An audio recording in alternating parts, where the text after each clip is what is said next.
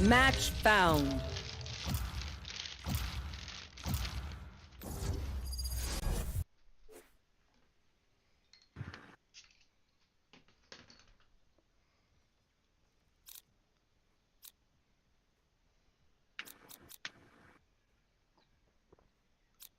You have good taste, my friend.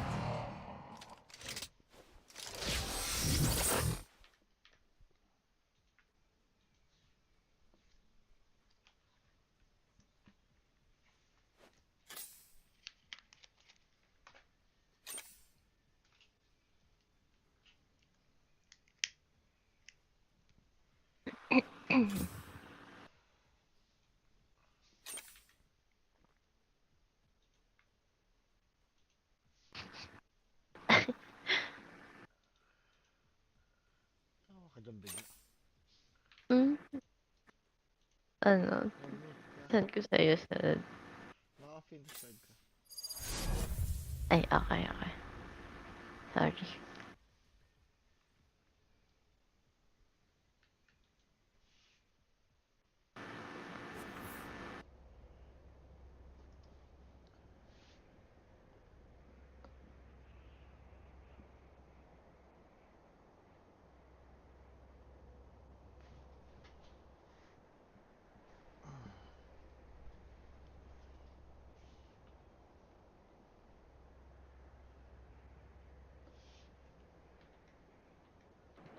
Don't worry, team. If you die, I have your memory. Team mo eh. Ayun, pumalik.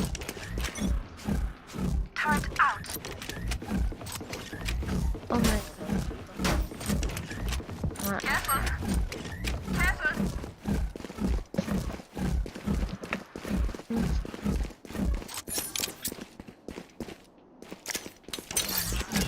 Revealing area.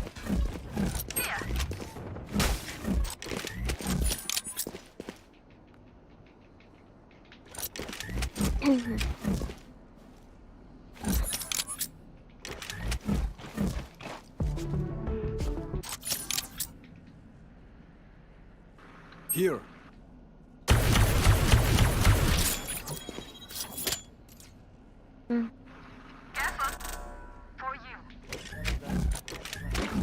Hindi, walang makakard dun eh. Ayun, namatay sa mid. Shit. Ay, siya. Last player standing. Calling my boss. Spike down mid. Auf Wiedersehen. 30 seconds left.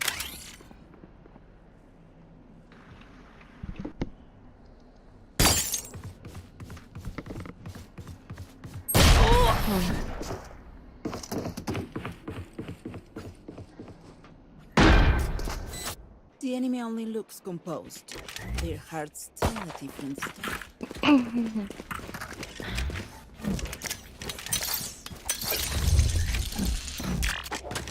Tingi ako, tininiw. Thank you.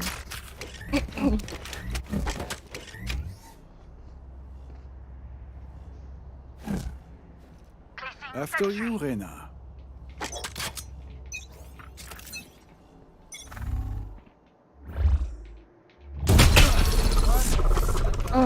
Need healing. Naulo ka? Need healing. Revealing area. For you. Found them.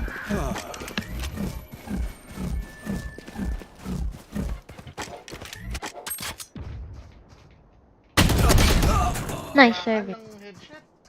55. Ano ba rin mo? Wala. Okay. Pinig ko magka-ano na naman sila. Yep.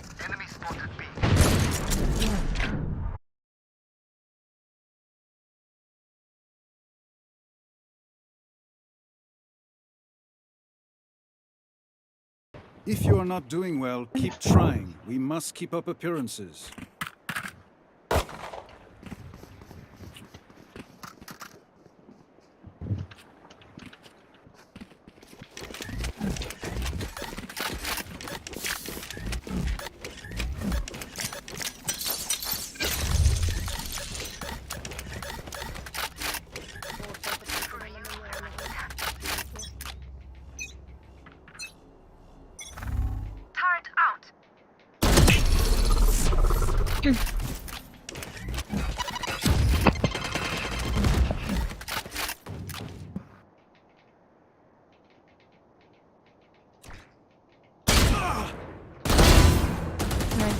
Spike down mid.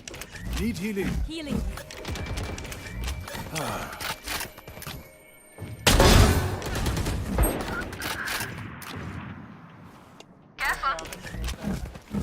Teleport's ready. Merong ano din main. Getting orb.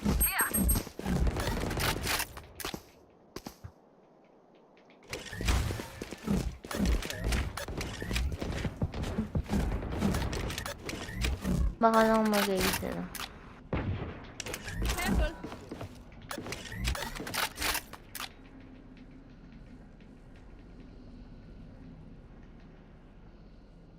Teleport's ready.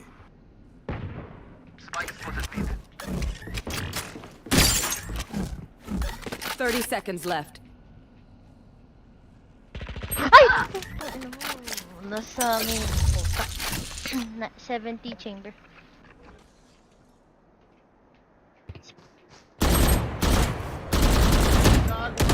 One enemy remaining.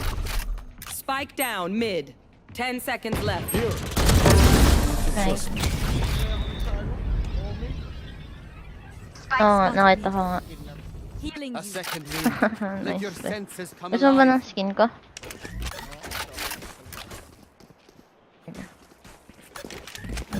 Hindi ba ako? Mamaya na. Nag-saving ako.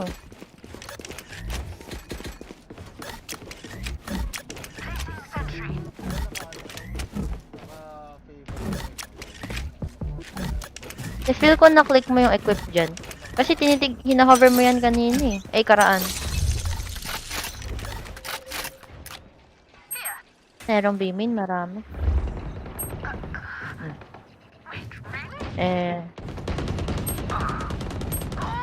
Ay! Putang. 69 si Last player Raze. standing. Kapasok na sila.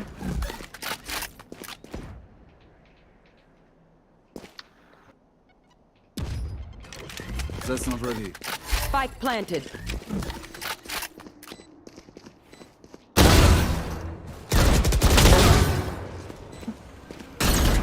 That's not ready. Nice. NT. NT. Trust me, they will make Magbabundle mistakes. ka ba? When they do, take Safe. advantage.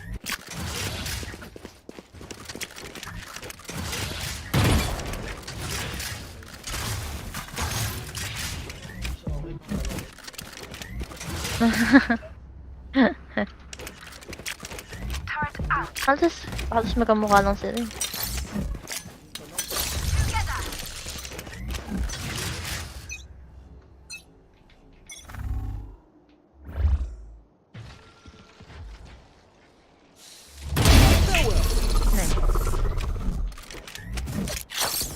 That works.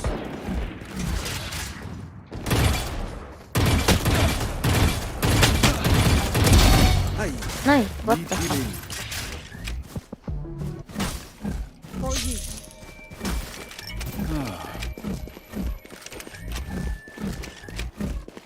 Naglagay ng trap si Cypher sa copy. That's not teleport's ready.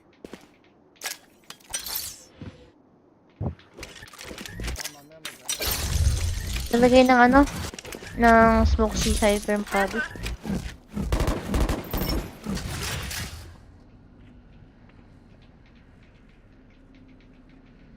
Footstep mid. Spike trap mid. Spike drop mid. Multis siya sa ako.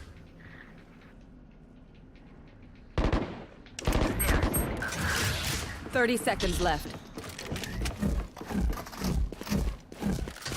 Abay, nag-reload. Teleport's ready.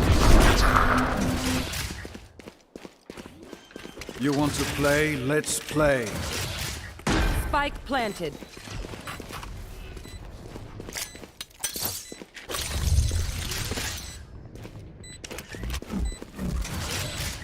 One enemy remaining. Ayun. Last player standing. Alam ko nasan.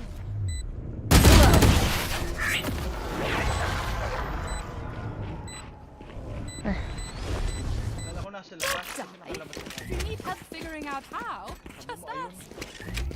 Omen, hindi naman si Omen dito kay ko eh. Kaya nga, nakalabas si Omen. Sophie, ang Here. ang pagkakaalam ko na Here. dito yung ano or nandito. Here. Hindi mag-forward sa Omen. Baka nag-forward yun. Sabi na kasi yun. Hindi ko sinabi. That's a good spot. Omen ang sinabi. Okay, sorry. Now they have my attention.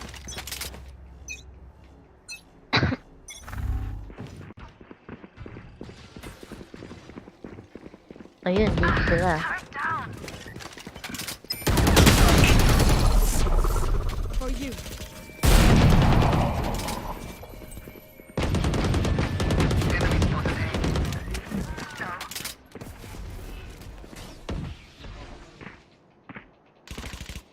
Nowhere to run!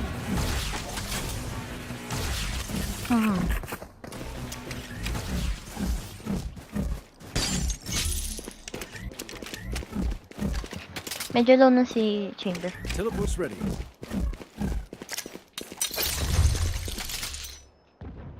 Yung slow mo ha, hindi naka... Oo, naantay ko lang masira nila. Dito, nagulat ako kay ano?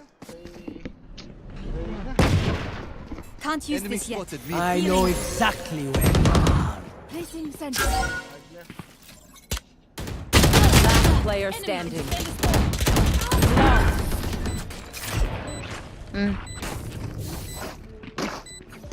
Salamat kayo, wala akong pandan. These new friends of ours are not too friendly. CL versus likod at saka ano. Nag-start na ba or nagdadadala na?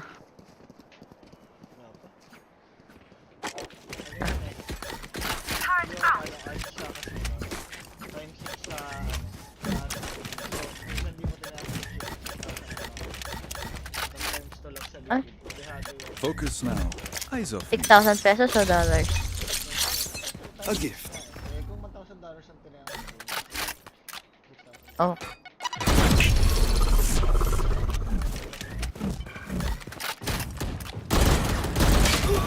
Nice try. Kaya ako. Nice try. Kaya pala ni Sisok ba ng slow down? Ult is ready. Nice. Scanning ahead.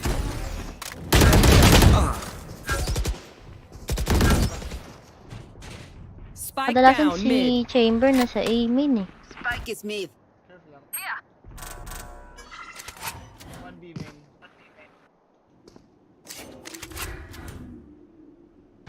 Doon na nakatingin yun sa tiles.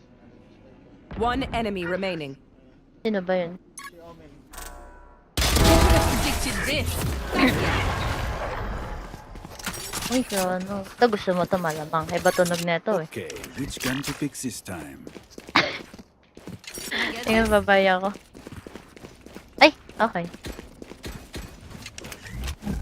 Wala. Kasi binabasa ako. Ay.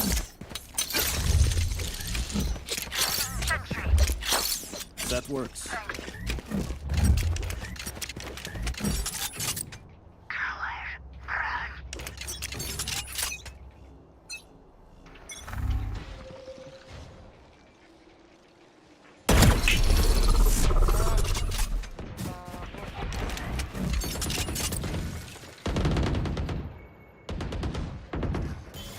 Fire in the hole! Andiyan ba? There they are. Here. Kaya na ako ult for retake. Nice try.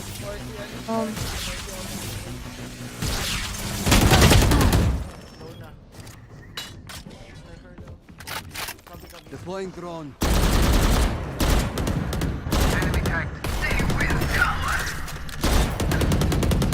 One enemy remaining.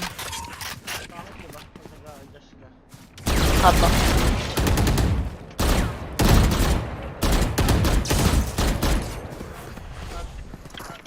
TP.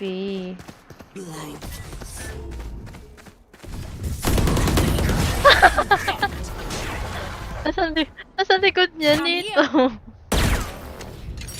These guns we use are okay, but I will also bring Ah. my own. No offense. Saan ba ba? Ayan na. Killed ka.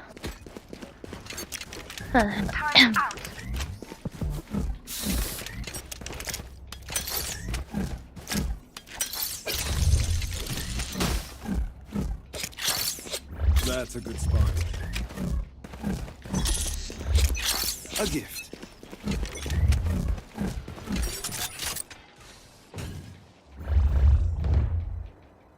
Okay, free fire di streaming. Nice.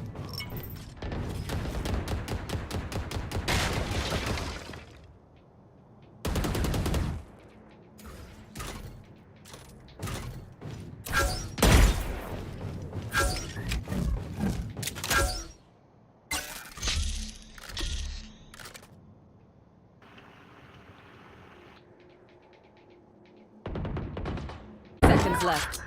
I know exactly where you are.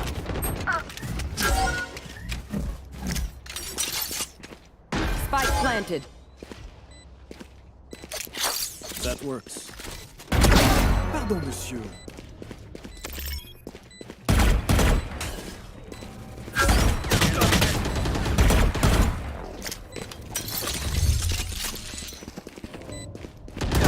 Last player standing.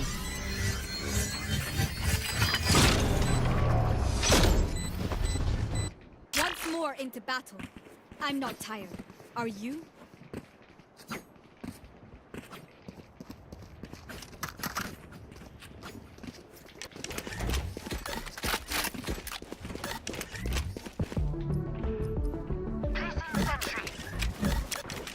Placing swarm grenade. Placing swarm grenade. Alarm bot out.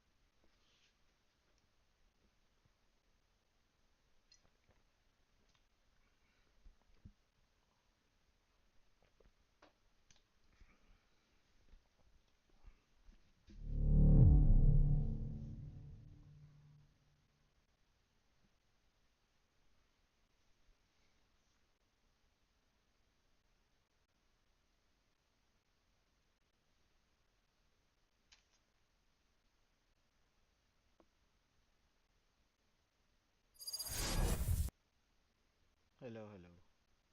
Ayun, okay na. Oo. Sige, Mhm.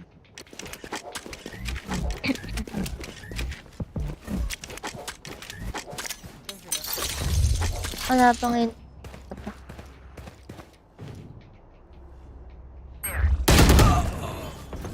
Nice. B. Careful. Hindi sila. Si Omen lang yung nasa. Si Omen nasa.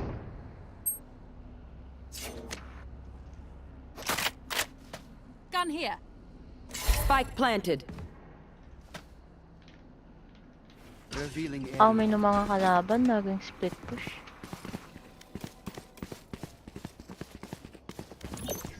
Placing alarm bot. Found them.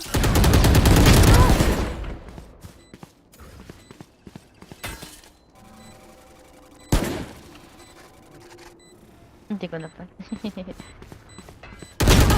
Last player standing. Mali ako. My bad.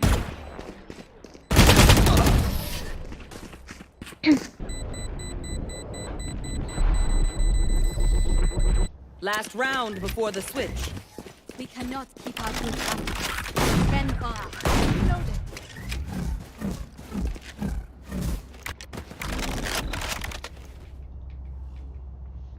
Ish. Turret out. That's a good spot. Placing swarm grenade.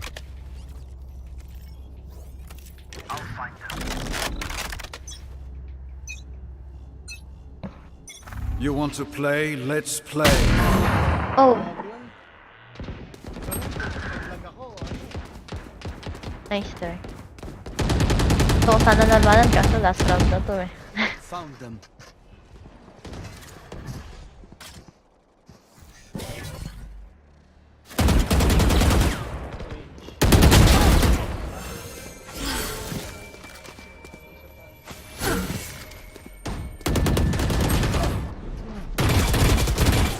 Player standing. Sorry yun ang ano. Switching Strafe sides. nga, strafe ko rin eh. Trust me, they will make mistakes. When they do, take advantage. Talag ka ba? Placing sentry. Okay, ano? Kung binababaan mo graphics mo kapag nag-stream ka. dito sa Paulo. Pag nagkalaro lang kayo ng mga pinsan mo. Tama.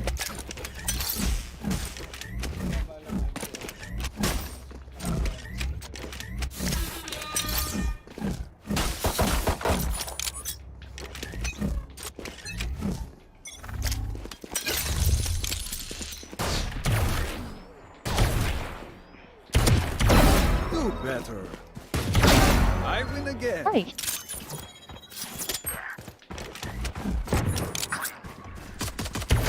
Just yung ano ko, 55 raise me.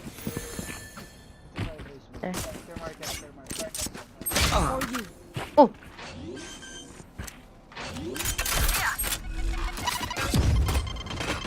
Planted. Wall, wall. Yan, wall sage. One enemy remaining. Last player standing. go, go. Your Ay, tactics failed. Pang papatay. ba't nag-whiff pa siya? Sobra. A bow and arrow is old-fashioned. Bato mo yan. Bato mo yan. Sometimes old ways are best. Need a drop. Thanks. Yan.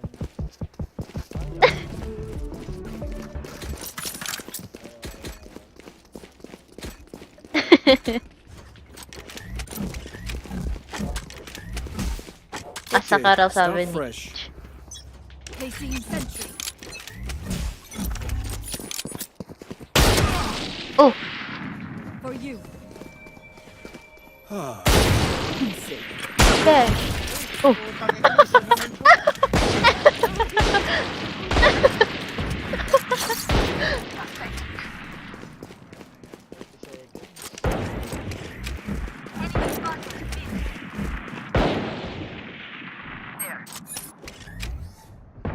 Putang ina ka, merong ano. One enemy You fought remaining. well. natatawa ako. Ilabi, ilabi. Isa mo na Marshall. Okay. As much as this world it's mine, and I will kill to defend it. Ang pangit pa. Dalawa silang napatay ko eh. Si, nakamatay dun si Reyna. Kanina. Oo, kaya ganun yung abang sa akin, parehong pareho.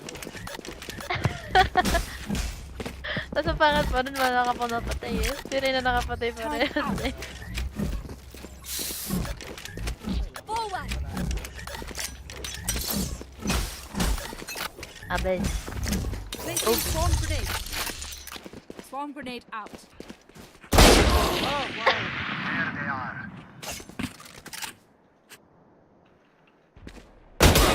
Oh, yan. Para sa'yo. Hee! Placing swarm grenade. May banda lang. Opo.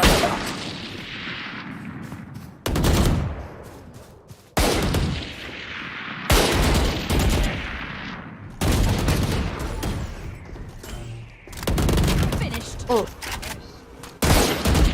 Aray ko. Turret down. Wala pa 26. Okay. Go na lang sa stage. Right side. Meron din sa ano ko, sa left side. One enemy remaining. Punta mo na si Spike down A. Okay. Let me go first. 30 seconds left. Oh, kanina napatay nga ako dyan eh. Kaya alam ko. Deep breaths, everyone. Your hearts are pounding. Kasi sa akin. Or gusto mo Does ba anyone kita have nung ano? funds? Skin ko.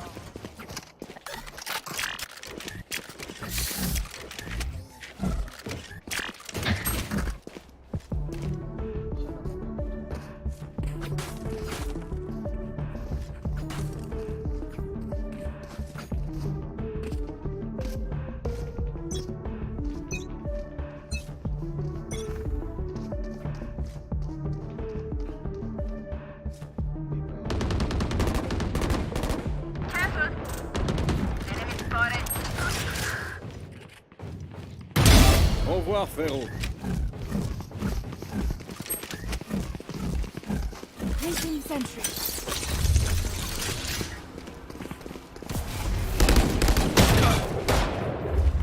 Healing.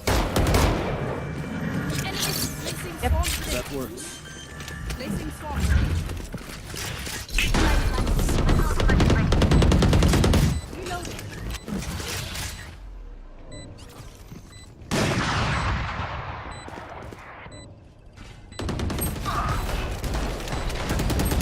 Eh! Oh. Last player standing. Nice na. Rest.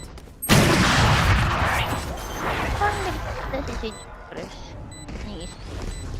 Hindi ko nakikita si Sage na nag-rest ni isang beses.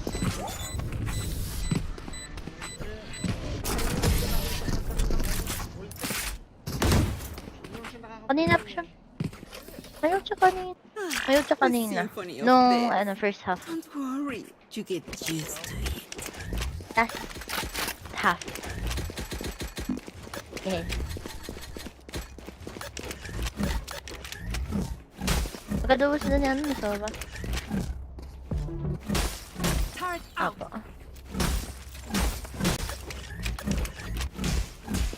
Focus now. Eyes off me. Ismosan ng Valorant.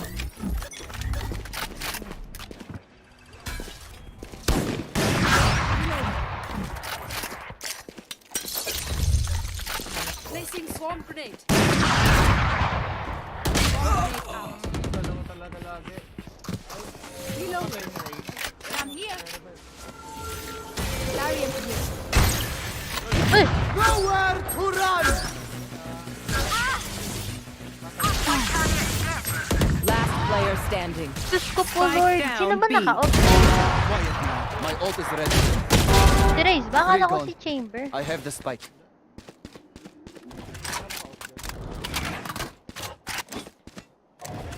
Goldie. Eh, ano nga yun ah. Rank ko yan dati ah. One enemy remaining. Now Oh! for Mag-on ng cheat. Scanning ahead.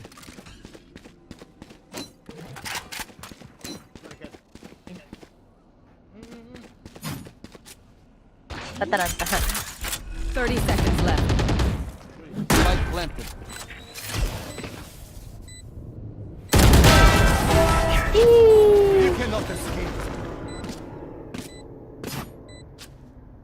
Doctor. I'm impressed. Galing naman ni Ink. Doctor Keep Ink. the blood in your hands, you're keeping control. Kontuwa siya. They are so dead. Tulun.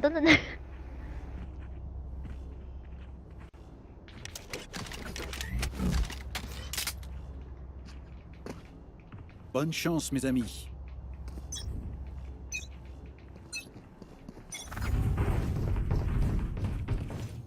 Fire in the hole! Revealing area.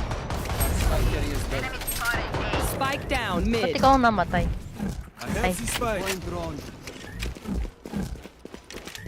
Spike dropped.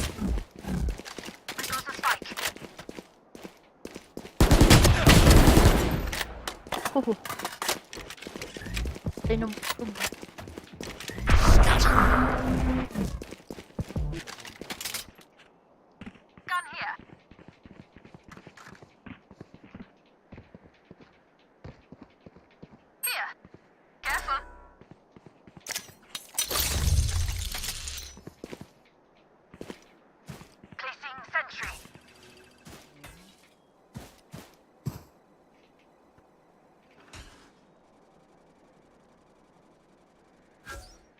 Careful there.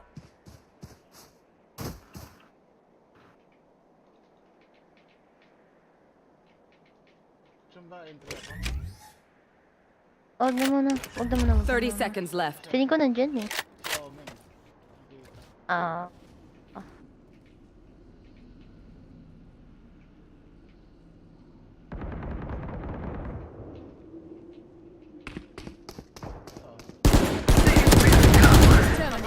One enemy remaining. 10 seconds left. Technical. A gift.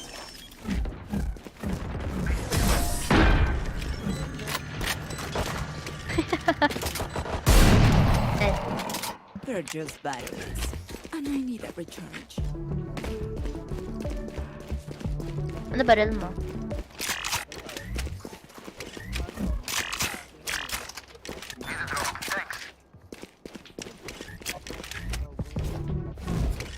Oh, go. Yan sa akin. May ano ka? May gun body ka na iron. Quick peeks now. Ay, we. Gusto ko ng ganun. Lalagay ko nga sa...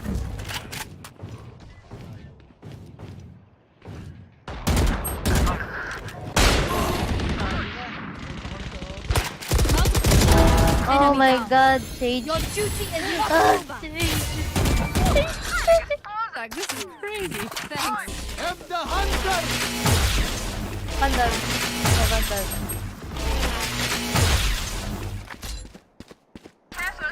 Helmet. One switch.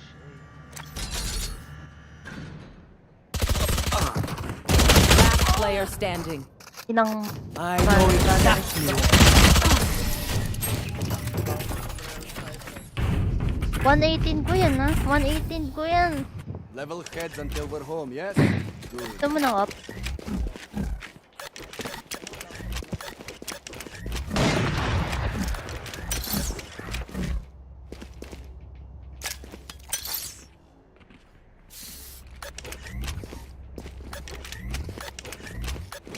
Turret out.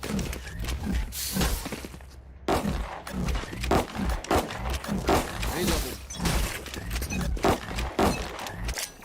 You want to play? Let's play. Grenade out. Enemy spotted B. Ang cute naman. Ang Reloading.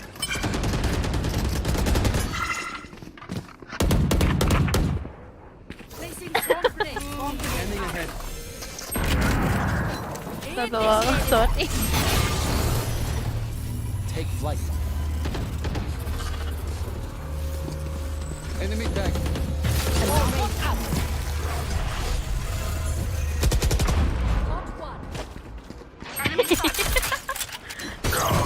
Oh, okay. Sinaksak ko si ano, men eh. Ibig ko sabihin na tag ka tapos... Targets destroyed. One enemy remaining. Here. Sing with me. Last player Ay, standing. puta. Kaya niya yan, kaya niya yan. Magaling yan.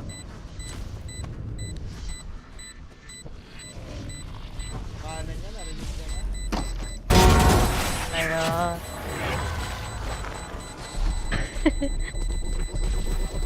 Ah, My quiver is never full. sorry. Ngayon lang narinig yun eh. Yung ano. Ano yung mahinang mura. Sige na napansin. Narinig. Eh, Placing sentry. narinig. Kaya yun rin kaya ako natawa eh. Placing sentry. In we go.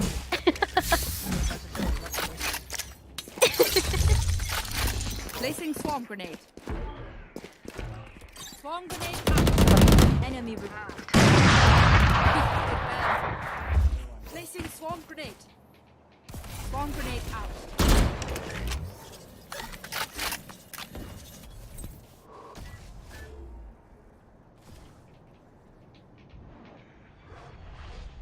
Keep you.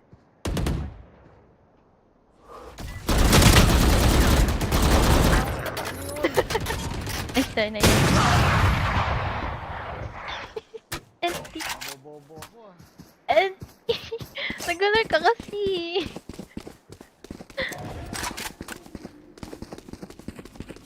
Steam ka ba?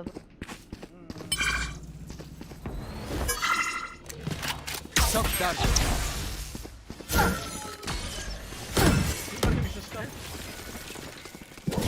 Scanning ahead. Ah? Reloading.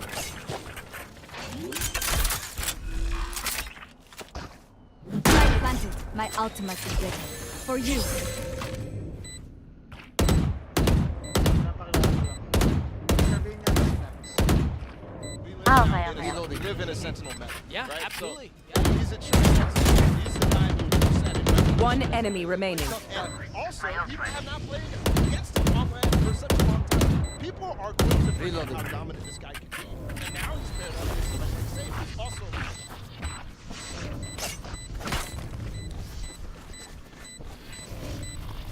Revealing area.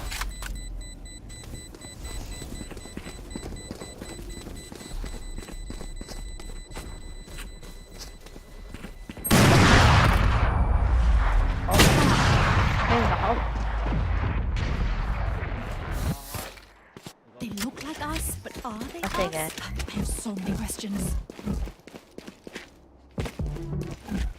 Kaya ko mag... Does anyone have funds? Does anyone have funds? Merci. Okay.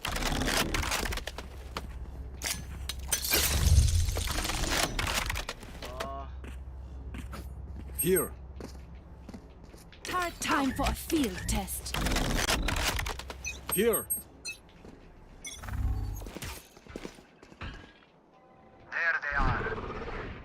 So, may nag-aabang ko. Nangina to. Here. Placing swarm grenade.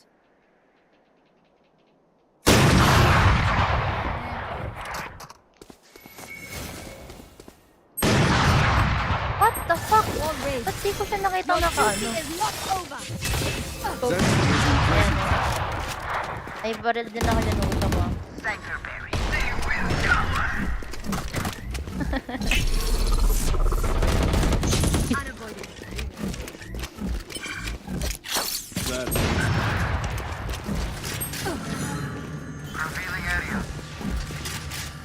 Galing naman mag-op nun, hayop.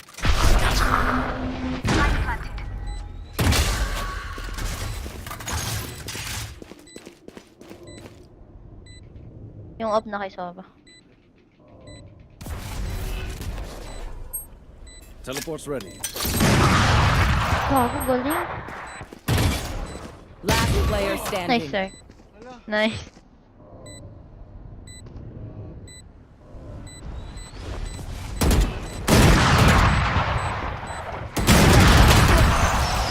Tara. And...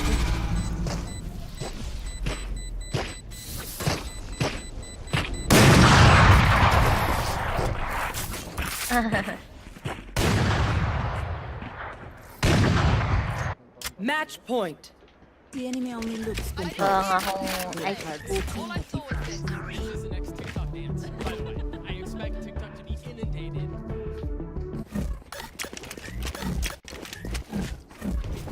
Ay, last round na pala to.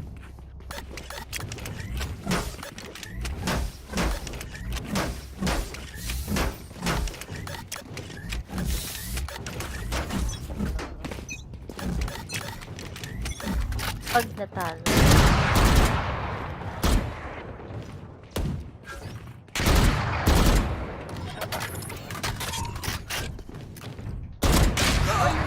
Scanning ahead. Still in sight. There they are. Ay, sure. Pananda ako mag-headshot. Oh. And Reloading. Deploying drone. sige. Enemy Tayo. Gusto ko rin warm up. Area is dead. I have this bite. Spike down mid. May kipit na nga ako. Last player standing. Ah! Defenders win. Nowhere to run. Kagi ayaw mag-fake. Hala! Well, thank you for that information, Where bro. I actually genuinely felt bad because I was like so loud for them. And they were just like, I walked back in and I'm like, sorry guys, I'm not. Oh, Paula, no, you didn't. You didn't actually. Yeah.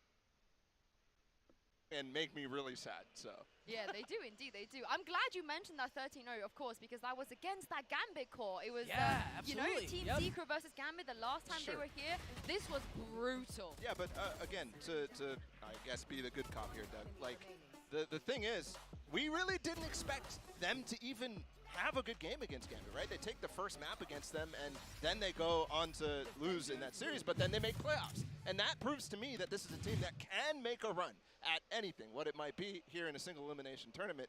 I mean, it's completely unlimited, the distance they can go with the format that it is. So I think they've proven that they can do it, is the takeaway for me from that Champions run. What I will say, last night at the press conference, Jesse Vash was on the same time as Redgar, and he looked over and he said, I remember that 13-0, by the way, Redgar, you better watch out. Like, he gave it a little bit. Well, So I mean, that makes me excited. you don't forget a whooping like that. Yeah. Very you don't. easily, right? Like that's one that sticks with you. And yeah, there's a lot of things in just the nature of Valorant that can kind of get you in that regard. But there are also a lot of natures to Valorant that allow something like a round that you maybe stumble your way into. And Ball, the last point I want to make is that little sliver of hope that you have, that was 2 years ago. Yes, for sure. It's been a minute. Yeah, and guy. we're talking about something so long ago that it's almost irrelevant too. But I will say that one play that was there 2 years ago, that was there last year, and that is still there now is Dubstep. He's had a bit of a role change, though. The last time we saw him, he was kind of that jet player, Bala, but this time he's not going to be doing that. Yeah, and last year as well, he was kind of playing jet chamber Parang roulette baliktad with sa some ano, of his other teammates, like Wits in the past as well. Huh? So it's something that I think we'll see Sa- how he's going to hindi, decide to dito continue. sa You're DC alluding o to him hindi not baliktad? even sticking to the main Okay, fragger of so the sa team ano ko lang. potentially.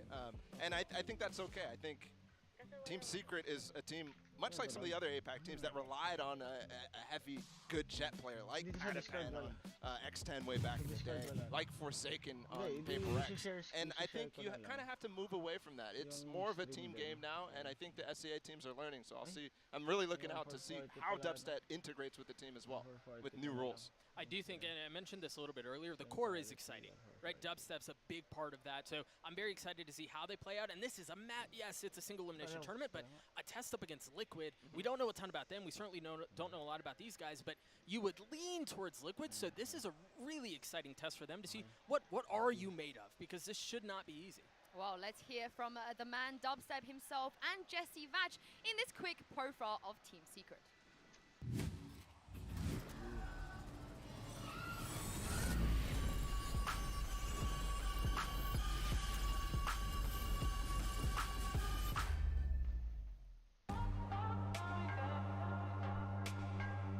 Hi, my name is Jesse Bash. I'm the IGL of Team Secret. Hello guys, I'm Dubstep from Team Secret and I play the Sentinel role.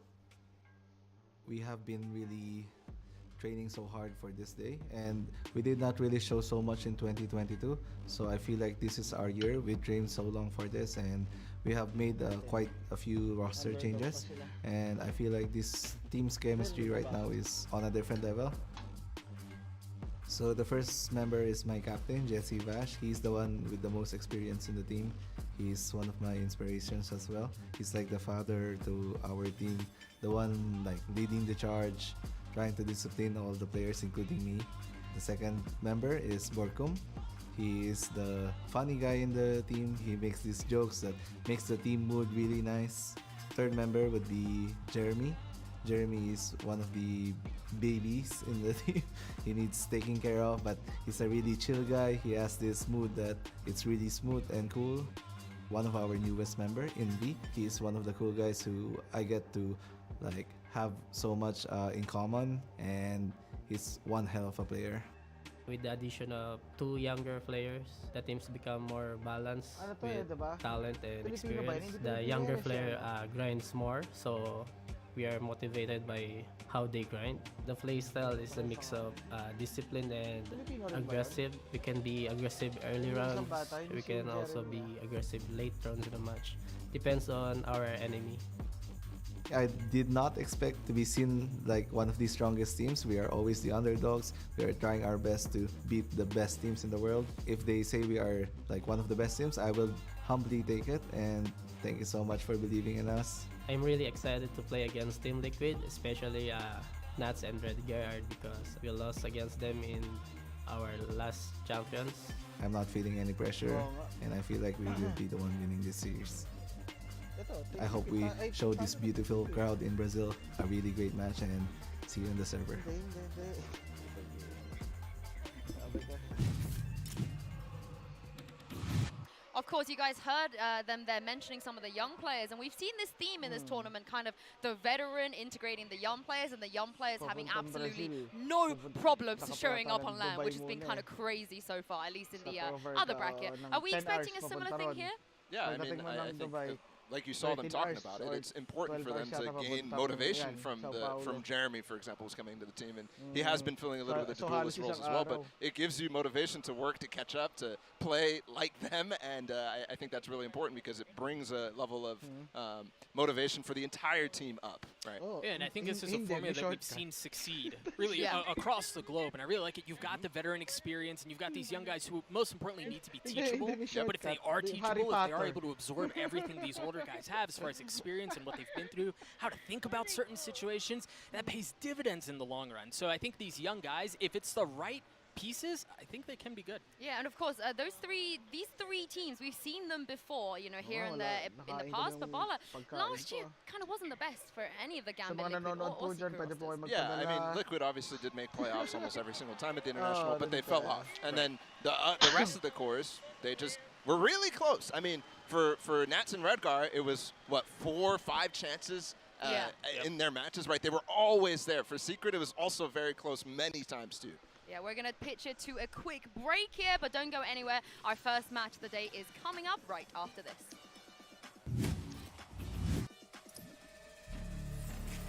Right after this na kami. Overlay ko.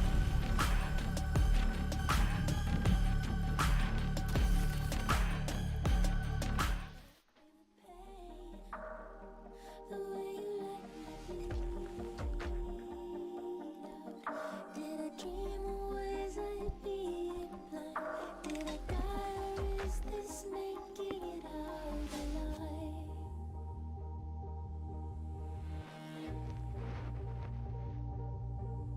Did I dream or was I being blind? Did I die or is this making it out alive?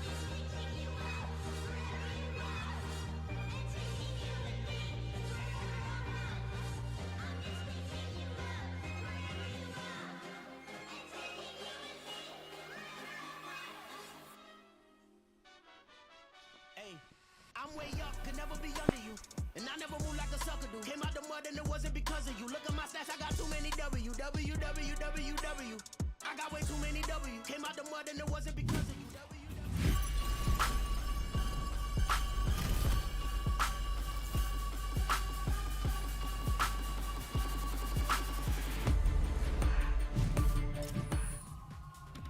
Shout out to the VCT lock-in playlist, by the way. That song was kind of fire. That was a bop. Yeah, that was a what? bop. But earlier we asked you guys at home which region will dominate the Omega bracket. The results are in, and you guys at home voted for Oh, Well, this is... Pacific, what? Yeah, I mean, America's went out, but only by a Talaga? tiny margin. Yeah, I'm surprised the Pacific vote was as high as it was. I figured it'd be Americas and EMEA on top.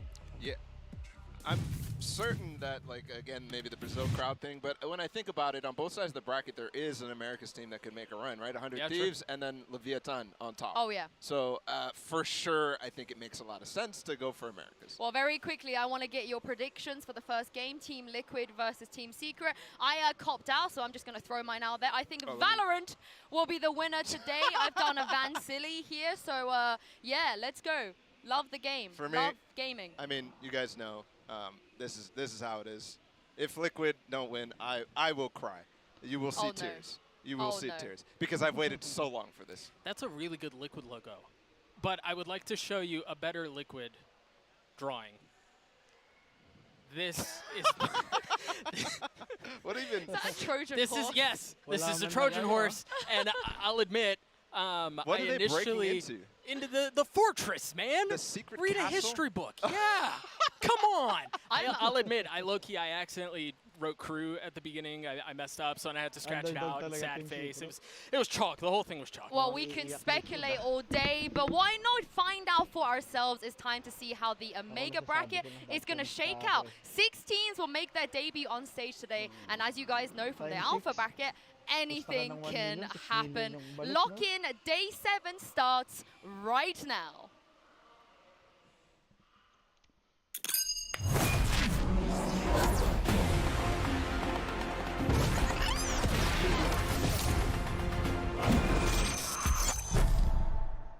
Let's go.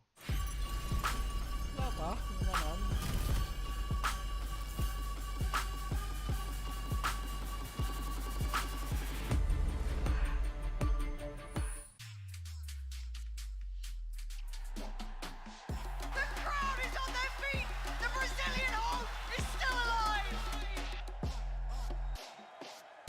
A Loud e a DRX já sobreviveram lá do Alpha. Mas pro lado Ômega tá chegando a galera nova, tá batendo a nossa porta.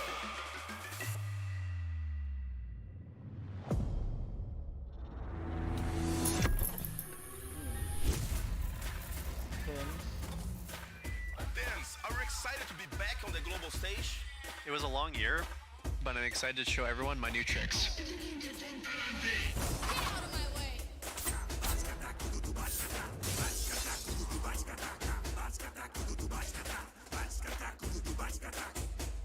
I think Pancada and I will win over the crowd.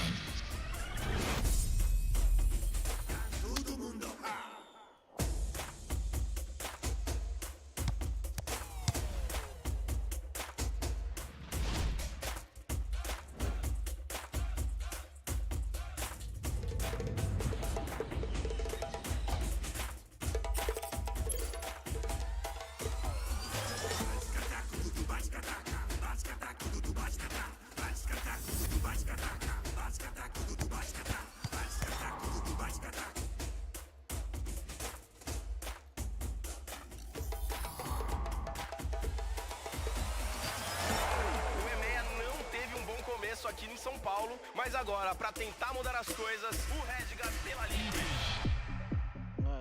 The EMEA region isn't out of gas yet, so watch our race to the finals. We're gonna win the tournament and have fun while we're doing it. Be sure to stick around for our victory dance. Team Liquid.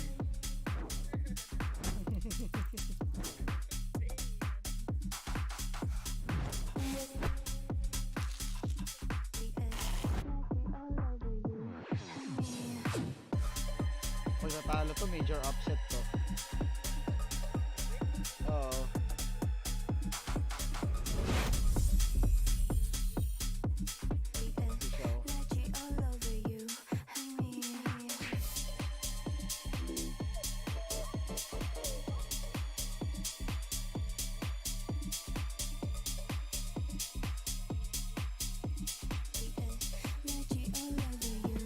Bago to, no? Sila, ano?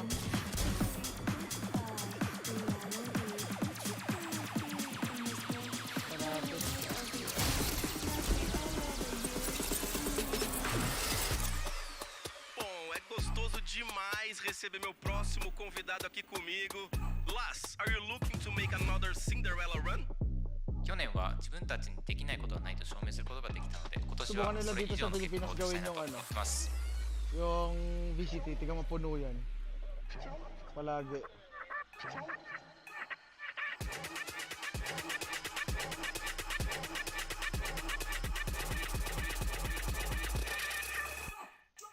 Gaga. Team Secret.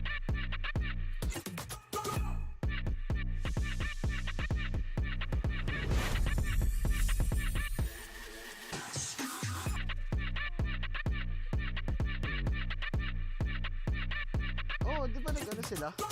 Pero ano lang, parang hindi sila umabot ng ano, quarter.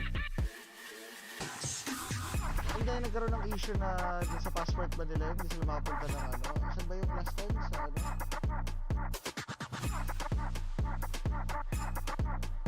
Ay, hindi, last EDG year, has last their sights sila on victory here in São Paulo. Tama ba? 如果你们低估我们的话，我会让你们输得很惨。我们是 EDG， 也是挑战者，但是我们会战胜每一个队伍。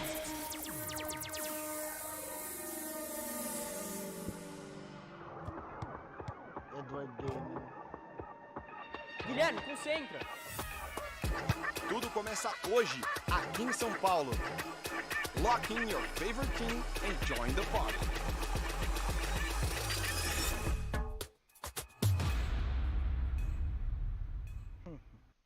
Tignan natin kung ano sa tansi.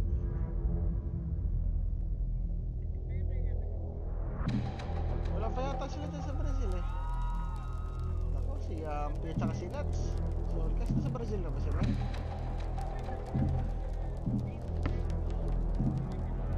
Ay, hindi ko lang alam. Hindi naman sa schedule na binigay ko sa'yo.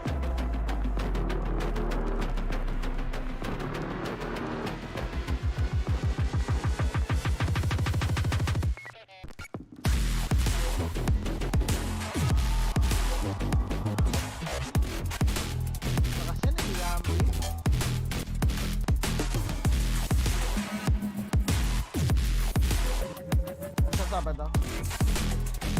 Sila agad, di ba? Agad agad isa. Parang championship pa din. Naku.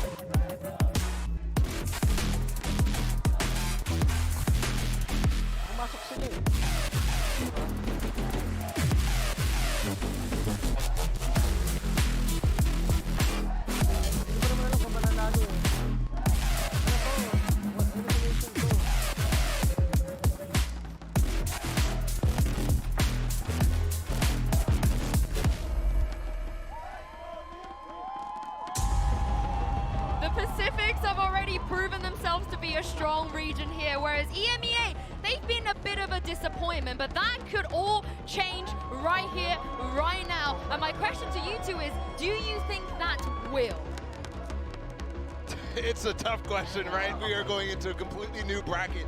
Last week, we saw Pacific really be underrated. That was the conclusion that came away from it. I don't think I came away with it saying, okay, EMEA is overrated, because again, we hadn't seen Liquid, we hadn't seen Navi, but who knows what the landscape actually is. Sure, but from what we saw, would you say that maybe they underperformed given expectations? Yeah, of course, absolutely. But then again, fully new rosters. The same thing here with Liquid. I think one thing that we haven't really mentioned so far yet is we are going up with the Secret, who has an experienced core. And yes, there's players who have played together with on Liquid, like Biampi and Soulcast, Redgar and Nats, but overall, it is still, they have to bring new structure to the team, and that's definitely a disadvantage. Honestly, my heart is soaring seeing Redgar give a speech on stage. How long has it been? We haven't seen that in such a long time. But as you guys said, Secret, they kept their core. They do have young players, but the young players have been doing so good in this tournament that I'm not that worried. But the maps are going to be interesting because both teams, they had really big issues, Doug, when it came to their map pool last year. They have to have that fixed. Yeah, and I think that's the fun thing about this tournament, right? The whole nature of it is everything kind of goes out the window. We haven't seen some of these players, some of these teams in a really long time. New faces, completely new setups and structures. Like, this is just a fresh look.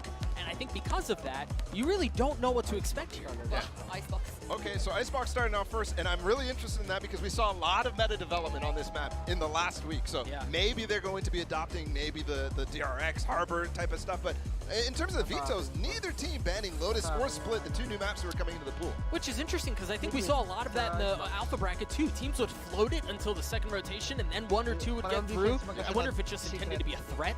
Maybe. Who knows? For sure. I mean, just letting it float. Team Liquid potentially had the opportunity to pick one of them, but they picked Fracture instead. And this is a meld, I think, of the Liquid side and the Gambit side, because Liquid was only really bringing this in stage 2, LCQ, and really relying on it. Whereas for Mech, it was the one that kind of made them fail in some sense. Yeah, these we're going to get loaders if we go to map 3. It's interesting. Team Secret taking away the Ascent. I understand Liquid have always been good on Ascent, but we talk about how much Liquid are going to be playing like Mech, going to be playing like Gambit, but Mech weren't good on Icebox and Fracture. They struggle with that. They had some pitfalls. So I do wonder how they managed to integrate Redgar and Nats onto those maps. Yeah, it's going to be interesting. I think Safe is going to be a big key on both the maps. I'm really interested to see what the roles really look like, because that's been a big question for so long. We're about to get a chance to look at it, but the only thing we saw from them was obviously Redgar and Nats couldn't make the tournament that they played in the offseason, and it was all over the place in terms of compositions. Yeah, we're heading into the Prime Gaming Agent Select here, and we're about to find out what roles these players are going to be playing for the first time here in 2023. Soulcast has locked in the stage here on Icebox. Yeah, that's a little disappointing that neither side is going for a Harbor pick instead of a Sage pick, given what we saw last week. But I'm mostly liking the comp so far. Nats on the Viper, everything looks good over there, and then we're going pretty standard on both sides. No duelist on Team Secret. But I do like Yampy on it, right? For Liquid, I think he's proven to be a very electric player. He's a lot of fun. More than Safe?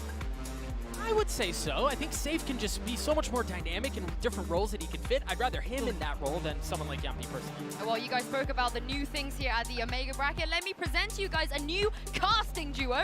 It is Pansy and Achilles.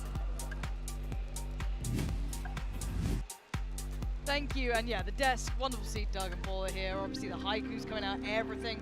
You made a great impression. Yeah, now, speaking of impressions, I want yours on this game. I don't get the chance to cast with you Yeah, it's a first. I was going to shave my head, try and pull off the, you know... the Clint. I was attempting it, didn't go very well. But talk to me about this matchup. Where is your mind going at the very start here? What do you look towards? I look towards all these players that we haven't seen. There's so many that took the stage in the first champions all the way back in 2021 that we have not seen since. Nats, Redgar, this core from the side of Team Secret, they had an absolute bomb of a year in 2022, failing to make it to any of the international events, falling in that lower round of 4 to Onyx G in the LCQ. They have not tasted international competition in a very long time, Lauren, and I'm looking at those faces to see if they continue to deliver strong performances. And I think even on the flip side of that, the Liquid fans are waiting for a team that can bring them championships. Again, this roster, this composition they're bringing out is unbelievable. You look at the talent on that Liquid side. Scary. The eye test alone, it is passing. Yep, Yampy back over onto the Jet as well. Something that he has shown in some of the off-season events, but not with this core, not with this team. And I kind of wanted Yinzu to push the desk a little bit about that safe option as well, because this guy was a bit of an unsung hero at times when he was playing on the duelists. Again, the team he was with didn't really boast the results to warrant as much attention as maybe as others, but Safe is such a deadly player. Love to see what he'd do there, but oh god, they fought this. Yeah, that's such a great fake. Yampy, he just throws the Cloudburst up over the top of Tube, drops it down, cuts that sight line away from Dubstep. They start the rotation into mid, and then they get the hit straight into A. And even with the Viper utility as well, just really defining what's safe on the site. They've already going to post up Yampy. Deep in, clears it, no one's backside. Redgar's in a little bit of trouble, does need to back away from this. And actually, Secret, perfect timing on the counter swing. They've made a go of this. Yeah, they're making a really good go of it. Nats is able to drag one back, tucks back around. 1 HP, he's getting pinched from either side. Envy just going to be hugging behind the wall. 2v1, just a classic at hand and 65 HP to try to get done. Nats is in a rough spot. He's just going to try to play with time as much as he can, but there's not much left. Nice. Not for this one, but credit to Team Secret for finding that space on the way back in, because they got pulled off that A side, but that re-hit was perfect. I love the mind games that they were playing with there for the side of Liquid, but yeah, Redguard getting himself in a really rough position. That snake bite landing perfectly at his feet. He has to swing out of that position, dies, and he is the spike carrier. And from there, it basically becomes unrecoverable. So really fantastic start from the side of Secret, but Liquid, they're not really letting that shake them up. They're actually going in for this half armor stinger buy. It's very all or nothing for them here. I hate the stinger purchases. I'm right there with you. Like, because every coach, every team, every player fully supports it. I get it. Like, I see why they like it, but I think we see the other side of how often it does go terribly wrong. You end up in a spiral. However, for now, we look at Team Liquid going through the motions again. Similar scenes towards the A side. Nothing complicated about it so far. Yampy straight on it. Pulls the attention. Jeremy's going to have to back away from this, and they actually do get side control this time. Maybe going to posture up a little deeper, but the setup to deny the plot is perfect. It's the bite, it's the shock dart, and Jesse Bash finds that kill. Yampy down to 36, and already Liquid down a member. Safe will grab the spike, try to get this planted. Just wants to scout out a little bit more, see if there's anybody from Team Secret still hovering inside, and he's going to go for a really different plant position now because of how things started off. Nats does meant to find one. Envy going to cut down Yampy on the entry. If he continues, finding a third. What? Look at the damage speed. Redguard's on 2 HP. He's got nothing to do but die. And again, Envy. These players coming out hot start to say the least, but we have to say the utility work to deny those is perfect. Yeah, we've been seeing so much great util usage, especially in denying plants or just flushing people out of positions from the likes of DRX, but they're bringing out a completely different composition. The look right now from Team Secret, they're playing with something a bit more standard, but they're still playing it to absolute perfection. Look at Envy right now, 7-0-0. And he is going to be one of the most crucial players in this map right now because they are running without a duelist. This is the one factor that differs from the side of Liquid, where they have that jet. And so far, Envy has been able to put up numbers as if he was playing a duelist. Yeah, this is going to be a rude awakening. I do want to see what Liquid have left into this. Again, they did go for that force up in there. They're continuing a little bit with the Sheriffs coming out. I mean, even that. It's a gamble, but if you hit somebody with that util combo, you just start the round down half HP, you burn that heal immediately from Soulcast. The intention is wonderful. Let's see if they can continue through this. If Liquid do have to start playing with that very much at the forefront of their minds. Again, however, Liquid do get themselves on the side. That's not necessarily the issue. It's this part that has been so problematic. And again, there is still pressure on that plant. Haven't really seen it go through just yet. Can't jump up. Yeah, Soulcast is stuck where he's at, and the HP is relatively low. Will get a safe plant, I'm going to say. Yeah, this time, nothing really to do about it, but can they hold? Envy kind of getting whippy there, goes to the ADS, can't find the kill. Borkum will pick up one, but Nats trades it back, gives them the man advantage. Jesse Bash equalizing as much as he possibly can. Now we're down to a 2v2 with a spike still ticking, and Jeremy swings the corner, finds the third. And Team Secret will yet again claim a round win. 3-0 start now, Lauren. I don't think you could ask for much better. And for Liquid, I think it's a lot of high expectations. I think that's a very fair assessment when you look at the caliber of player on this team. Already a shaky start in the debut. This is a brutal format. We have to call it what it is. There's no lower bracket. There's no anywhere else. It's the game you're in, and this is the first map. Now, yes, this is Secret's choice. So that's, I guess, one caveat to that. This is their map choice. They look super comfortable on it. But now we need to see responses from Liquid. They do get their purchase coming out now. Should be relatively well-rounded. No issues there. Decent old progress towards Nats. Redguard not too far away either. On the other side, Envy, though, is right on the cusp, as is Jesse Bash. Be ready to roll with that. Let's see, looks like they're just going to be doing this util setup yet again. Dark goes in, no one to receive it though. That swings around the wide side, doesn't go through the garage. As you mentioned, that icebox, this being their pick, Paulo was kind of mentioning it, that Gambit core dropping a single map at Champions back in 2021 to the core of Team Secret. That map was icebox. So clearly the comfort not really going away, at least for these three, especially not for Envy, who finds himself as one of the newer faces on their team. Yeah, seeing more of a 3-1-1. Nats holding towards B-Long. Big information being found already. Just off the back of that utility, Yampy will be testing towards the site. Does have to back away. They do need to offset the timing a little bit here. Try and work out some of this utility that has been deadly towards them. Again, though, this is still somewhat of a curious, I guess, bonus to a degree. The two Spectres that remain. Plenty of cash now going to be following up from this, so for Secret. But again, Okay, this is clear. the difference. They Okay, haven't clear overcommitted ng towards that A Vicinats. side. They've drawn a fair amount of utility towards it. Fake A But they nga. are going to be working off the back of that early space that Wala Nats na. have tried to play. Committed B na yan. They're not really spotting Buti much na- of anything dapat here. That tumatakbo knife yung does ano. catch on to Redgar, but it's not enough to force any kind of rotation. Nothing else, just still some raised suspicion here from the side of Secret. Infi, oh, the gun barrel spotted, but Redgar just didn't have a shot to take. You might be able to catch him, though, as he's hopping up onto mid. Looks like he's not going to pursue it quite just yet. Naka-timing.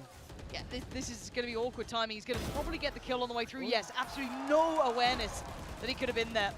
Now, in the meantime, the spike has gone down. Yampy's got himself a little bit further forward, but the underhand flash through the wall is great. Safe, ready to catch, so will send them back. And now the flank comes in. This is a really nice round. Still a bit of damage being done. Any more, that could prove problems later down the line.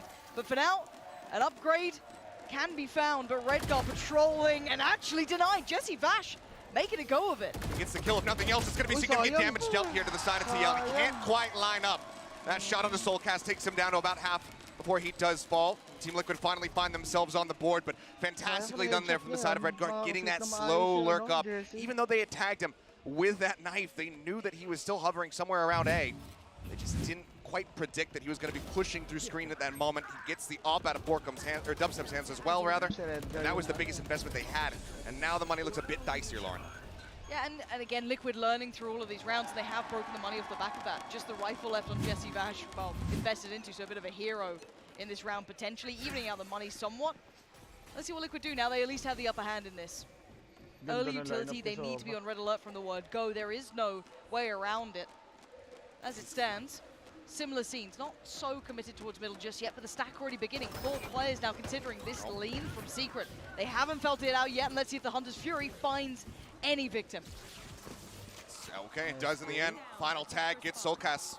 Problem for Plants. Yeah, good value right there. Now, as they shift over towards B, they're not going to have that wall to try to protect. Still, though, may still favor the side of Team Liquid, just given the weapon advantage. Dart goes out. They'll just go ahead, throw a bite. Close angle. So they wait to go for this plant. Push comes in. Dubstep didn't stand a chance, but Jeremy manages to answer back, finding another kill. Yeah, but look at the lurk. Safe could still do some serious damage, but already aware. Jeremy is watching this angle, but outgunned at this point. Only on the Sheriffs. Oh. This is still insane. And a 1v2. Yampy sweating here. He's not feeling comfortable at all. Spike is not to hand.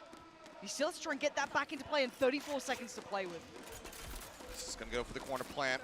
No one close enough to get that punish, but the fragment does connect for a single ticket damage. Yampy now has his work cut out for him. Phantom in hand, weapons recovered, both of them. Now with Vandals, see if Yampy can get the clutch. The ice cold Finn has the capability. Does he even test this? Knife's going to be there. Yes, they know where he is now. They already had a great idea before, but Jesse Vash, these rounds from Secret are incredible. Yeah, fantastic. Just splitting on the low ground, high ground, making that kind of spray transfer is just nigh impossible, even for a player of Yampy's caliber. They make it as difficult as they possibly can, and they get the thrifty win in the end. That hero Vandal still being carried in the hands of Jesse Vash, who is certainly guiding the team to victory right now, having overtaken Envy, now at 9-3-2 on the Sova. 4-1 lead here for the side of Team Secret has got to be causing concern for the side of Liquid, and that's why we're going to see a timeout called. I would also be somewhat worried when I've just been run around this map. They have been absolutely outdone so far. I think that's a pretty fair assessment, and you don't want to get Liquid getting in their heads at this point, right? Like, let's be honest here. This is a team that's been considered for deep runs, the rebuild a lot of people were looking forward to, not just the desk, harping on about Nats, I don't blame you, I miss him too. But even beyond that, you've got Redgar joining him, Safe having that opportunity now to get onto potentially a deep run team. Getting kind of blown out in these first couple of rounds is not where you want to be looking at. Now, again, in my mind, Secret, they've had their time away from the spotlight a little bit. How have they looked? Because a lot of players and a lot of teams will say the second you step away from the circuit, the second you're not at every singular event, you're behind the meta. You're behind, you know, the highest end of competition. It's so hard to get back to it. Right now, though, Secret looking pretty solid. Yeah, they very much are. And I mean, to your point, you're absolutely right, because if you're not making it to these international competitions, you're not getting those high-level scrims. You're always going to be scrimming against weaker opponents, against people who aren't making it to the internationals. So you're sitting back watching champs, watching masters, watching the lock-in, not in attendance. All of the good talent is right here on this stage. And it seems like Secret, for the short amount of time that they've been here, they've been making good use of that time. Yeah, absolutely. Looking at this though, again for Liquid, left in a bit of a tricky scenario. You have plenty of ults to play with, only missing Soulcasters as it stands. But again, the money just left in such a precarious spot. Yes, they've got the rifle sitting there with Safe, which love to see what he could achieve with it. But on the other side, the stability coming back in for Secret now is fabulous. Getting everything they wanted out of that round, doing so much damage, perfect reads on positioning, early information recovered, but not too much here. But in enough of the fact that Secret are willing to hit that rotation off the back. Well, so far it's just going to be the Blades pop from Yampi. He's leading the charge forward. Alarmbot does triggers, so they know that it's there. Nice little flash out off the back of the recon dart as well. They get a full reveal. Kind of getting flashed there. Dubstep ends up getting taken down. Yampi just goes ahead, puts pedal to the metal, finds an opening frag. Borkum will answer in kind. Yeah, some of this is a little bit out of sorts. That flash just got eaten by Dubstep, and Yampi made the most of the team flash that came through. So, actually, ult gets popped. Yampi gonna have to respect this somewhat. You have a couple ults to work with for a post-plant scenario if they can get that spike moved up. But again, Soulcast dying means they do not have that Sage wall to try to get a safe plant. Res going to be used. Dubstep right back into the game. They've got double coverage here behind Yellow just to make sure they can safely res. Yampi's off. They're making a run for it. They've seen all too much. They've heard the res. They know what's happening on the other side. It's time to try and get towards A. How much is still left in the kit on this side, though? Jesse Vash doesn't have a great deal to work with in the form of utility, but he is at least still here. Didn't over-rotate, didn't pull all the numbers away. Borkum as well, leaning over. You've still got 2 players present, and that's enough. That's incredibly telling. And no one watching for this? No one even considers it till Yampi gives him a haircut, but at this point, it's only one left alive. Safe with the hero rifle, it's the only one standing. Yeah, he manages to find one, but he's running out of time, and he is completely pincered. Stabilizes, finds the headshot, but needs 2 more, and he just can't make it happen. Envy will cut him down. And that hero rifle from Safe is just going to be left on the floor to rust. 5-1 now for Secret. The timeout call. You have to anticipate that it's for this buy round coming in. They commit the Blade Storm in the thrifty attempt. That's understandable, but now you're working with major ultimates. You've got this Hunter's Fury, you've got the lockdown, the pit from Nats. This is where it all needs to come together. And look, the lockdown's valuable. Jesse doesn't have Hunter's Fury, right? So there's still actual viability to this. It's again, it does feel as though they just become each other's counters at one point. So as it stands, this could be a good round for Liquid, and they need one. At 5-1, they are getting dictated to. Borkum, though, instantly tries to deny that A-site approach by all means. Ult's up, door shut. Only ult that we have right now from the side of Secret. Dubstep 2 off from having his own lockdown. Let's see what Liquid decide to do. Everyone's still hovering around the A-site, and the majority of Secret have drifted this way as well. It's just Envy watching over at mid. You still have Dubstep with the AWP perched up over at Yellow. Not seeing a damn thing. I don't think that Aldrin got much, but it's still going to know they're here. Spot. They're already spamming this out, and now he's been found. Drone did not get the connection crucially though, but the lockdown is there, just trying to flush them out of this pit. He manages to tag back into the back of sight. 2 players detained, however. Yeah, Yampi just picked up the pace, followed it forward. 2 of the players will be sitting towards CT, somewhat safe. They do have, it's Envy on the case to make sure no one can actually overextend. Counter ult comes in as well. Well, I say counter, just the Viper's pick comes back out for Nats. They want to ensure safety this round because they are desperate for one. Only one by their name so far, and a 5v3 to try and work around. Yes, a couple of players are low, but the positions are great. The post plants should hold here. Envy, though, superstar so far and still wants to go. There's the flank. Safe's been removed. It's a 2v2. Look at the HP remaining. They're so very low here, Nats. This is him in his comfort zone, but now he's been taken out of it. He spots him, manages to get the wall bang. Dart goes out. Redgar with 7 HP. Desperate for the clutch. He goes for the Hunter's Fury. It's already held to half. He waits out the first one. Push on the corner. Dubstep shuts it down with a 3rd. And that is a critical round for Secret to win. All of the ultimates invested from the side of Liquid. And it falls flat in the end. Madodge niya pa yung ult ni Redgar. Redgar? What the hell just went on in that round? I don't... What the hell? Show me it again, because this is obscene. Now, don't get me wrong, on the other side, of course, Dubstep just being so cool with it, didn't seem pressured by this at all, knew exactly what he had to do.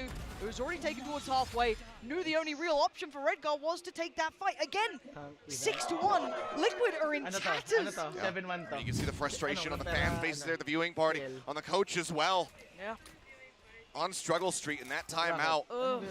It felt like it made things way worse. Such a heavy investment from the side of TL, just dumping everything that they had util-wise and coming up very shy of the mark.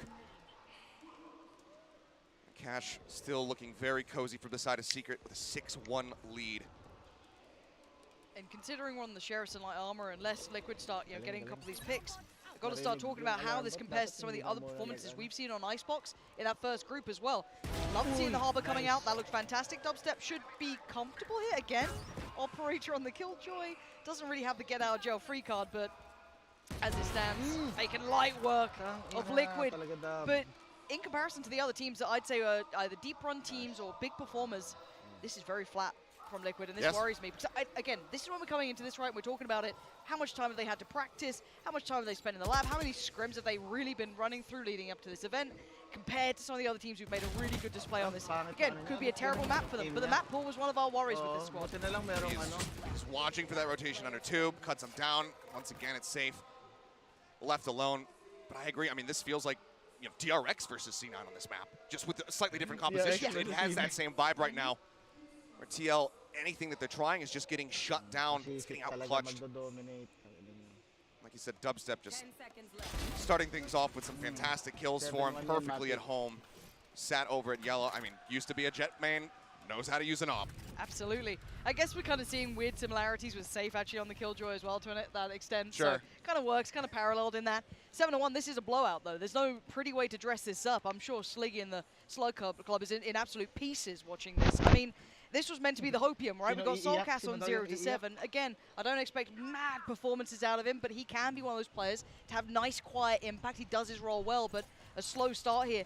Yampy, Nats, Rick, no one's having that impact yet. They are being outdone from start to finish by Secret, who, again, haven't been one of these highlight teams. They have been in the quiet for some time, left out in the cold, and they've come back in and made a statement here. Certainly have. It is still just that first map, so we still have to see how things develop, but opening up off the back of the tag is looking for some additional damage for a kill. Can't quite get it. Ooh, Safe could get this timing right, though. Safe. Oh, no! Oh, shit! Safe How did he get that? All right, Safe, you're fine. Maybe you need just a couple more of those, and maybe Liquid are back in the game. But although they are at least back in towards that site. Jeremy getting unintentionally pushed up over the wall. Here's Dubstep again. Just wary about that flank coming in. Borkum now pushing out as Yampi has his attention turned over towards the tube, and things start falling apart once more. 2 members left. Now just 1. And he was noted earlier. There's exactly so little he can do. Nothing to be done. Liquid just left evaporated by Secret here. This is flat from Liquid. And I've got to give credit where it's due, though. Secret, fantastic game. Solid. Solid as a rock. We're seeing some nice performance out of Dubstep here. Envy started off with a bang. Can't completely put in this the camp of Liquid playing poorly. Gotta say, Secret having some big performers here. But again, this is not enough for me. Yeah, and this is not the position you want to be in. You're burning both of your timeouts in the first half of the map. Granted, of course, Liquid desperate to get some additional rounds here in the last few that we have to play out, but this is such a gambit to throw down. If you can't make something happen here after this timeout, if you go into that next half and you lose out on the pistol, that could just be it because you have no way of pumping the brakes. And right now, Secret have no cause, no need to do that. No, they're running rings around them. The positions are perfect. I don't think any of these site hits have felt particularly threatening either so far. We saw that wonderful utility work to deny the initial spikes, get control. And it was just gorgeous from that point out. The splits haven't been really working. Safe got away with murder in that prior round, sure. But again, doesn't get any benefits from that point onwards. As it stands, got to say, impressed with Secret. Now, this could all be, put under a lens of, right, well, maybe Liquid's map pool isn't this robust yet. Maybe they have to suffer through one bad map, right? Let's say the Veto just kind of put them in this position. And maybe this is it, right? But then, my God, Fracture better be second to none. I mean, you got to get me back on track here, because 8-1, Secret have turned up like they mean business. And Liquid haven't. No, they have not. But yeah, I mean, it puts that much more pressure on that map on the horizon there. It's gotta look good. And there's already so much pressure on these players. You hear how much Paulo is gushing about them on the desk. There's so many Liquid fans here in the audience as well. They've been waiting to see this team. They've been waiting to see these faces, Redguard, Nats, make their return to the international stage. And so far, it's looking like they might be right off the stage just as quickly as they got on it. They need to turn up the pace here. They've got to turn this around. Similar scenes though over towards A through that same protocol process for Team Secret. They know how they want to start this. Again, so much potential danger. Mostly navigated those Stingers, Spectres coming out. They've gone for whatever they could buy here, Liquid, and it ain't a great deal. It's definitely not, and it feels like if they can't get this across the board, then that is just going to be the half very firmly in the hands of Team Secret. And they're playing this out patiently, though. Right now, just Borkum and Envy still sat here on A. Jesse Bash not too far. Couple shots coming across. Thinking about holding the knife. Looks like he wants to wait. Goes for it now, right as they go for the side exec. Thrown over the top, finds the thing on a 1. The wall going to be broken down. Still have the reveal on the Yumpy, and Redguard's the first to fall. Oh, Envy finally traded. Great trade, but look at the instantaneous backfill coming in. Jeremy. You don't get to fight just one. Team Secret play with the numbers here, and Liquid now starting to crumble under this Nats valiant attempt towards at least one hit. Yes, does get Jesse Vash, but now needs to find 2 more. And again, time's not on his side. Rounds on his side. Does get the upgrade, though. He's got the Vandal and 20 seconds to play with. No more util here for Nats. Let's see what he can get done.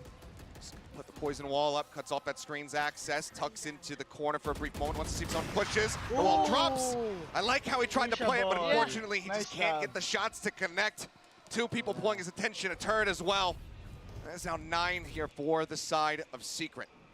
And this is why people miss Nats, though. There are moments you can see the little pieces fall into place, avoids the turret, and it's like, okay, if I get both of them, that's the only chance I got. But as it currently, as the chips fall as it stands, as long and short of this, still not enough. It looks like, yes, Liquid could get a little closer there. At the end of the day, 9-1. Got to call it what it is. And right now, it's an absolute travesty from Liquid. Gotta keep going in this, though. See if there's any glimmers of hope. Give me a little buffer into that second half. Give me a little something here. That 9-3, so you can just believe in a curse for a moment. Something like that. Okay. This is a change-up. Switch up. Haven't really seen too much in all the ice boxes, honestly, that we've seen at this event. We haven't seen that much attention played towards Kitchen. No, but I am seeing Secret already kind of, I think they're already starting to ping this out as well. Envy was put to case on this. Oh, what is that? Come on, Jesse Bash. Not missing so far. He just doesn't want to give them a break at all. Nope. Nothing going their way, and no real play for safe from this either. He's being left just to his own devices here, not getting as much pressure he wanted. Maybe trying to add the paranoia that lurk towards mid is going to be coming through. But they still know that they're going to be towards B long. They still have all the information here. Yes, they may leave one more player dedicated towards mid, but they still have the player advantage. Looks like he likes his odds of pulling a rabbit out of a hat twice in a row. This time, though, they do drop off the high ground, so not going to get caught by that stray shot, but the recon dart is at the ready. Looking to throw down that bite. We'll go ahead and cut off Borkum. There's the res. Soulcast finally able to utilize that, but Yempy is dead just as quickly as he was resurrected. Yeah, and only one trade going their way. Jesse Bash is the turret on the back of the site. It's a 4v2. Redgar and Soulcast, show me how bad you want this. Do some damage here. Just walled off. 13 seconds. Oh, again! Insult to injury. Just back away. Just making it impossible for him. I guess the consolation prize is going to be the 2 Vandals and some util that they hold on to here, Lauren. But it's not going to make them feel any better. Secret's on the hunt, though. They want these gone. They want them out of their hands. Redgar going to hold on to his and hold it. One more attempt, though, from Secret. So, 10-1. Achilles, this is brutal. Yeah. Absolutely brutal. I mean, from the outset, it's like the worst way you could start a round. Yumpy just trying to poke and prod his way into the B site. Stray Vandal shot to the forehead. Boom.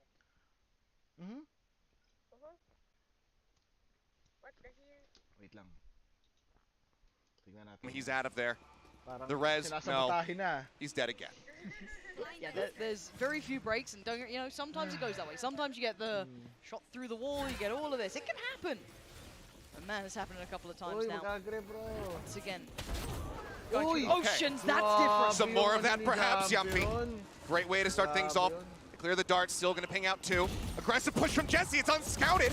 Managing to find 2 kills. It's traded back. And the advantage is now there for TL, so maybe they can put a second round on the board. Nat's going to be investing the pit as well, making Envy and Borkum have to fight through the thick of it. Yeah, but Redgar really diligent holding that back line, making sure Envy. Did you get to find the fight on Redgar for free? Not as it stands. They've pumped the brakes for a second here, actually. Not going to be instantaneously planting as soon as that went up. They They want to try and get a grasp on where Envy is. And Redgar, fabulous work in the end. It's given them the most slim of margins here at Kilios, but it is very slim. Very, very slim indeed, but I love the way that they play that. Slow down the pace, just try to bait him out. Don't stick in for the spike. Get picked off one after the other. Very nicely done in the end there, but still a very tough road ahead with a 10-2 scoreline to half. Yeah, that's all it is. Let's hand it back to the desk and see what state they're actually in. Good luck, Paulo. He's going to need it at Kilios. Paulo, you've been molding for the entire half. I'm going to let you mold a little bit more. I mean, this has just been horrible for Liquid. Everything looks off. Every single player looks like they're not communicating with each other. In certain instances, I'm seeing them bump into each other. Yeah, let's look at the first 3 rounds, because I think this is basically the first round I saw, and I'm like, this map is over. Because they don't have any idea on how to play. They had such a good fake in mid. They put the wall up. They get Secret to rotate, but nobody's breaking the dart. Soulcast is getting molly shocked every single round. He can't get the wall up. Nobody's breaking the dart frame here. Look at this one. This is unforgivable in a round that they get sight. Nobody breaks it. He gets tagged. They come and swing him, and now they have the sight. And it's moments like these over and over and over. Missed walls. So much stuff is going wrong. And there's so much going right for Secret. And Envy's one of these bright spots alongside Jesse Vash. They've done such a good job individually, and I think what's really impressed me watching their defensive side is their utility usage. They've applied so much pressure on Liquid through their nano combo, through their nano shock darts, mollies, everything. They've done such a good job at suffocating Liquid out at the beginning of the rounds, and I think that's applying a bit of pressure that has thrown fits for them, right? They don't know where to go. They don't know how they want to approach rounds. They're worried about flanks that haven't come at all. Liquid just look lost. Yeah, I'll be the first basically reaction from a Liquid fan. This looks really, really dire. And yeah. I don't know if it's Icebox. I don't know if it's the Gambit thing continuing on Icebox or what's happening, because you always see creative things from them, but you're not even getting to that point. You're not even getting to the point where they can do it. And the crazy part, too, is about all that utility. Secret was throwing so much at the beginning of the round, and yet still they're struggling to get it. Yeah, after it's all gone, yeah. Let's not forget Envy, 18-year-old, his international debut, and he's running circles around Team Liquid right now. I can't wait to see more. Back to you, Achilleos and Pansy.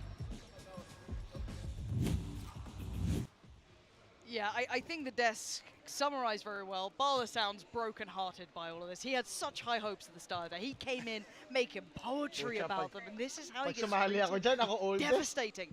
But I think the caveat, again, that was noted on the desk is, if this is just, Icebox isn't there, and we just got to suffer through this, and we get to enjoy it from a Secret perspective, that's where we call it, because it does look shambolic from Liquid here. But second half underway, a chance at maybe setting us straight.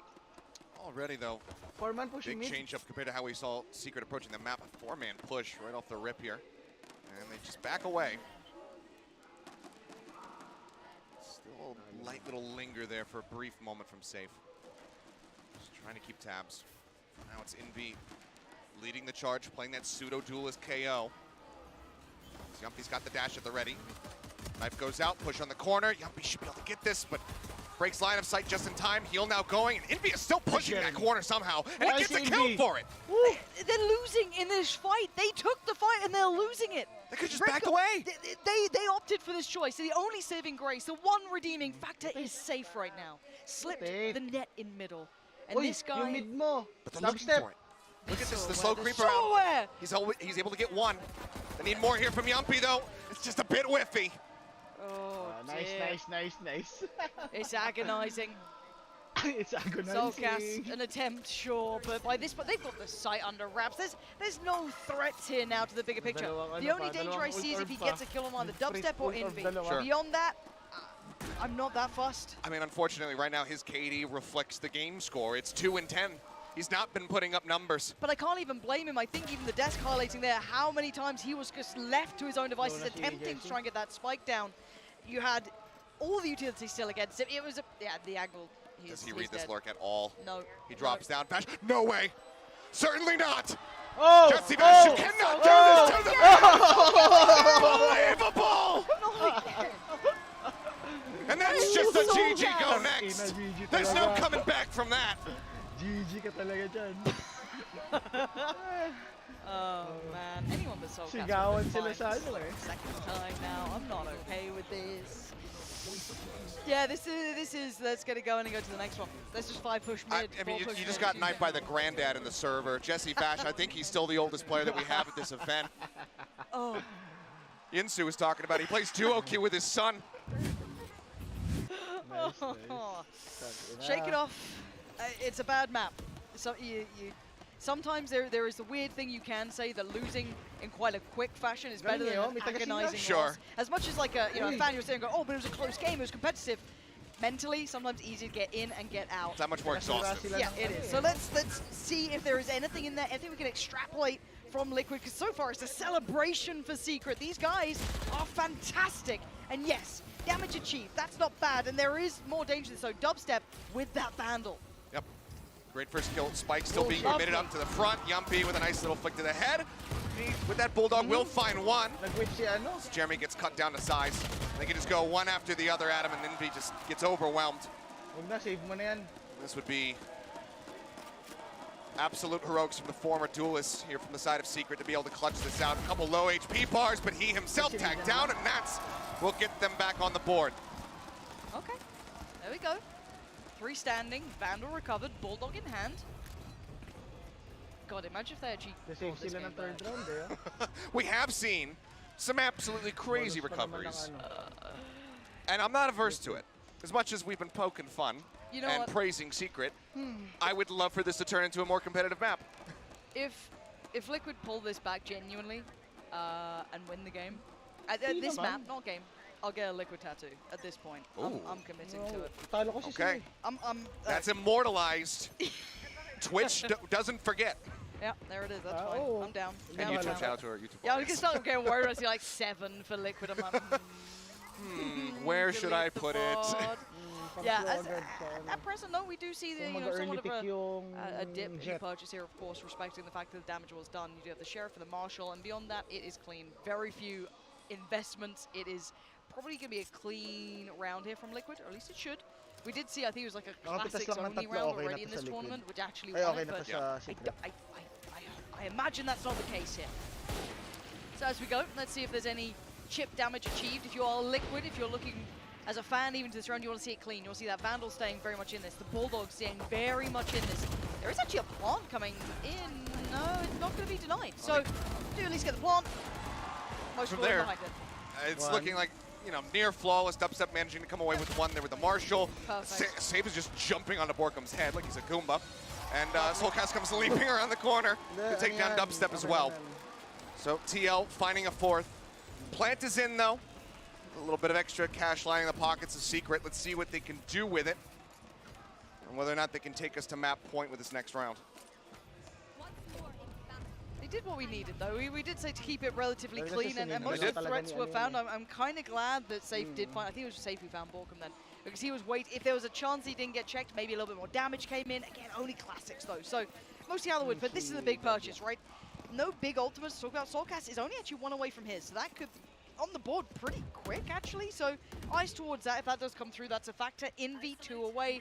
Jesse Vash only 3 away, and Jeremy pretty close as well on his. So both sides come into this with a fair chance of doing some serious damage. I'm looking to see what Secret do in this. Borkum looking for that linger, that push down 2. They're aggressive. Pulls away from it though. Turret's there for contact, so Dubstep knows. Have Safe and the catch. It's a second sooner. A hair off there is Yampi. Could have been able to have that punish. Either way, the heal's been forced out. I like that. I like them getting proactive. It's hard to do at this point. Jeremy does need to respect this, so the counter utility is there. Jesse Vash tries to find the timing of the back of the flash. Not good enough. Soulcast denies. Nats towards the site, and everyone's here. They know there is no lurk. They know there's no potential fake towards A. This is a commitment from Secret, and they are locked to it for now. On a rough spot. So those early kills coming through, much like we saw from Secret when they were on the defending side, that really just start to chip away at things. Get the suppression out onto 2. Safe. Just spamming across, manages to find Envy. Good amount of firepower now taken out of their hands. Post plan as well. Severely weakened here for the side of Secret. A singular bite in the hands of Borkum to try to buy some time. Yeah, I think they'll need someone to pop off here. Wall goes up. Yeah, one. Ooh, actually, hold on. Quickly dealt with. Not bad. Nats trying to close the gap, though. Going to be the pressure point coming in towards Yellow. And he's got it. Takes down Borkum and looks for the follow-up. Jeremy now surrounded. He doesn't have the support anymore. Lovely from Liquid. It's what they needed. Rifle round on the board. They get past the first test. And again, it's fairly clean. They still keep 3 people alive in this round, holding onto those rifles. Soulcast already with a decent amount in the back pocket. This is going to be feeling quite cozy going into this next one. Secret, on the other hand, let's see what they can piece together. It's not everybody's going to be able to go for that Phantom half armor, so yeah, it looks like Envy just going to be selling that off. Going back to something a little bit more standard, but really great retake here from the side of TL. The defensive protocols looking a hell of a lot cleaner than the attack ones. Yeah, you're on the money. Again, though, that was the first buy round, the first real attempt that Secret had to run into this. With Liquid succeeding there, it does set them up a little further, build that bank. Ult's now starting to come through. Soulcast does have his safe, his as well, so that's lovely. That is slightly out of timing and out of sync for Jesse again, so might actually get freedom to utilize this. Spotted, but fairly hefty stack here from the side of TL. They've got 3 members strong already on the site. Safe nearby as well, just hovering at top mid. Dart goes out, Dubstep gonna back away. It feels like if they could find an initial pick here from the side of Secret, they might be willing to go in with that lockdown, try to flush Liquid out, and actually convert this round into a win. But unless they can find something like that, it's a bit of a stretch to try to go for those ults. And Liquid sitting just purely backside. That's considering a swing here. And yeah, Soulcast does get pinged up, so it looks like the pawn's coming in, nothing to deny. I'm seeing one play again, real close though. Redgar gets amongst them. You do have the lockdown coming in, you're absolutely on the money. Great trade though, Envy. Oh my word, and Dubstep 2. And now it's a 3v3. Envy's gonna pop the ult, get the hell back in there. They still need the spike planted. And this is critical. He's popping this no command so they can't go for the counter lockdown here from Safe. He does manage to put him down on the ground though, and Bash is now dead. Dubstep alone. The spot is watched. Safe finds another one. They'll get the defuse, and TL, they continue to run it back. What is your location of choice for your tattoo, Lauren? Don't worry about it yet. Don't you worry about it. It's all good. We're all good. You did say 7. You said 7 rounds. 7, I get nervous. It's when they actually win the map, then we'll see. As it stands, I've got to say, a little bit more synergy looking here for Liquid. A little bit of something, but again, got to take into account what that purchase was from Secret. It was very little.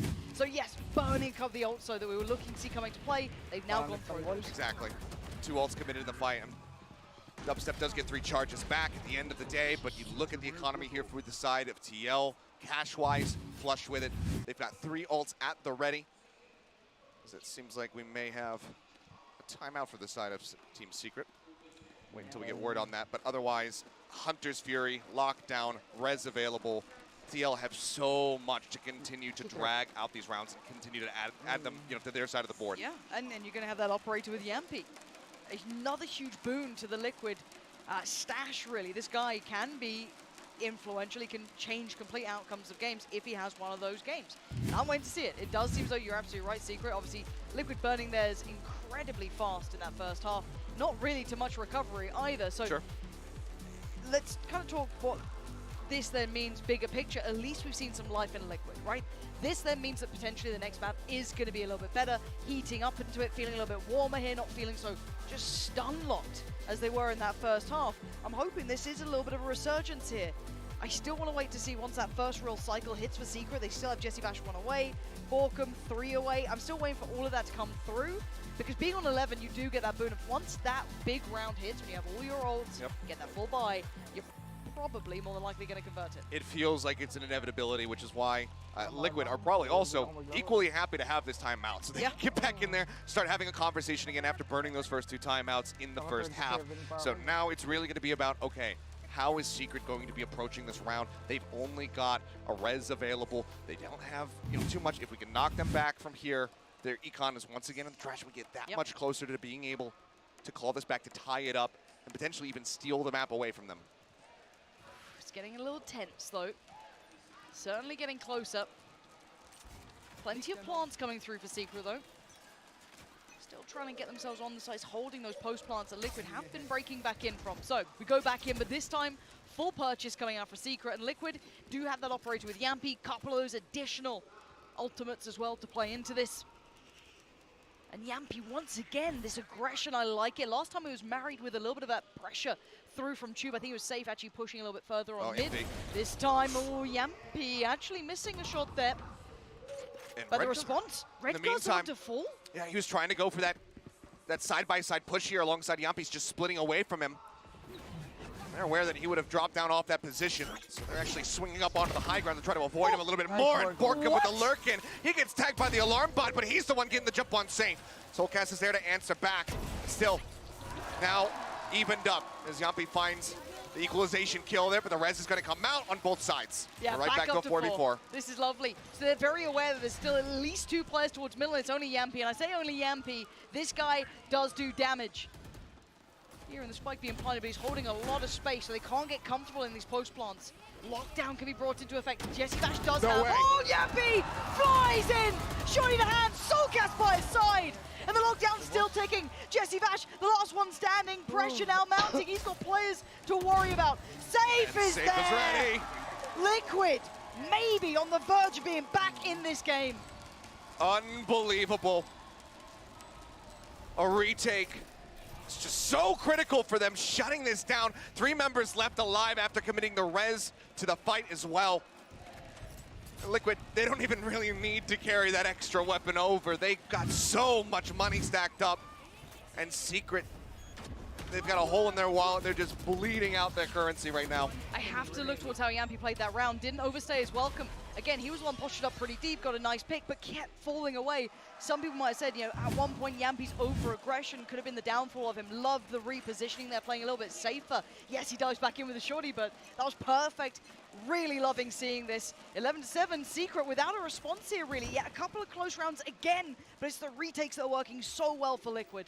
Just protection around Nest, you know, whether it's somebody planting or somebody postured up in that position, has been fairly weak here from the side of Secret as Red Guard starts going off one after the other. 3 quick kills for him.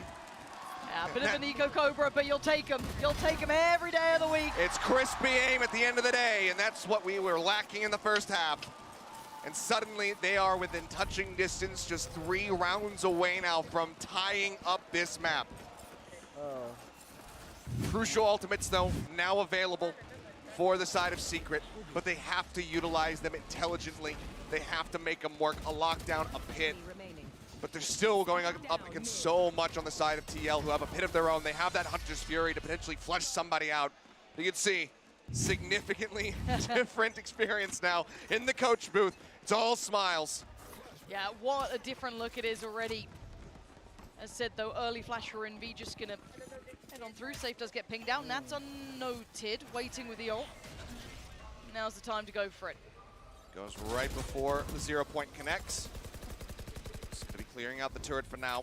See how they try to approach this. Drone did go into the back, but looks like Nat's not spotted at all. They're trying to get the spam through onto Jeremy. Won't be able to make it happen. He gets a plant, he gets out. Live in a post plant, that's different this time. Yeah. Now I look towards the flank. What is that back line looking at? We do even have the lockdown coming in. There's the counter. So that should be dealt with pretty swiftly. There it is. Yampi did find Borkum. Yampi does get traded down on, though, eventually. And now a 3v3. The lockdown is still ticking.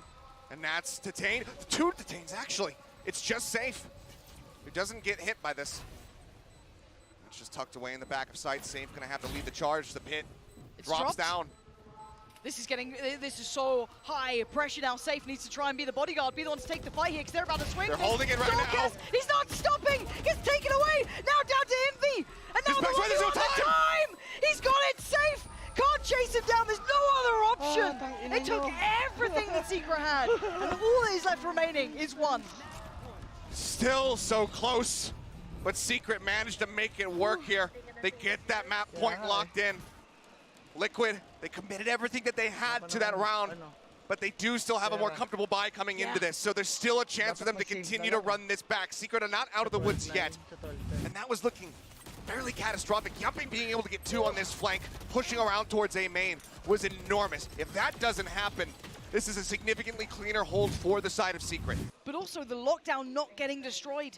How game-changingly different could that have been? Yampi turns the flash. Gonna be now noted early. Oh, it's gonna stay. Yeah, Yampi's willing to sit around on this one. Not sure if he got noted on this angle, but again, they are desperate to try and force him deeper into these sites. He does have support though. He does have Red Guard there with him. How long does Yampi sit on this? He now needs to make his mind up. Chip damage is in. I think it's time to back away. Yep, they put that one right at his feet. Pulls back. He's still just gonna be holding from the front of yellow though, but as the flash comes in, he does back off. just a bit more. Clearly, Secret right now, at least, not really entertaining the idea of moving over towards A. They have pulled a fair few rotations. Now there's that mid pressure coming down as well from Safe as he once again pushes out a tube. Turret makes contact. That's going to be noted. Not following up on that, though. The knife's going to clear. Make sure that Yampy is no longer sitting around the wall. Still in place here. Utility not finding the connection needed, and there's the ult. Borken's going to find this. Deeper wall comes in. Jeremy, does he get the plant through? Looking to see if there's anything to stop it. No, and Yampy's actually been found. Jesse's the one to get him. Jesse gets a kill. Nice. All the util gone from Redgar as well, so now they don't have a drone to try to push into this, so he just goes in blind. He's fighting. And gets shut down. Nats pushing his way out through Snowman, does find Jesse Vash. They're still bleeding, members dry here, and it looks like Secret might have finally done it. Yeah, Safe and Nats, we need some miracles here. Two incredibly talented players, nasty players. But that Viper's Pit keeps Secret safe. And Liquid evaporating under the pressure. Secret, that first half gave them everything going forward. Just a couple more rounds perhaps there from the side of TL. Maybe they would have been able to make this happen. It's a very good effort, though, here from them, Lauren, to be able to rally back, to be able to put these many rounds up, considering how that first half went. You can tell that they're not looking to give up, and I'm sure we're going to be seeing them rallying back on Fracture. Yeah, this is much better. Fracture on the horizon, to me, is so imperative, though. I want to see Liquid looking way more robust, especially on the attacking side. He was a little bit hit and miss, looked a little out of sorts. I really want to see more from that there. That's what I'm going to be eyeing up going forward. For Secret, though, fabulous performance. Loving what we're seeing from them individually and as a collective. It's a great start. The Pacific teams continue to impress, but can they close it out? That's the question. That is the question. We'll find out after the break. Kaya nga alam ko kailang oras eh. Sunod ko kanina.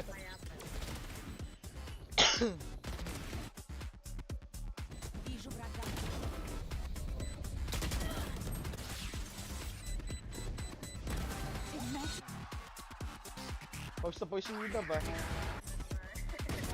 Mainit daw dyan, parang Pilipinas lang doon.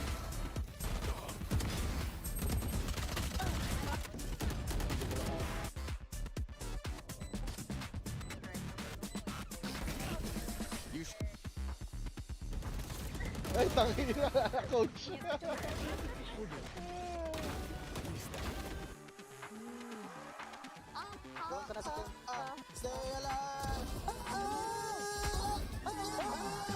Kumakanta pa! Kumakanta pa!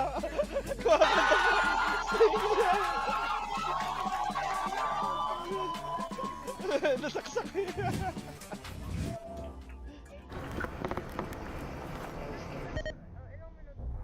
Mga 10 minutes ata.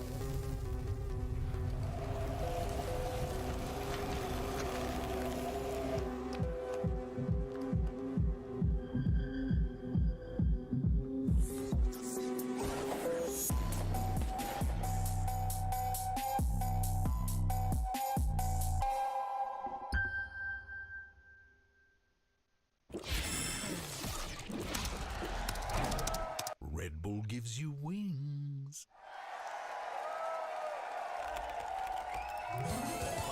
Red Bull gives you wings.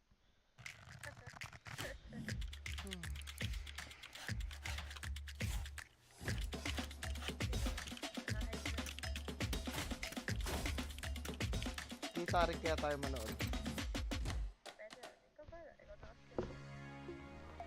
Ano ba to? 1 minutes pa. Wala. 2 minutes lang. Nice. Nice.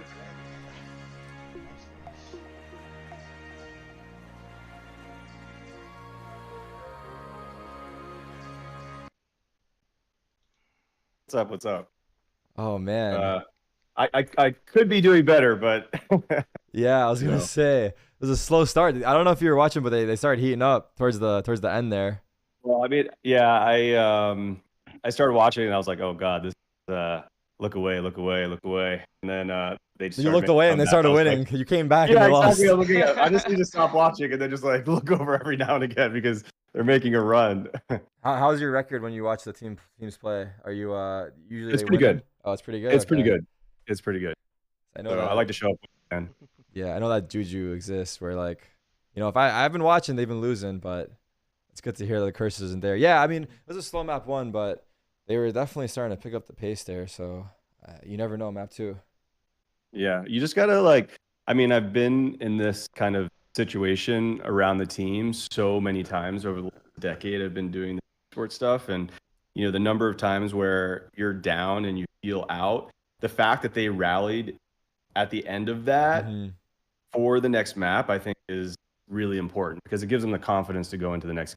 You know, instead of it just being a complete smash, it's like, okay, all right, if we just play, it's like we have to beat ourselves. Yeah, if like, you just fall over, it's way worse, right? You're just saying like yeah, the exactly. fact It that can they were get able into to your bring mental. back something.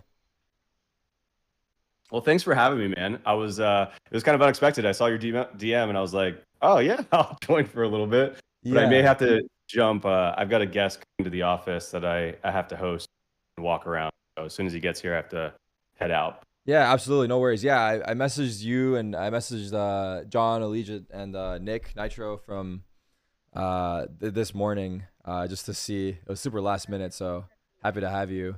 But hopefully we can. It's a brutal format here, so hopefully we can get a map under their belt. I want to see at least map 3.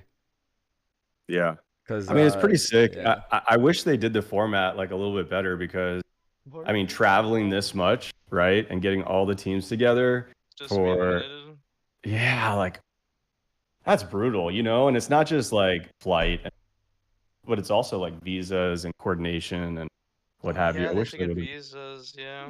Yeah, I think teams are out there like 10 days in advance or something like that, and then potential 1 BO3. But I understand Riot's stance on it. I guess like their thought process of what the event is kind of to showcase all the teams around the world, and for them to have 32 teams. Yeah, there's a world where they could have done the double elim Swiss, but I think like looking at it in terms of viewership and exposure for the teams, if they had 2 streams going on at once, like one team would not get as many viewers and stuff like that. So they wanted to make sure that if you were the main game, like if you're the match that's playing, then everyone's watching you just to showcase and highlight everyone. So I get where their heads are at, but for the players, it definitely sucks. Like that's Yeah, I think that actually makes a lot of sense. I mean, this is the kickoff, right? Yeah. Like after the whole application process, like thousands of companies and teams like applying to get into the thing, like them all together. So they want to highlight each team and not like separate the streams. That makes Yeah, especially for the smaller teams. I mean, the fact that they even have the bundle where teams are getting money off of it too, like for players in countries where like that can make a big difference for them. Like they're not getting salaries compared to the players in the US or even some countries in Europe. So like the fact that players get all that money from the bundle and all the exposure if they play well. So yeah, it's a good opportunity, but I agree, like a single BO3 elim, like right now, like already Liquid are down 1-0 and you know, they're the favorites of this. They're potentially like Team Secret, like they have a crazy game plan this map too. I'm not trying to scare you or anything, but it could get very worrisome quickly. It could, but the inverse could happen, right? Like they went through the worst of what this series could be, and they're down, right? Like they're probably at some point they're like, "Fuck this! Like let's just move on." Like they probably didn't say that, obviously. They were thinking it, and then they rallied, and they were like, "Oh, this is totally capable. Like if we just get our head in the game, we can actually turn this around. We need to focus up." They need to get you in the call. They need to get you in the call. Yeah, like backstage, like what are they to say? Like what, you know, who's gonna inspire? Usually you have like one player that just says some shit that like just moves the needle. Yeah, whether it's the coach or the player to just rally the troops. I agree, but I think if they don't have that guy, you could be that guy.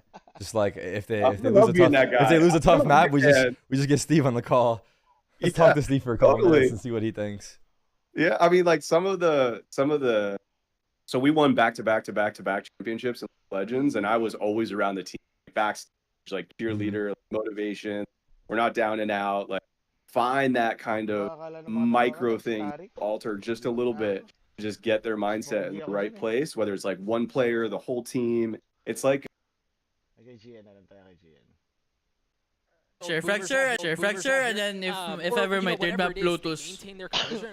Lotus. I'm just a little bit upset that we didn't get the Lauren tattoo. Ano map ni I Len was eh? kind of sigh of relief. I was thinking like, where is she Baka gonna dito get si it? Len sa fracture. Ignoring it. She's like, yeah, fine. Yeah. Good on her, but I wanted to see the liquid tattoo. Maybe next time. Maybe Baka next need nila time. ng ano, For now, neon? let's hop into the AIM lab shoot around. and Envy, get a fracture, pre-game if warm-up ever. with They're Team running Secret. the Dubstep, standard, honestly, comp. different agent coming to this tournament. Envy's but gonna be still breached for on sure. That off that he's been doing for the last 3 years here in Valorant, and he looks very, very solid, Doug. I've been impressed so far with Dubstep. Yeah, there were a lot of really impressive players on the Secret side. We talked about Envy and how good he was. We talked about Jesse. Dubstep was another one who performed rather admirably, holding the op as Killjoy. Like Aim he lab played shoot exceptionally around. well. His utility placement stifled so much of what Liquid was trying to do on attack. Like they just played the map so well, and I was really impressed. Neon Jeremy. And I also have to give credit to the proactivity he had on Killjoy. Not only to op, but also he was getting some deep alarm bots. Yeah, he was. Deep turrets that were forcing Liquid to not really have much space at all. They were not worried about flanks very often. And that was because Dubstep was being proactive with it. He didn't have to just settle for the same kitchen setup every single round. Yeah, Also, yeah. I think it was a combination of that and the Sage walls. They like systematically would remove different areas of the map and funnel Liquid into one spot, and they had 3-4 players waiting there. I think they had him read like a book the entire time. Totally unrelated, but I kind of like that crosshair. Thank you for not trolling us, Dubstep. Because like every time we do aim lab shoot around, someone's got like freaking Shadows crosshair from EMEA. That's like the whole screen. So the massive one. that I yeah. could But I fit on a respect this bus. one. I respect this one. But as we head into the next map of Fracture, I do want to pose this. I think we lightly touched on it, but of course with the two Gambit players coming in for Liquid, Redguard being the IGL, and them banning Haven, which was like the mech Gambit ban forever, Doug. It does feel like maybe the Gambit players are still not 100% comfortable on the maps that they didn't like to play, like Icebox as well. Yeah, there does seem to be something about that. I want to be able to look at this and go, it's a new team, you know, new structure, all this stuff, and new coaches, whatever, but there does seem to be some uncomfortability on these maps. So we'll see if it transfers over on Fracture. Ayun, kita na yung picks. To look at. Raze, I think Astra, keep in mind in Kyo, the Breach future Cypher. because I never really thought of And for that's example, on Redguard as Cypher. somebody who's hard-headed or stubborn, right? And now we see them continue to ban Haven. I think bringing that back up, I think is very, very important. And so we'll see. Fracture was one that they were also struggling with, but it is their pick. So that's a slight difference in the approach so far in the map vetoes. And one thing as well. Lagot kayo guys, my notebook. Could really change that in Yampi, right? He's always going to go forward, so maybe you just have to leave him and leave Safe to be a little bit more of the flexible player. When it comes to agents, where do we go from here? Because Soulcast used to play Astra on Fracture, Redguard did as well. Both Yumpy and Nats both play Chamber here. There's got to be some degree of flexibility. And again, maybe I'm just in the safe kind of duelist fanboy camp, but I want to see him play the duelist at some point on some map. Yeah, but I think that's we were mentioning it before Icebox. I think that's one of the benefits of having Safe on your team, right? Is that he can flex as hard as he can, and you know he can run a Phoenix into Raiden and pop off. He can do something different like the Killjoy, a KO. Like there's so much versatility to him, and I think that's why he's so exciting to watch. I am curious though. I don't think we've seen much of the flexible duelist from either Safe or Yampi, other than like Safe playing Phoenix every once in a while. But like, can either of them really play Raze at the level that we saw in the Alpha bracket, for example? Right. And that's important on this map Fracture. So let's see if that is a question that's even answered at all, right? Are they even going to go for that agent? Or are they going to go for just a regular jet? Yeah. Right? Like, On the other side, I also want to see what Dubstep is going to do here, because I had a chat with him before the tournament, and he said that to help him move on to this new role, as we head into Prime Gaming Agent Select, he actively watched a bucket load of Nat's Cypher setups, and he's yoinked a lot of Nat's setups. I nearly did a Bren there, but I didn't. Yeah, Soulcast seems to be the one playing Astra here, so what's Redguard going to do? Yeah, that's a big question. He's going to play the Breach. He used to do a fair bit of that as well. It's the Dubstep. That's the Dubstep Cypher. Are we going to get like a Nats-esque performance from him? I don't know. Full Sentinel for him. I've never seen him as necessarily a lurker, but he did do a fair bit about it on Icebox. So it's definitely going to be those two head-to-head. And then we have Prim as the controller choice as well, and a Raze as well for Secret. So I'm I'm curious how this is going to go. I'm really excited to see how Redgar approaches his attacking half. In a single elimination tournament, calling is everything. He struggled on Icebox. Let's see what his adaptations look like on Fracture. Well, I'm glad you mentioned that because if Liquid loses this, they are out, and they can't do that. I need to see that pansy tattoo. Achilles, do me a favor and bully her into more of it. I'll have none of this. I'll have absolutely none of this behavior. It's my first time casting with you. I'm not really going to go for the bully easy. aspect, tiptoe into it. Sue's swearing on the desk almost. The audacity to kind of try and aim up here. All right, well, anyway. Too much time around Bren. That's very true. We do need to focus up on the game, though. We do need to look at what's in front of us now because it's a little bit different from, I think, what a lot of people expected. Sure. The fact that, actually, by all accounts, Team Secret looked very solid. It took a little time to close out in the end, but they got there. It was job done. That first half was gorgeous. This, however, is Liquid's map choice, so we should see the best version possible, and I'd love to see how Secret now look on the other foot. This is going to be incredibly telling, and I absolutely can't wait for it. So, Secret already starting things off pretty nicely with a whole lot of information. Han over the top. Early knife out there from Safe, just getting a quick suppress. As the gamble stack here from the side of Secret find themselves on the opposite side of the map. As the push starts coming in here over towards the B side. Aftershock up in the tower. Nate going to be joining it as well. Borkum just pulls back. Now we'll watch over towards Arcade. Nat's just lurking on that row. He knows that he's pressured on either side. Doesn't know which way to look. Borkum taking down. There's first blood. Yeah, lovely work from Liquid so far. Sight fully under wraps.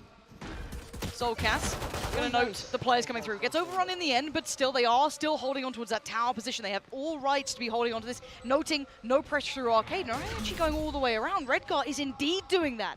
Trying to maybe find the timing on this, and I love this play. Heads up play, but they still need to hold on to the site itself. Nats gets warded away. Safe's now fallen, and now there's problems. They've got it towards halfway. Nats, the safest pair of hands in the game, but has two players on the other side. Dubstep and Envy, two highlights from map one. They are tagged low, but they're just sticking the defuse, and Dubstep's got the covering fire, and while the start of the round looked great for the side of TL, getting into a fairly unoccupied site, they do manage to run it back. Again, Envy starting off a side of a map with some nice kills coming through. It's going to help fast track towards that Rolling Thunder, which is ever so important on every map, realistically, that Breach is playing, but especially here on Fracture. I'll take a look back at the highlights, just getting that catch, not sure which way to look. Caught up in the traps. That late rotate, just perfectly read. I honestly think it was heard from the side of Dubstep through that underpass. Oh, why'd you just get caught by the knife? Has to fall away from this now.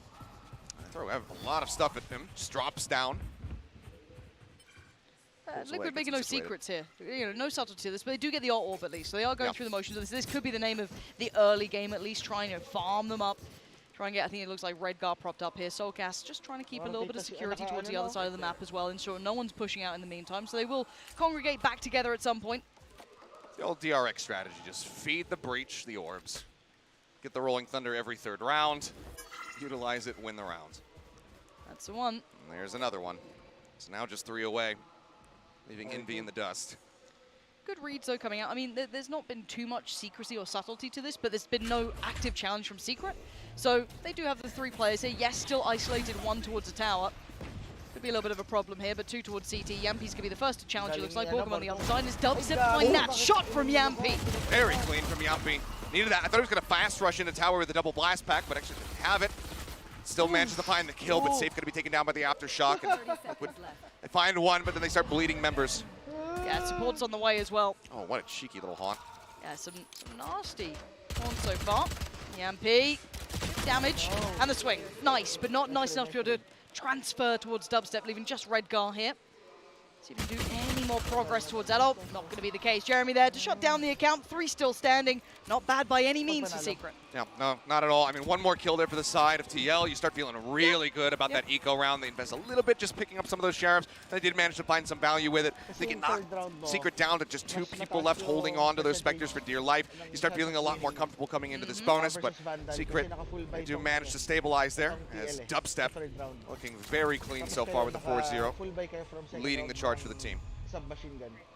We'll see where that early A main control does eventually swing towards, as we do seem to have a little bit of a head-to-head face-off here. And at the same time, next round, kayo may vandal sila wala. On one side, Jeremy with them. Yampy going to note that. Prowler coming in, but again, passive start this time. Yeah, they're expecting this pressure here, so they just slowly creep up, get the Prowler around the corner, send the boom bot. They're not wide swinging out. They're wary that somebody could be watching that angle. They don't want to swing into it. Go for the C's nade. Oh, classico little pairing. But this does at least slow down that additional player that has been present on that B site every single hit. They've still been putting a lot of credence towards holding towards A, taking over that main control, which now should be pretty, I guess, level footing towards this B site, right? This should be the best attempt that they've had yet. They absolutely have better weaponry, so this should be clean for Liquid. There it is. And there it is. That's what they've been building towards. This should be the go signal. Yampi halted at the door, though. Great counter utility to offset the timing. And it's Dubstep to find Safe. Is Safe going to be taken down? That's now the flashes. Other than Redgar's one remaining one out of the equation. Nats manages to swing his way in through tower. It's going to get stunned up, throws down the cyber cage, expecting a push through arcade. That is not coming. Instead, it's just going to be Borkum still sat here on the site, but he's so low HP. He's right up against the staircase. Nats takes him down. Envy dead as well. Man advantage here for TL, but still haven't gotten the spike up onto the site. There's 25 seconds remaining. Anything that could go wrong gets a little bit more dangerous, but it's a safe plan. Nothing stopped it. The flank pressure does come in. That's Jeremy. Takes down one. Hold on. Dubstep got Yampi in the meantime. It's a 2v2. Jesse Vash and Jeremy up against Redgar and Nats. Now the positioning's decent though for Liquid. Good spot to be in. Nats a little precarious, but still good for it. Takes out Jesse. Jeremy turns to Flash, gets to move in closer, but Nats on the angle. This should be the cross being watched. He's not going to read this. He's seen the barrel, and Nats has the kill. Gorgeous round from Nats. That positioning in tower was second to none. Yeah, but on the flip side, still good damage here from the side of Secret. Yeah, it's a bonus for them. They still managed to take away 3 of these guns. So economy-wise, a decent amount of damage being dealt, but good for Liquid to be able to get around on the board here nice and early. Nats getting himself into tower. That was really what kind of sprung the trap, really surprised the side of Secret a bit. Just had Borkum out on an island, 9 HP, sat inside of a smoke, desperately hugging on to life, and Nats just steals it away from him without a second thought. For now, going into this next round, it's going to be neural death on either side as Yampi tries to up the pace and is instantly dealt with. I don't know what he expected the counter to be, but we do have the early pop from the ult from Jeremy. Not going to quite find anyone. I think Redgar's making a run for it, get the hell out of danger. There's a trap and wire hold there. his breath. How far do they get? Yeah, nothing found off the back of it, but they take so much space. And actually, I wonder if they spot the spike. I don't think they crested the corner deep enough to potentially see it, but that will be gathered and taken back into hand. Dubstep watching, yep. Quick flip of the camera there. Spots Nats lurking around in the sewers. Is noted. They flushed everybody back. There's still worries about that dish side, about a push coming in from arcade, but angles are being watched right now by Secret. Seems like they got a pretty good idea that everybody's still going to be on the attacking side spawn. Jeremy has support here as well. Jesse Vash is by his side. So timing is everything now. First player's crossed, low ahead. Redgar, oh my word, Jeremy sends it packing. Redgar denied. No support there either for the trade. Yeah, they have that C's nade coming. Nobody can try to push in to cover him. He ends up just getting taken down with a nasty headshot from the side of Jeremy. Jesse Vash going to be able to find 2. Now it's just going to be safe. Left to his own devices. 20 seconds remaining. 1,500 in the bank. The Phantom in hand, can he do some damage? Time just ticking away, and Dubstep is just watching it. 10 seconds left. Heels up on the desk, staring at the cam. It's going to be a save in the end.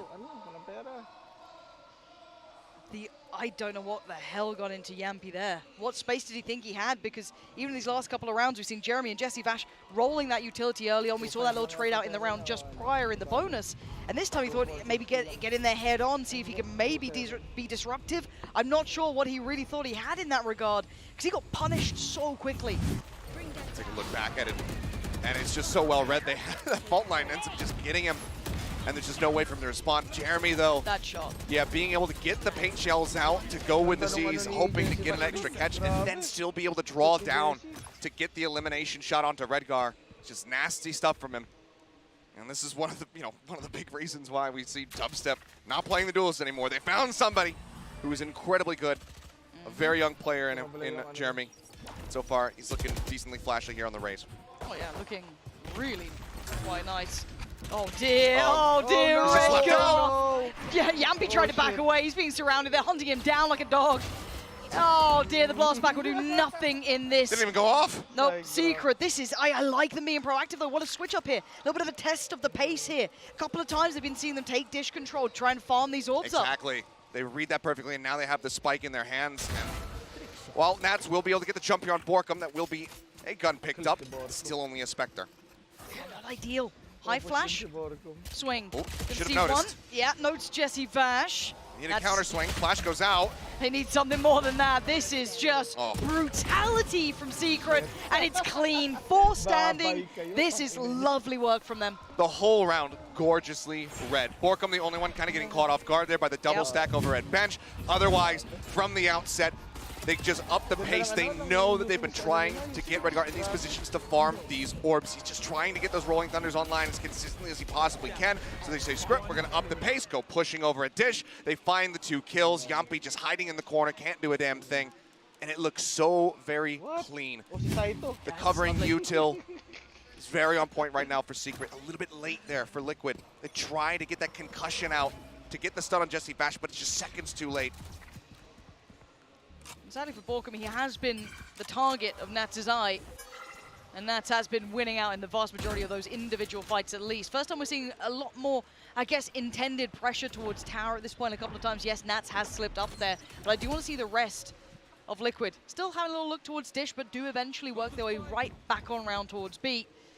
You can see Dubstep there and Borkum to greet them as the welcome party. No additional rotation yet. Wait and see when Jesse Vash, when any of these players start considering there's the other side that's under pressure. They haven't done it yet. Liquid definitely playing around with the time that they have, taking it now under a minute. And it's going to be a cut across into the underpass now. Well, Redguard thinks better of it, actually shifts back or wants an escort. Footsteps? Perhaps. Send out the knife, nothing to be found. Yampi, nice. showstopper at the ready, comes pushing forward. There's no one on the site to receive this rocket though. Borkum going to pull away just in case it does end up going towards him, which it does. So wisely played, and now they have the Nightfall for the retake. Yeah, see how many actually catches. Potentially 3. Not sure if he got towards the tower in the end, but again, as it stands, good initial work. They should know where these players at least reside.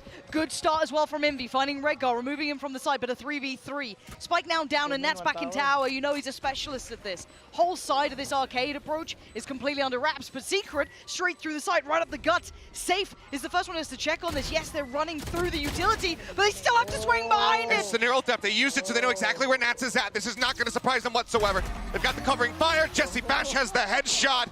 And Team Secret have the firm lead. 5 rounds now on this starting side. And once again, Liquid kicked back economically. Where's the timeout coming? It's got to be soon. It has to be on the horizon for Liquid here because they are starting to hit that wall. And they've not found the success they need. They've maybe isolated a couple of areas they found success in. I mean, they've been getting Nats up towards the tower. But again, even the retake here was lovely. Jesse Vash, wondrous performance in that as well.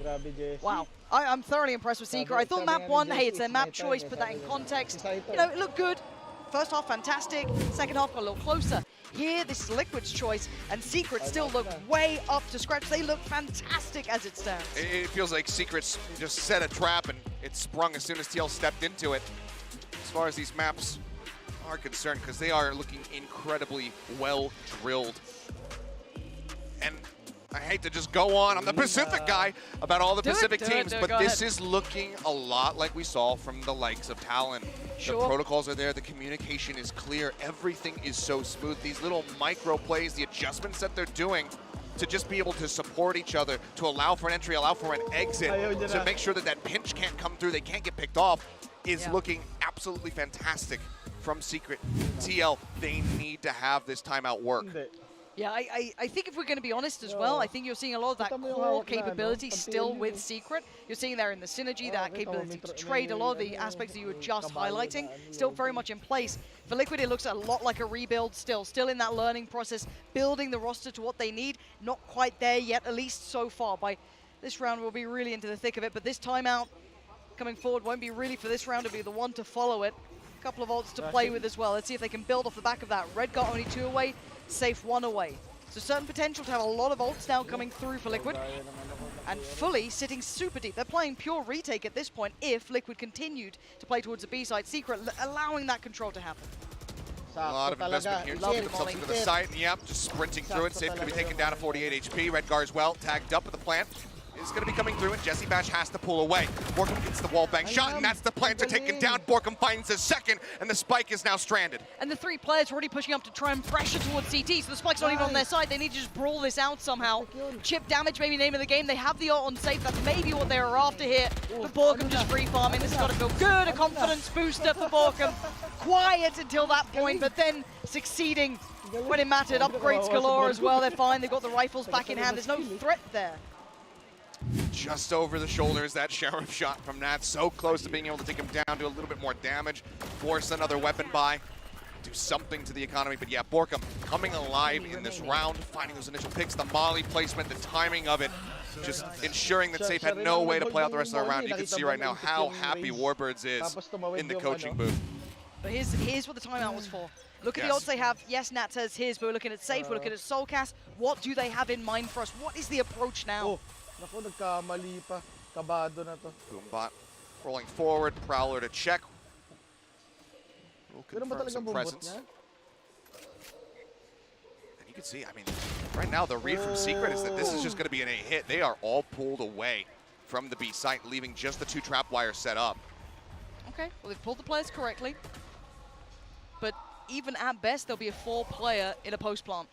And we've seen that Secret are very good at those retakes here. They have been sitting deep towards CT if they have to. Redcar's going to go for the Rolling Thunder. And it seems like Secret had predicted this perfectly. They knew that this was available. They said just play off the site. They're going to go for a hit onto B. That's exactly what has happened so far. No command now out as well from Safe. God, this is so good. This is really well considered from Secret. Plant's going to come in, sure. But this has been the part that's been the problem for Liquid, is holding on to this. What is the difference now? Fault line to spawn. Swing it. Doesn't hit any. Jeremy going to be taken down, though. Yampi's actually pushing this. They're trying to get aggressive. Jesse Bash! But Jesse doesn't care! He just shuts it down! They go for the aggro push. He finds 3 quick kills, and it all comes falling apart. This is one of the most beautifully read rounds that I have seen this entire tournament, Lauren. Right now, Secret know exactly what Liquid are going to do after every single time out. I am worried.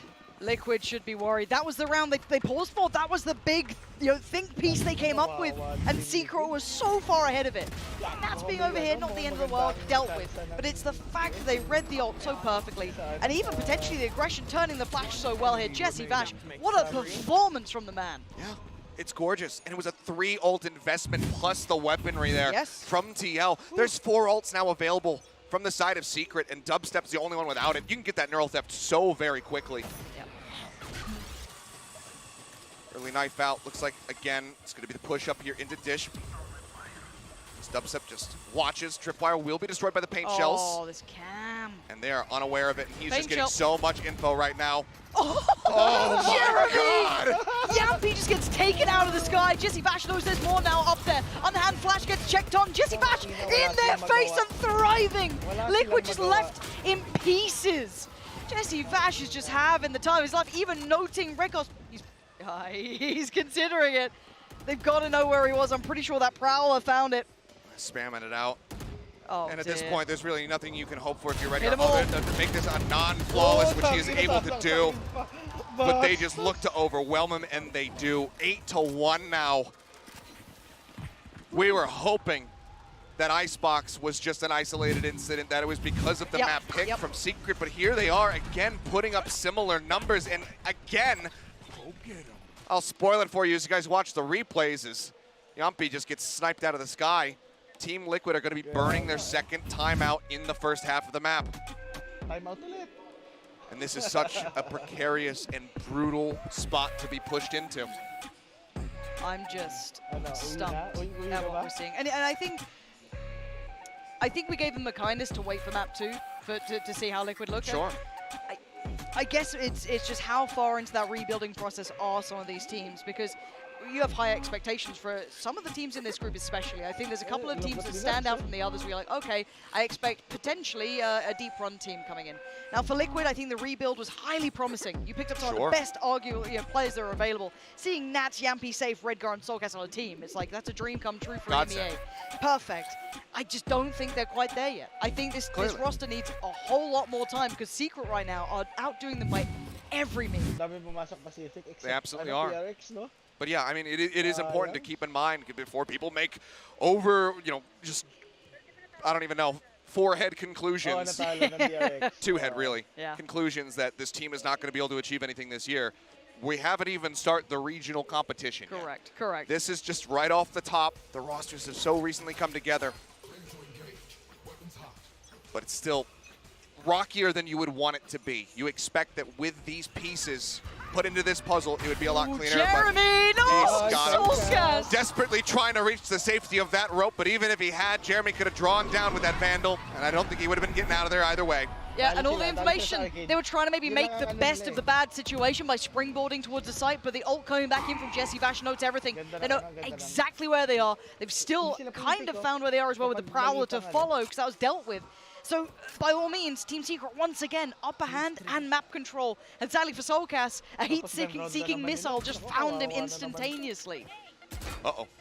Rough position now. Nats, nicely played. Gets the jump. Jeremy just getting a bit of timing there. Neural Theft goes out. They reveal the remaining location of the 4 players at TS. No charges. But it's still a disadvantage here for the side of TL. How do they play with this information?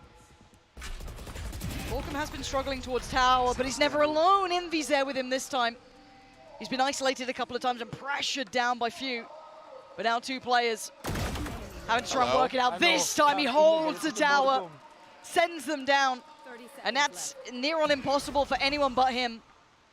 A 1v4 though, this would be rolling back the years. I would, but if you can expect anybody to be able to do it, it would be Can't Nats. do it. Yeah, you can see it in his face. There's nothing to be done. The spike a mile away, and Secret giving him nothing. Yeah. I mean, even in this situation, you've used the Neural Theft, you would love to grab that orb, but you don't want them coming to rushing at you as soon as they have that audio cue as to where your location is. He knows that he needs to hold on to this gun. And Secret know that they need to take it away from him. Fault line not going to connect. He finds one, but there's still so much more to deal with, and Bash will be able to win out the fight. 9-1, no weapons held. 10-1. Secret, this is a wonderful scene for a lot of fans who haven't been able to see this side on this level of stage in some time. This is going to mean the world to those fans who've been waiting to see what they look like with that opportunity. And most saw Liquid as that first game, and that's a threatening scene, but perfect play coming out from them. Jesse Vash is doing wonders. Dubstep, safe pair of hands. You're not even needing really Jeremy, Envy, who are some of the highlights from map 1. They can just chill in this. They don't need to be the headliners right now. And while there's still another half to be played out, you have to expect that right now Dubstep is feeling pretty good about his odds of getting revenge after that 13-0 map loss all the way back at Champs. That was their first opponent. They still managed to make it into the playoffs. They exited their group and then were dealt with by Ascend, who would then go on to become the champions. Yampi with another shout, trying to go for the rocket this time. Will find Borkum, but it's going to get flushed out of tower by the orbital strike. Yeah, no one able to make anything of that orbital strike either because the smoke was still towards CT, but the timing's great. Envy on the swing, spots out Soulcast, but Jeremy's found Redcar. 1 by 1, Liquid are falling. Soulcast, can you try and catch that cross? Yes, with their rifle doing damage, and the first round in some time might be finally posted here. Dubstep, last one alive, and got so long of a list of things to get through. First step could be towards tower. It's Yampi waiting. He's got a Singer, he backs away from it. He's not looking, now he swaps over the Vandal, reads it. Dubstep cannot course correct the aim there. They managed to scrape one by in a thrifty of all fashions. TL now giving themselves an opportunity to end this at least with 3 rounds and a half. Give them a window of chance for Liquid, an opportunity, slim as it may be. They gotta have something here. Yeah, even with Redguard giving his life for the plant, they still managed to make it happen. Nats with this nasty lurk back over at B lobby. Just coming up with those 2 kills really turns the tide of the round. And that's what we want to see from him. Currently at the top of the standings here for his squad. For Liquid, this round is critical. Redgar only one away from the ult as well, so he could get that online here. Jeremy checked on first and foremostly, but no aggression off the back. I'm wondering if Yampi does eventually commit to this. Success on B has been fleeting. Perfectly read by Secret. The more cautious start does seem to be leaning that way. Again, just shifting around, using that underpass.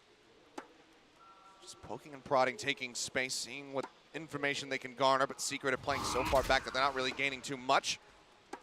Vash sending out the Prowler from Gent will find one. Dart off the cam, not going to connect, but will be cleared out. Redgar grabbing it. That's going to be the Rolling Thunder now online.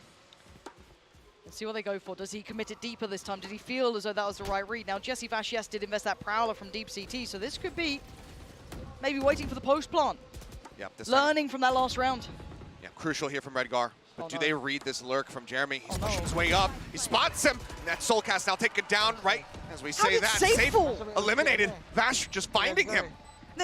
They're in agony right now, and yes, they can try and make a push of this. Balcom should be dead to right. Yampy has to come alive.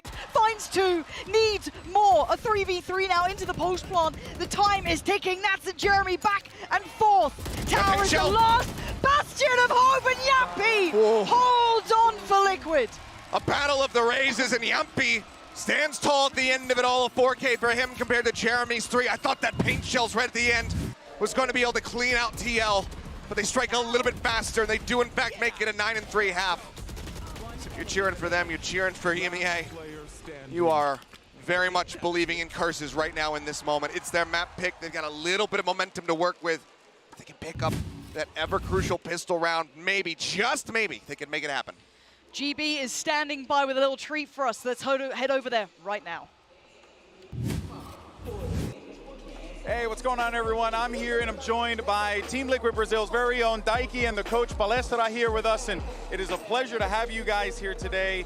First and foremost, how does it feel to have a Valorant tournament with fans in Brazil? We had LCK last year, and it was amazing, but only Brazilian teams were playing. Okay. So be here with the other regions have been amazing. Yeah, it's a wonderful experience. What about for you? It's something that I think the Brazilian community deserves, to have like a big event like this. I agree. So it's nice to see that, and we are hoping that we have more events like this. All right, well, Game Changers is, well underway, and we're gonna, hopefully see more Team Liquid Brazil continuing to kick all the butts out there. Are you excited about this season? What are you looking forward to? With my new team, I look. Paulo, eu procuro muito mais. She's looking forward to win a lot more than we won last year, so we are expecting to do better this year. We're putting a lot more work. We got so many experience from last year from playing international land, and to know people from the team, from the boys, from everyone that we talked with, some big guys in Brazil who helped us a lot either. So it was like getting experience for the future, to do better this year, to get a better position, to do better in the international events. Awesome. Well, thank you. We got a little bit of time left. What do you want to say to the Brazilian audience watching at home? Liquid's Brazil and Liquid's playing now, so Liquid is known for their comebacks, and I really trust them. So that's it. Liquid's Brazil, and let's go. Let's go Liquid. Let's go Liquid. That's the atmosphere out here. The crowd obviously is cheering on Team Liquid. We might have the 9-3 curse. Who knows? All I know is that either way, it's going to be a great time. Let's send it back over to Pansy as well as Achilleos. Hey, buddy. Always lovely to GB. Yeah, there you go. Have a little chat. You normally get to be on a desk with him, so that's nice. True. Yeah, be on the opposite side, get thrown to rather than be sitting there doing the throwing. But it's great. I like that we got that interview with those guys so that we could give Paul a brief respite where he's not on camera crying about the state of Liquid right now. But it is a 9-3 scoreline, and this certainly can be run back. We've seen some crazy ones here. Do you believe in curses? That is the question. I believe in what Secret are showing me so far. That's what I'm a believer of. Okay, they go for the rope crunch actually from both sides. So now it's just going to be the push coming in. They're all here. Jeremy, they just run him down. They just run him down. And now they've got spawn control. I'm in agony watching this game. 4 players trying to build this back in. Nats is already down to the finest of HPs. Ooh. Good damage achieved though. Yampy still with him. Not over yet. Let's find that elimination. Yampy though, no pain shells to try to flush out a corner of this site right now. Jesse Vash is going to be eating that as, Envy, he gets tagged down low through the wall bank, still manages to swing out for 1. Yeah, good trade, but they are on the spike shot and a half from Soulcast. And now just Jesse Vash to try and clutch it out, but the time ain't on his side. And that is what they needed. desperately clutching at straws. It's still not pretty. I mean, individually, we know Liquid are good. We know they can hit shots. That's never been the question. It's in the gun rounds we get worried, we get nervous. Yeah. But as it stands, Liquid doing exactly as prescribed. They had to get this pistol. I honestly think they have to do some serious damage, if not convert a bonus. I hold them to a high standard now. When you come in with 3, you've got to do it all. You absolutely do. But I mean, it seemed like this should have been in the hands of Team Secret, but they let it slip with that post-plant setup. Everybody just getting picked apart. That early damage onto Borkum just makes him a very easy target as he tries to get back over to the site. Yumpy takes him down. It was a great read from them, but the setup was certainly lacking in the backside of that round. Really good adjustments for TL. Just good shots to give them a hope. See similar scenes as to almost what we saw in the first half, just orb farming in this round, making the most of it. We only have a Sheriff invested to for Secret, so not opting to go for much here. That's to be a little close. careful. Okay, they're baiting it out. They see the star. Nate actually threw for as well from Yumpy, just trying to make a little bit of a set play there. Snats narrowly avoids taking any damage. Cam and Trapwire now cleared in the tower. Prowler goes hunting, finds Yumpy. Should be safe behind Jen, though. Just tucks away for a brief little moment. Then he gets revealed! The haunt timing is beautiful! They fight 2 with the classics! And now Nats in a world of trouble, but he's fighting his way out of it. 2 big kills, make it 3! Nats saving Liquid in this round. That was about to spiral out of control. Jeremy has recovered a Bulldog, though. The king in his tower cannot be dethroned. Nats shoves them back one after the other. Low on HP as well, 46 when he took that bite. See if he can survive to the end of the round here as Jeremy goes a-hunting. Nats is so slippery as well. Such a slippery player in this. That readjust is perfect. And yes, low HP, but the audio cue should be there, and he's kept his life, which is so imperative. And he gets it in the end. Perfect from Nats. The danger came out of nowhere in that round. That was classics and a whole lot of nothing else. I'm still, you know, good on Team Secret for the util usage, being able to get that initial pick, because if they don't take down Yumpy in that position, this round is way more of a wash for them. They are able to do a bit of damage with those 2 limbs found, but Hats just continues to lurk. The tower very much feels at home in it. 4K for him to really fast track that Neural Theft, now just 1 charge away from it as he continues to dominate the scoreboard. Yeah, he is a mile ahead of the others so far. Jeremy, though, off to a pacey beginning. Looking to take fast control towards Dish, and actually no one really there to challenge. Yes, I guess you could argue Redguard could get eyes on this. Oh, hi, Envy. Yeah, this Rolling is... Thunder, by the way. Jeremy's in their spawn. Is there any utility to set him in? Oh, this is a really risky play. Just gonna chill in the smoke for now. Safe in the meantime. Finds Dubstep. Trying to wrap around, join in with the rest of the team through Dish, and just gets cut down. Jeremy now shifting over. And he gets taken down, and there's that Neural Theft right as he builds it up.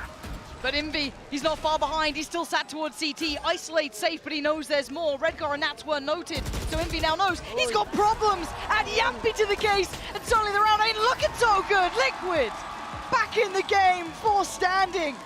Daiki was saying she believed in the comeback. Maybe she was right.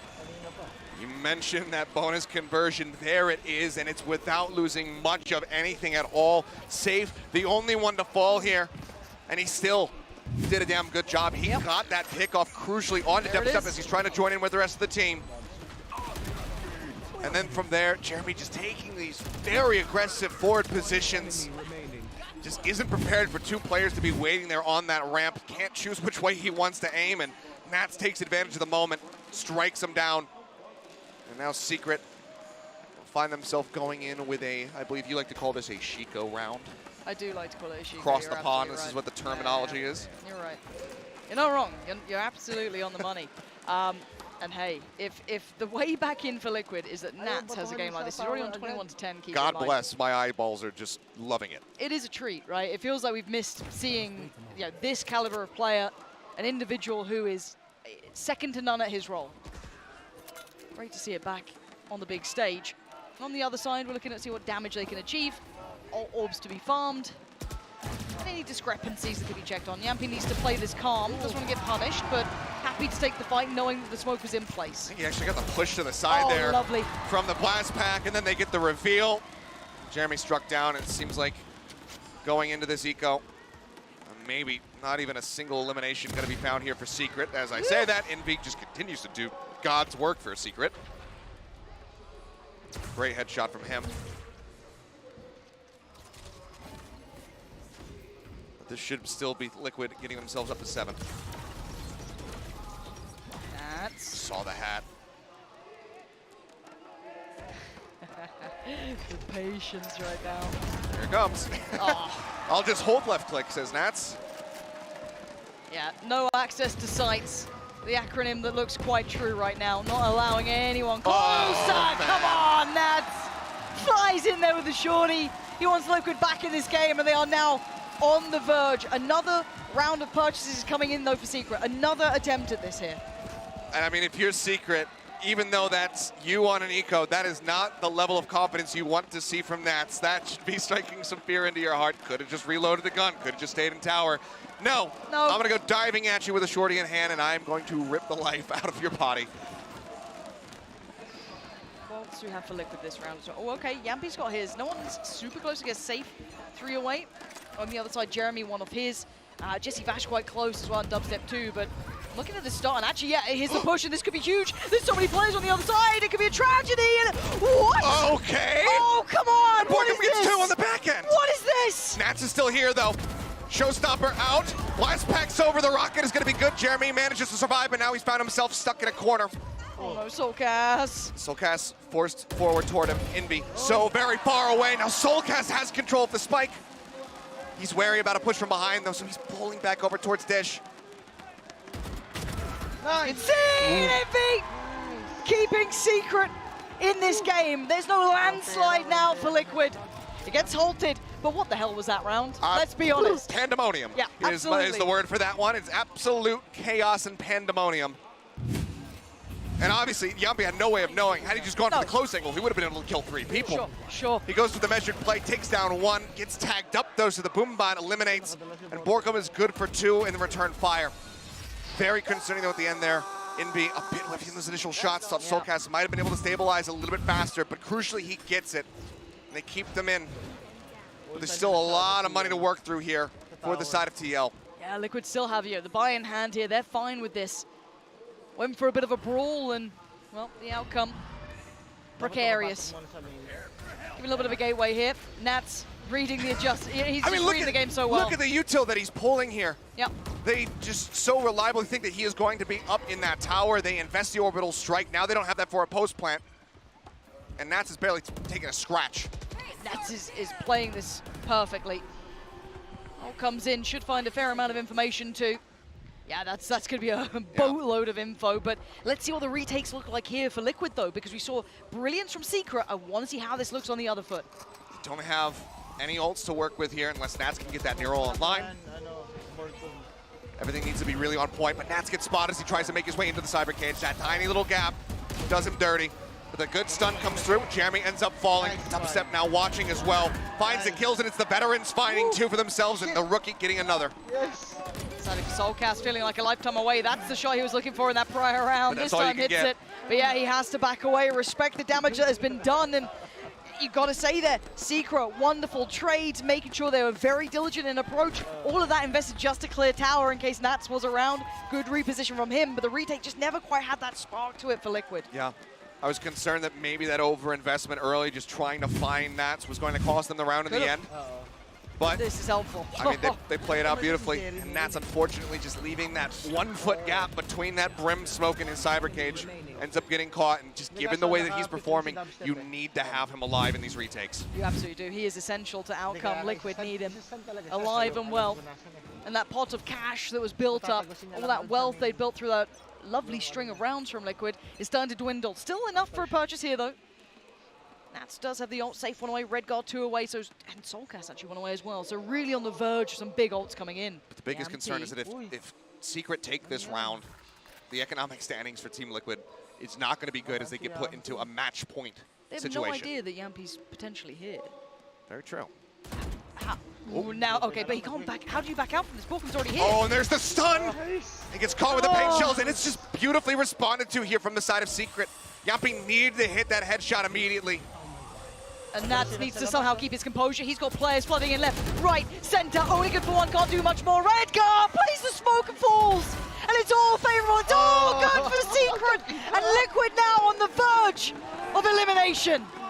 12-7, Secret looking to pull off what I now think at this point may be the largest upset that we will have had in Lock-In. First round, yeah. Right at the start of the Omega bracket as well. You're right, Nats needed to be able to be steadfast in that position. He's good for one, but unfortunately he is overwhelmed. And look at the pop-off there. Warbirds only having recently met this team, being able to work with them. To this extent. And to put this together is looking fantastic. They have ults. They have what they need. The money, yes, lacking in some areas. The Bulldog and Guardian, sure. But there's still the Operator out. There's still so much to play with here. 4 ultimates, and they need to milk these for every single ounce of what they're worth. It's do or die time now for Team Liquid. They have to be feeling sky high in this. Redgar is about to feel irrelevant to this round. Clear towards the site, the boom bot to come in, the smoke goes in, they don't stop them. Jeremy's already on the site, but look at the pushed up position. Yes, they've taken A hole, they've taken over A main control, but they are pushing CT. They are. Depsum just swings in, finds Redgar, expecting to find some stunned individuals. He does not, still finds a kill, but gets traded very quickly there by Safe. Could now grab that rifle if he wants, rather than trying to retake with the... Oh, look at this play! The push through the door, and Liquid are just crumbling to pieces. It's feeling like it's over. It feels like they're falling at the wayside. Safe now. Oh my word, Secret! I can't believe they've broken Liquid like this. Map 1 we wrote off. We doubted the capability, and we were wrong. It carried into map 2, and they ran through Team Liquid. Absolutely unbelievable performance from Secret. So many low expectations on the squad, despite the 3 veterans, despite them having tasted success at international competition. But it was so long ago. It was. None of us thought that they would look this clean coming back into it. They had such a rough 2022, not being able to make it to any events, getting absolutely bodied in some of their regional qualifiers, and then falling flat in that LCQ in the round of 4 lower half. But now they show up here today, and they look absolutely sublime. I think on the other side of the coin, though, for Liquid, it's going to be a long process. The potential is there. It would be incorrect to not see it. They have champions in that team. They have winners throughout, but they do not look ready for the stage just yet. They've got some work in front of them. They've got to cut through it, but the team that came out firing on all cylinders, Team Secret, what a performance. And I think that they have just taken the world by storm. I think that, did you hear that? It's the sound of thousands, if not millions of Preds around the world getting absolutely boomed to oblivion. What a performance, and of course they're dancing. They were doing this at Champs, they're doing it here today, and it seems like they've also trained some of the younger team members to do it as well. It is great seeing them back on the stage. It feels like it's been too long since we got to check in with this team. And I was worried away from the spotlight if they fell behind, if they weren't able to keep up, if they look a little out of sorts, not as mechanically gifted anymore. My worries are gone. They look fabulous in this. They looked brilliant. Yeah. They dealt with it well. We saw, yes, individually, Nats was bodying people, but there was nothing behind it beyond that. Yeah. As a collective, I have to say Team Secret astounded me today. Absolutely impeccable performance. I mean, the rookies, Envy, Jeremy, joining this team alongside these 3 vets. Yeah. They both had fantastic individual performances. And then you still had Jesse Bash, the old man of the squad, 32 years old, looking like he's an 18-year-old prodigy out here at some twists and turns. Yeah. Just phenomenal. The adjustments made here by Secret, shifting dubstep over into that Sentinel role, having a star duelist in Jeremy, who can still be flexible and play things like the Sage on that icebox. Yeah. It's looking just magical for them. Jeremy getting what is like 6 first bloods, doing some serious work for them too. Again, thoroughly enjoyed watching some of these newer faces coming to this roster and looking brilliant, looking robust, looking ready for it. And again, outside of that, Jesse Vash was amazing for me. Yeah, well-deserved return to the international stage here for Secret. And similar to Talon, if they continue to play like this, I'm all about them sticking around for a while because this was just absolutely fantastic to watch. It was, and now this is the time where we ask you your opinions at home. The MVP vote is down there. Let us, your thoughts, who stood out to you. Anyone in particular you would go for I got to go for Jesse Bash. He's the IGL for this team. He is the leader. He is the elder, and he is still fragging out of control. I'd say it's him with a pinch, but you could make arguments in there as well for Envy because he started off that series really hot as well as that first half of Fracture as well. No, I think you're on the money. So if you want to go, you go with Achilles. You can do that. It's up to you. Have your choice. Let your thoughts be heard. But what a brilliant start for Secret here. I'm on board. I'm aboard the train. I want to see how far this goes. Let's go. But we need to check in with those who will be in agony and pieces, which is mostly Paulo, who literally wrote poetry about this game. So we'll be joining them in just a second. Asan iiyak? Asan iiyak?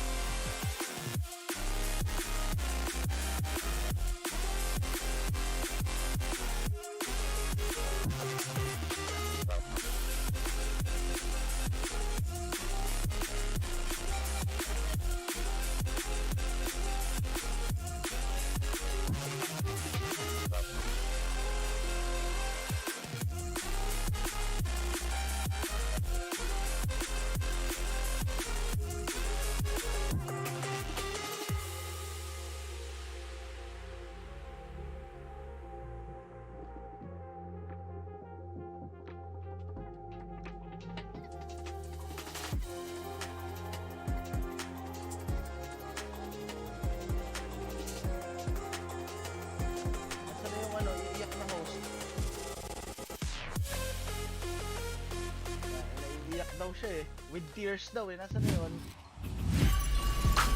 Oh, bias niya, sabi sa'yo eh. Oh, bias talaga.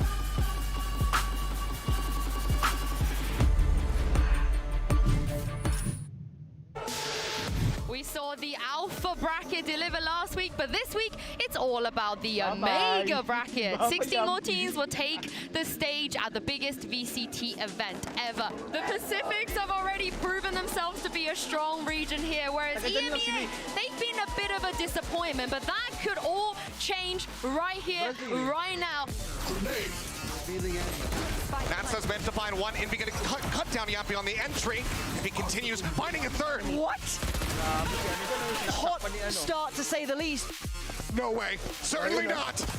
Jesse Bash, you cannot do this to Unbelievable! Not again. But that Viper's Pit keeps Secret safe, and Liquid evaporating under the pressure. Secret, that first half gave them everything going forward. Now the positioning's decent though for Liquid. Good spot to be in. Nats a little precarious, but still good for it. Gorgeous round from Nats. That positioning in tower was second to none. This is not going to surprise them whatsoever. They've got the covering fire. Jesse Bash has the headshot, and Team Secret have the firm lead. Yampy has to come alive. Finds two. Tower is the last bastion of hope, and Yampy holds on for Liquid. There's so many players on the other side, it could be a tragedy, and what? Okay. Oh, come on! I can't believe they've broken Liquid like this. That one we wrote off. We doubted the capability, and we were wrong. It carried into map 2, and they ran through Team Liquid. Welcome back. That was the Prime Gaming post-match highlight, and we have an upset alert. Not because of the game, it's because EU easily upset, and Vala is also very upset. Very upset. Yeah.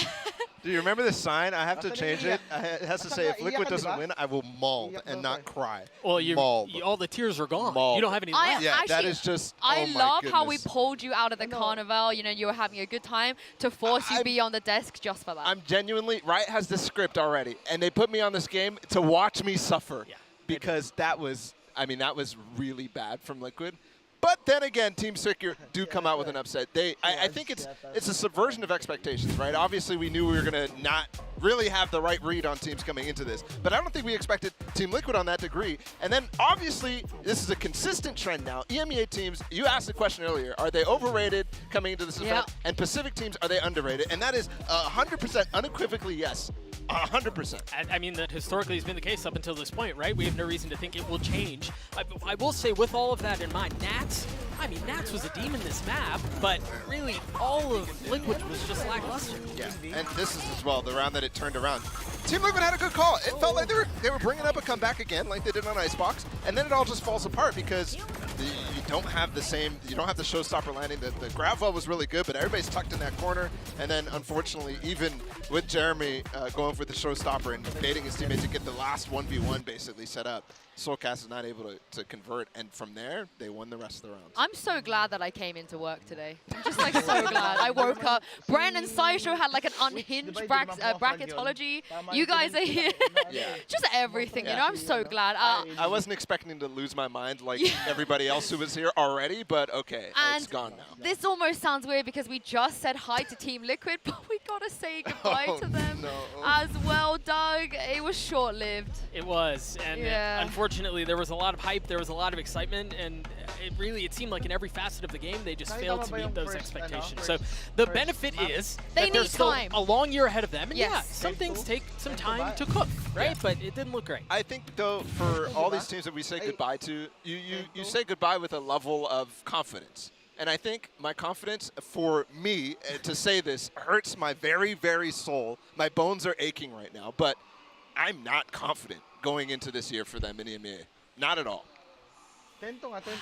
Anyway, I'm just had enough. Get me off. But before the break, we asked you guys to vote for the player of the match. The results are in, and you guys selected Jesse Vash. To be fair, this man gave me a reason to smile today. I am so glad the performance they were able to pull out. And Doug, as bad as Team Liquid looked, Team Secret looked incredible. Yeah, I think it was. I'm glad you said that. I wanted to touch on it because we've been very hard on Liquid, but man, did Team Secret look good and certain things they were doing. Again, I want to draw us back to how they opened Icebox on defense. Utility usage was gorgeous. It seemed like they had a read on Liquid from beginning to end. And the truth is, I feel like Team Secret, I feel like we owe them an apology. We weren't really familiar with their game.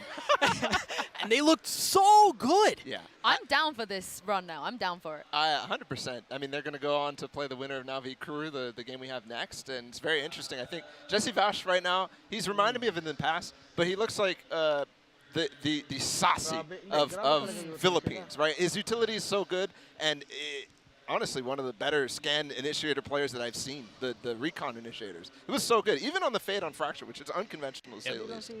And speaking of Jesse Vash, he is standing by right now with Golden Boy in the Verizon post-match interview. Thank you so much, guys. Well, that was a lot of praise there from Ball, of course. Golden Boy here alongside with Jesse Vash, as well as Nika Fabs here is translating for us. Jesse, what do you make of Balla saying that you remind him of a Sasi-like player? I don't know, man. It's so okay, Tagalog sobrang appreciate na na-compare ako dun sa world champion na player like Sasi. That's awesome. He really appreciates being compared to a world champion like Sasi. Of course, of course. Now, here's the thing. Coming into this event, a lot of people, counted you out. We haven't seen you on a stage like this in quite some time. But did you feel like this matchup was yours to take away, yours to win? Yeah, I mean, our team, this is the result that we expect. Yeah. Since given that they're playing together for a very short time. Yeah. And in my eyes, they're just kids, Yeah, okay, that's fair, that's fair. And now, of course, you guys have met your coach for the first time. Oh, yeah. Warbirds coming in hot. Yeah, from NA. Yeah, how has it been working with him and getting what you guys got down here to make that win a reality? I mean, he makes every player more disciplined and more structured because normally before I have a very good individual player, so they always overhit. Yeah. So Warbird is there to control us more and don't throw around. Okay, I like that. Keep you guys focused on the game. Yeah. Well, last question. You guys had, this was a little bit of a sweet revenge for you guys. You managed to take out the Gambit core, and doing it in a fashion I think you can be very proud of. But do you feel like this Team Secret is a team to be reckoned with, that this is a team that can go to the playoffs? Yeah, I mean, we treat this tournament as part of our preparations in the upcoming Pacific League. And we're just here to play our game, and we know that we have a chance to win this tournament also. So it's just more satisfying maybe if we 13-0 then. And we're looking for 3 more Gambit, so see you next time. Anything you want to say to the family back at home? Yeah, I just want to shout out the people from the watch party. Thank you for coming. Nico and everyone there. Yeah, shout out. Thank you. Awesome. And of course, I want a big shout out to my homie Thank Nika you, as well. Nika. Big shout out as well. Jesse took the time to do this interview with us. Wasn't sure if he was ready for it, but I think he more than met the moment. In any case, though, guys, we are going to have a sick matchup coming up next. It's going to be Crew facing off against Navi. You see them getting ready here on the stage. It's about to go down, and we'll see you on the other side.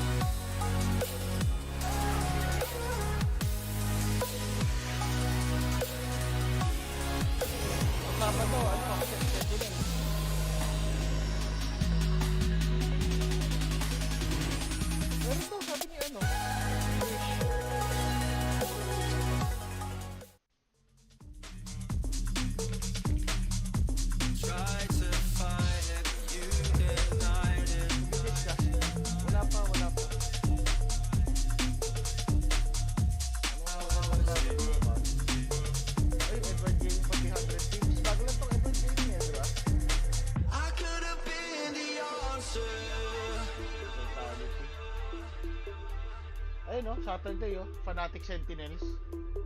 First game.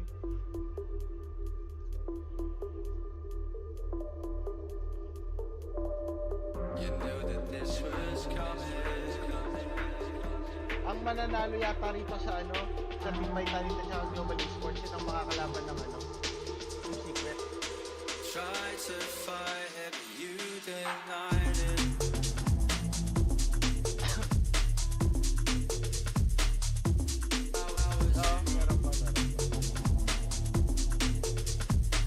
You knew that this was coming.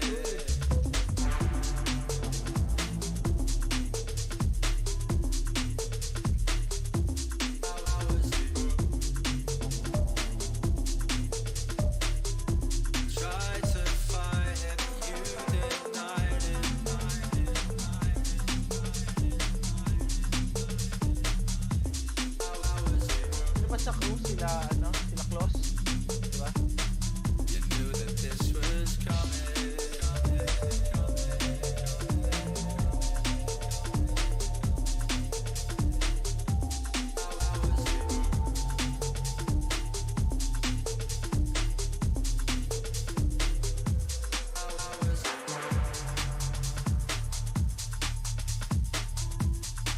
Ano? Sisined, wala. Natus ba yun?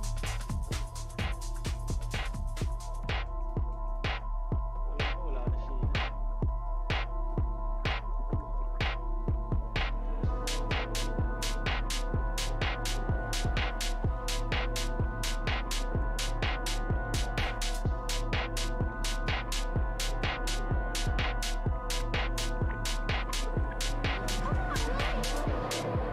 Sila ano na lang, sila sa pumasok.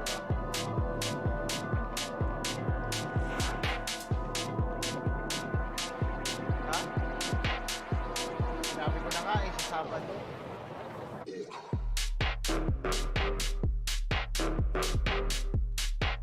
Ba't ang G2 walang laban?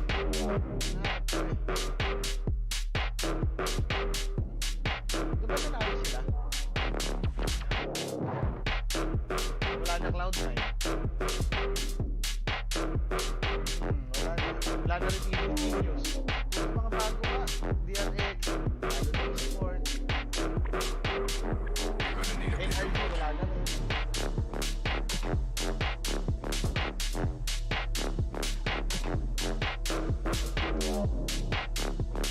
Last.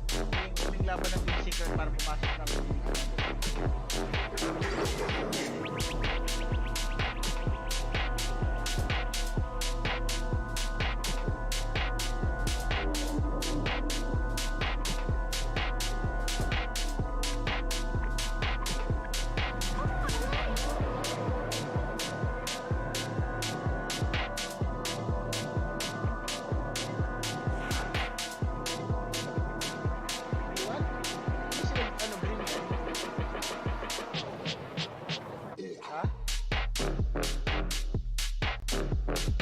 sila green yun? T1. Oo. Ay, hindi. Korea o Pacific din.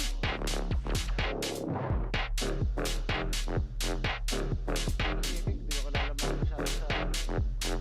Ay, sila Saya player! Saya player.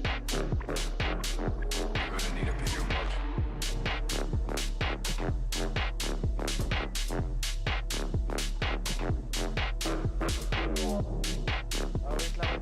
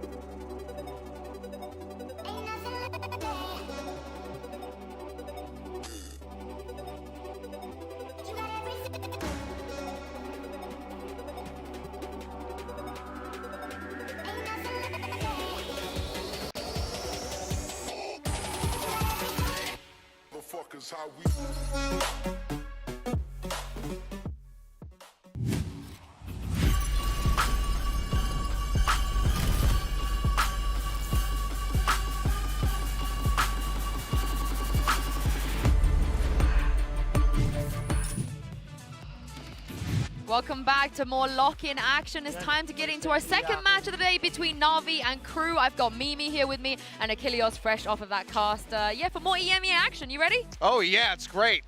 It's a really bad start for EMEA. You say more, but that wasn't really EMEA action. That was just Pacific action of one side dominating the other. You're completely right.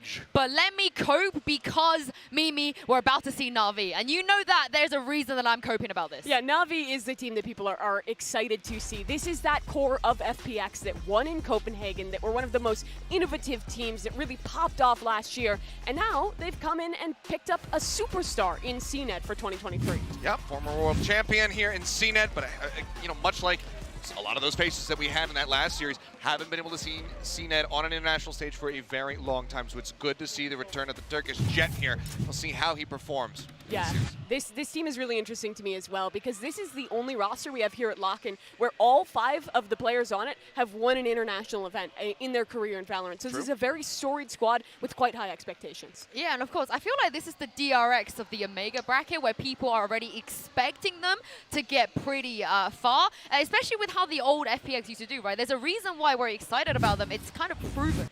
Yeah, I mean, there's such a consistent team throughout their events. I mean, constantly making deep runs ever since they've been able to actually attend them. Because there was that one time where they had qualified, but unfortunately weren't able to make it.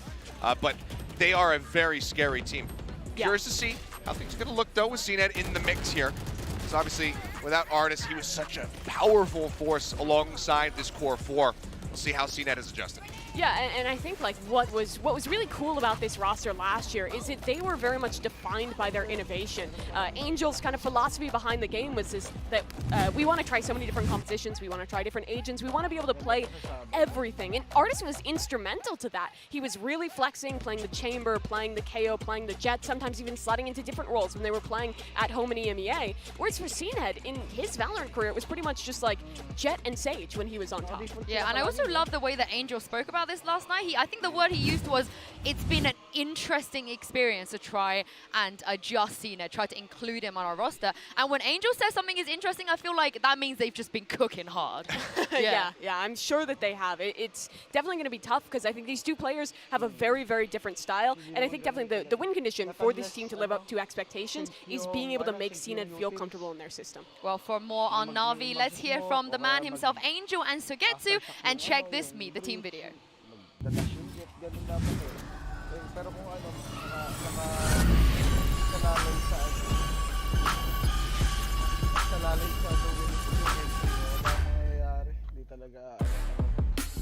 Hello, my name is Kirill, my nickname is Angel.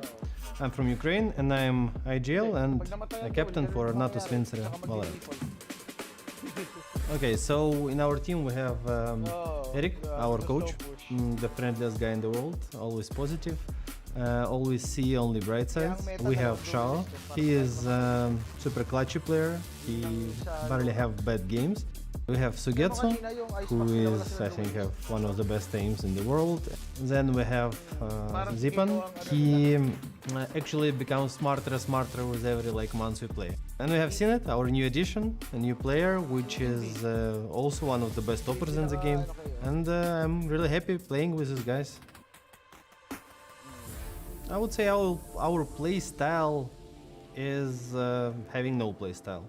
We are able to play fast, play slow, play methodically, do some stupid decisions, fakes.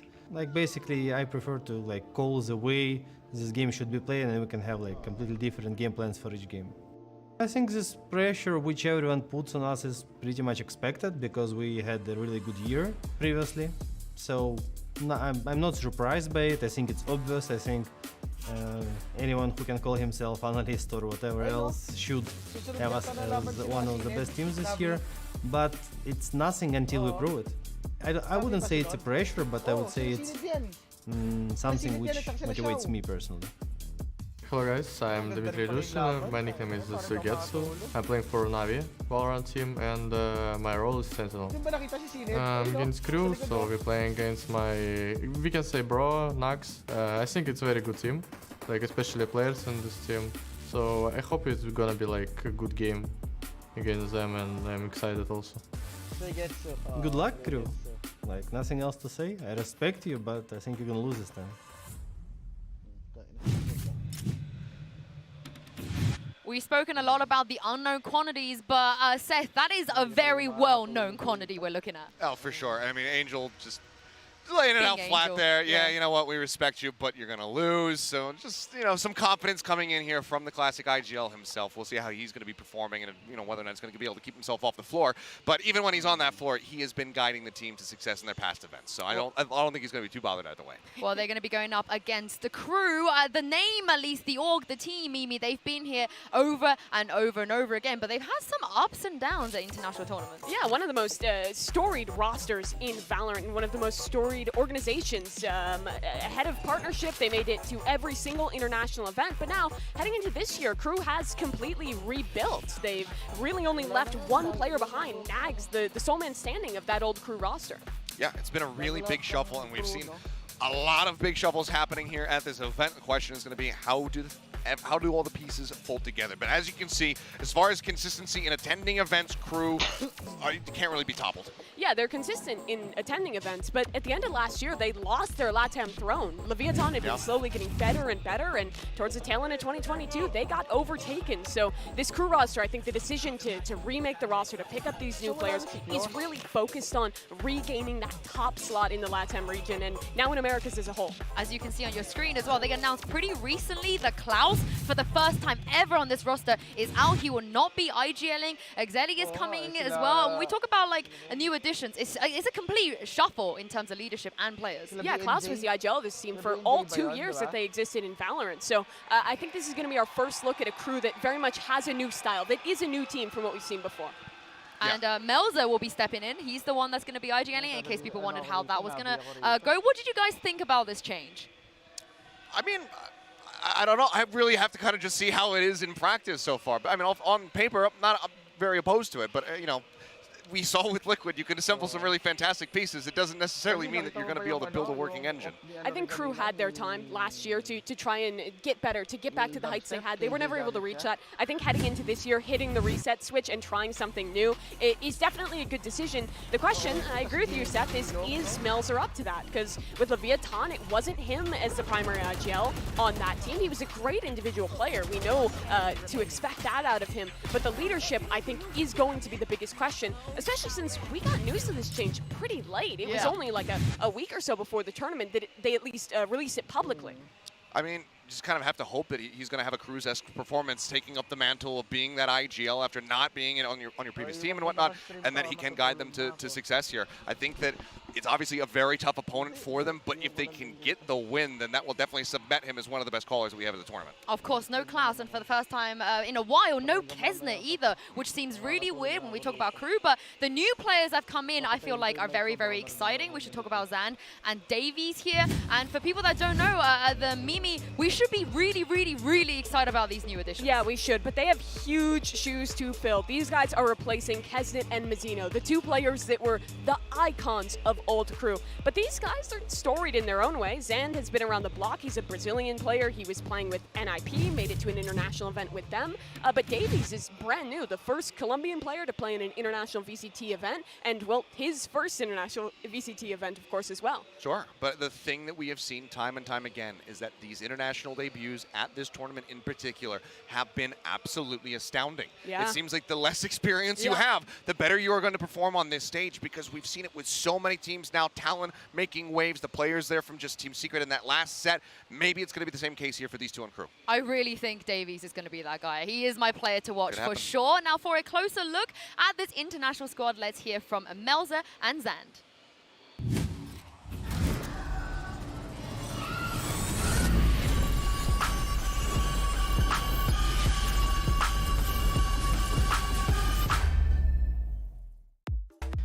Bueno, mi nombre es Marcos, soy más conocido como Melzer y juego en Crew Esports.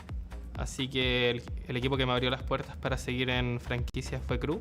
Siempre hemos sido rivales, pero también siempre que estuve en Leviatán admiré a Crew como una gran organización. Así que estoy feliz de estar acá y es un reto de empezar un nuevo equipo y estruturarlo y hacer que funcione. Fala, rapaziada, aqui meu nome é Alexandre, meu nick é Xande, sou jogador da Crew e atualmente estou fazendo flex. Olha, sobre o roster, né, sobre o nosso time, é uma mistura muito grande de culturas, né, de países. São 3, 4 países juntos ali jogando no mesmo time, idiomas diferentes, que ainda bem que eu consigo ser fluente em espanhol, mas tudo, né, dentro do jogo, fora do jogo, é uma mudança bem grande, até porque personalidades mudam, eu sou mais pra frente, tem pessoas que são mais retraídas, não sei. Bueno, mis compañeros de equipo son Chan, que él sería el que más propone dentro del equipo, el divertido, le gusta danzar, estar siempre alegre. Está Naxet, que es la cara seria del equipo, que es nuestro centinela. Está Davis, que también es la parte seria del equipo, muy estructurado y es nuestro centinela y flex. Y último está Axedi en estos momentos, que también es muy alegre, debe ser por la sangre brasileña, que son muy alegres. Isso, a gente treinou bastante contra todos os times da franquia, a gente sabe o nosso potencial, a gente sabe que pode ganhar. E é isso, acho que a confiança vem do trabalho duro, a gente vem treinando muito, a gente teve dias horríveis, não desistimos, tivemos dias bons e não como relaxamos, então sempre focado, sempre mantendo nossa linha de pensamento e trabalhando duro. Siempre en cualquier partido voy a tener confianza, siempre quiero ganar y sea quien sea el enemigo, siempre voy a estar preparado y confiante.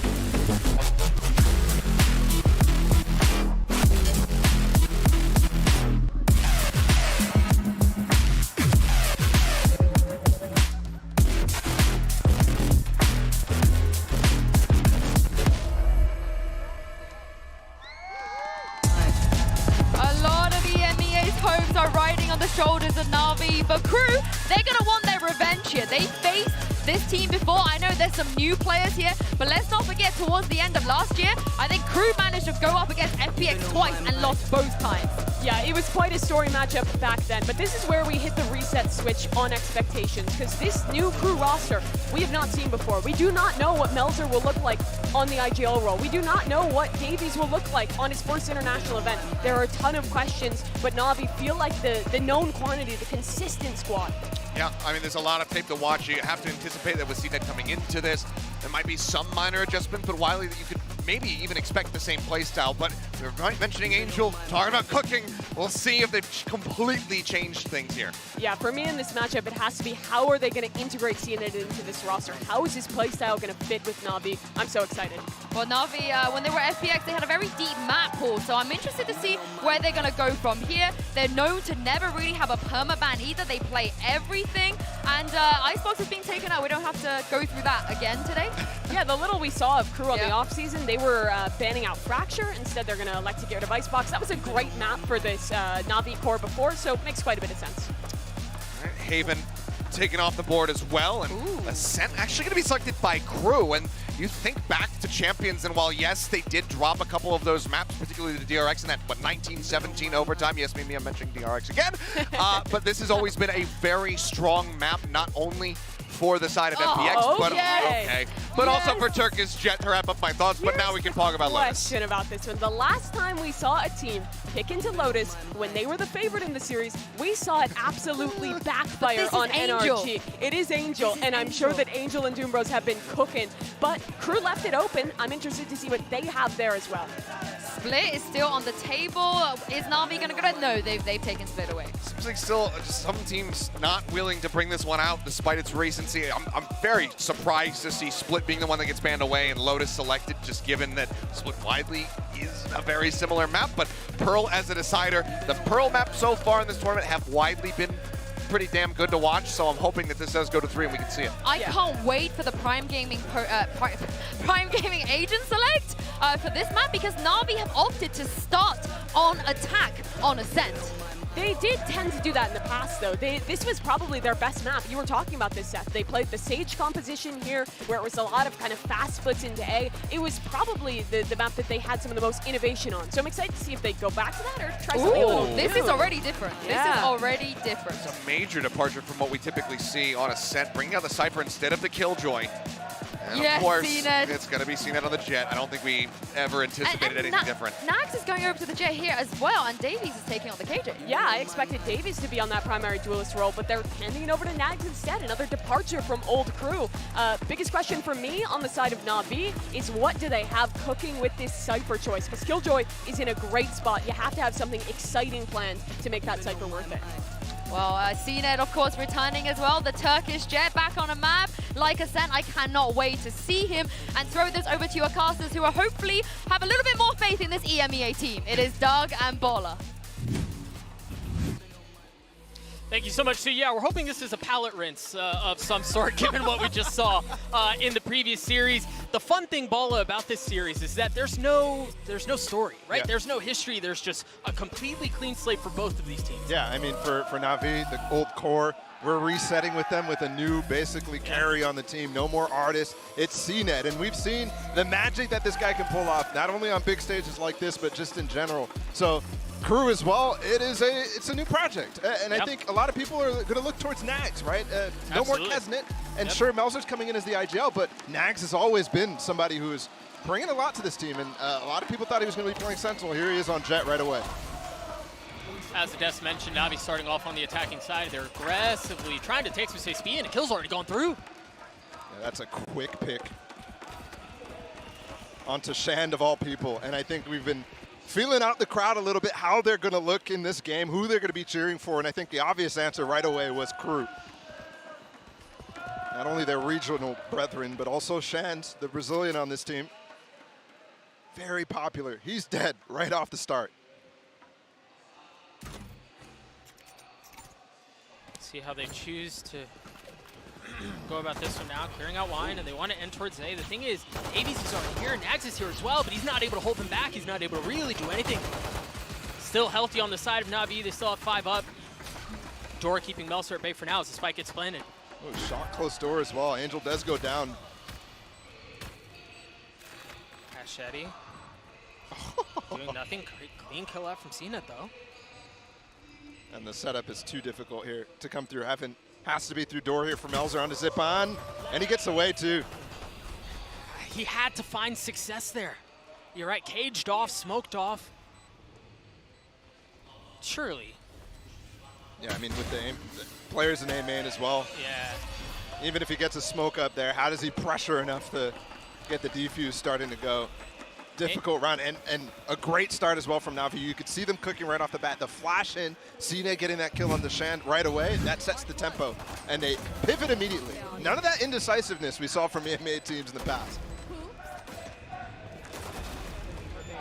see there's no real force on the side of Crew. They're not choosing not to invest, while Na'Vi have a bit more to work with. 3 rifles on their side. Yeah, I'm looking at the Marshall here for Nags, down mid. And he's going to opt not to peek. They're going to call an audible. Maybe to dodge the knife that is being thrown at the beginning of the round, but now that it's towards A. Oh, yeah, they just barely missed the timing. A little ahead of the smoke.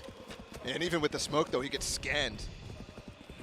Shao throwing that one down. They're going to get him anyways, but could have potentially came away with a kill on top of it.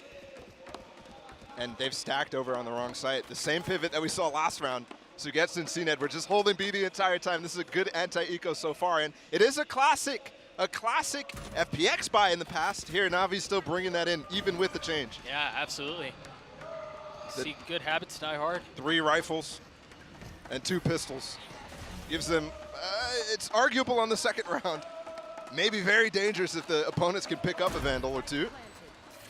But it gives you such good strength leading forward here into their bonus. Well, the nice thing is, I like their setup because you were just mentioning if the opponent's able to pick up a weapon, that gets in trouble, but the way that they're approaching this round right now as far as positioning goes, there's no real risk of that, right? Like they were going to be able to cover each other's bodies if need be. This should be pretty clean out from Na'Vi, all things considered. And all of Crew needs to try to die to the spike. And Navi's all gone as well, so no ult sword required. Solid first 2 rounds here from Na'Vi. It's looking very good. They've been very decisive in their rotations, right? Like they have found weak spaces in that round. Obviously it was a light buy, but B was entirely open. They found all the room they wanted, and you're right, it looks very clean from them for now.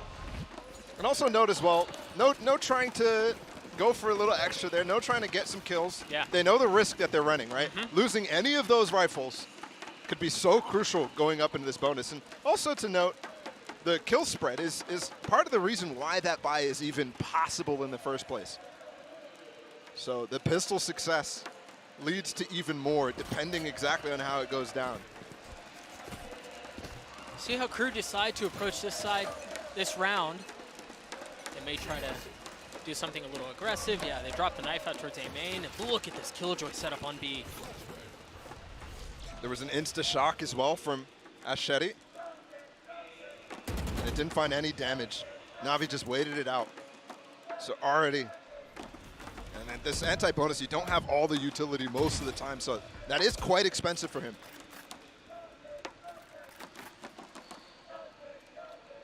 The default doing a really good job receiving that type of utility right off the bat. And they've denied all the info that you could get. The knife and the dart in B main. There the drone 2 barely spots anything. CNED was tucked in the corner. And they're in for trouble here. They're rotating into this site. You have Sugetsu on the lurk. And this execute is going to be tough to stop. This dart from Aschetti will come back up. Narrow miss. CNED finally clears out the turret. The flash in his face. And now the smokes start to come through, but they're going to commit into it. They've prowlered, they've dashed out onto the site, and they've taken all the space. Keep an eye on Sugetsu. Oh, the dart's not broken. Davies still playing backside. They're flashed up to high heaven. Davies is able to get 2 clean ones. CNED trying to get aggressive, and no. Chance stops that in its place. Melser cleans it up. Crew is on the board. And it's loud in the arena. Big success point there for Crew. Shand with the flash. Yes, they got haunted. That delayed a lot for that dart, but all that time, they weren't really sweating. CNED was not able to actually take space given the KJ setup. And that flash. 30 seconds left. And nobody on Na'Vi able to actually break that dart in time. It's just beautiful. A main pressure here right off the rip again. Melzer going to one way. This has been a spot where Zipan has been knifing, but he's not opting to do it this time.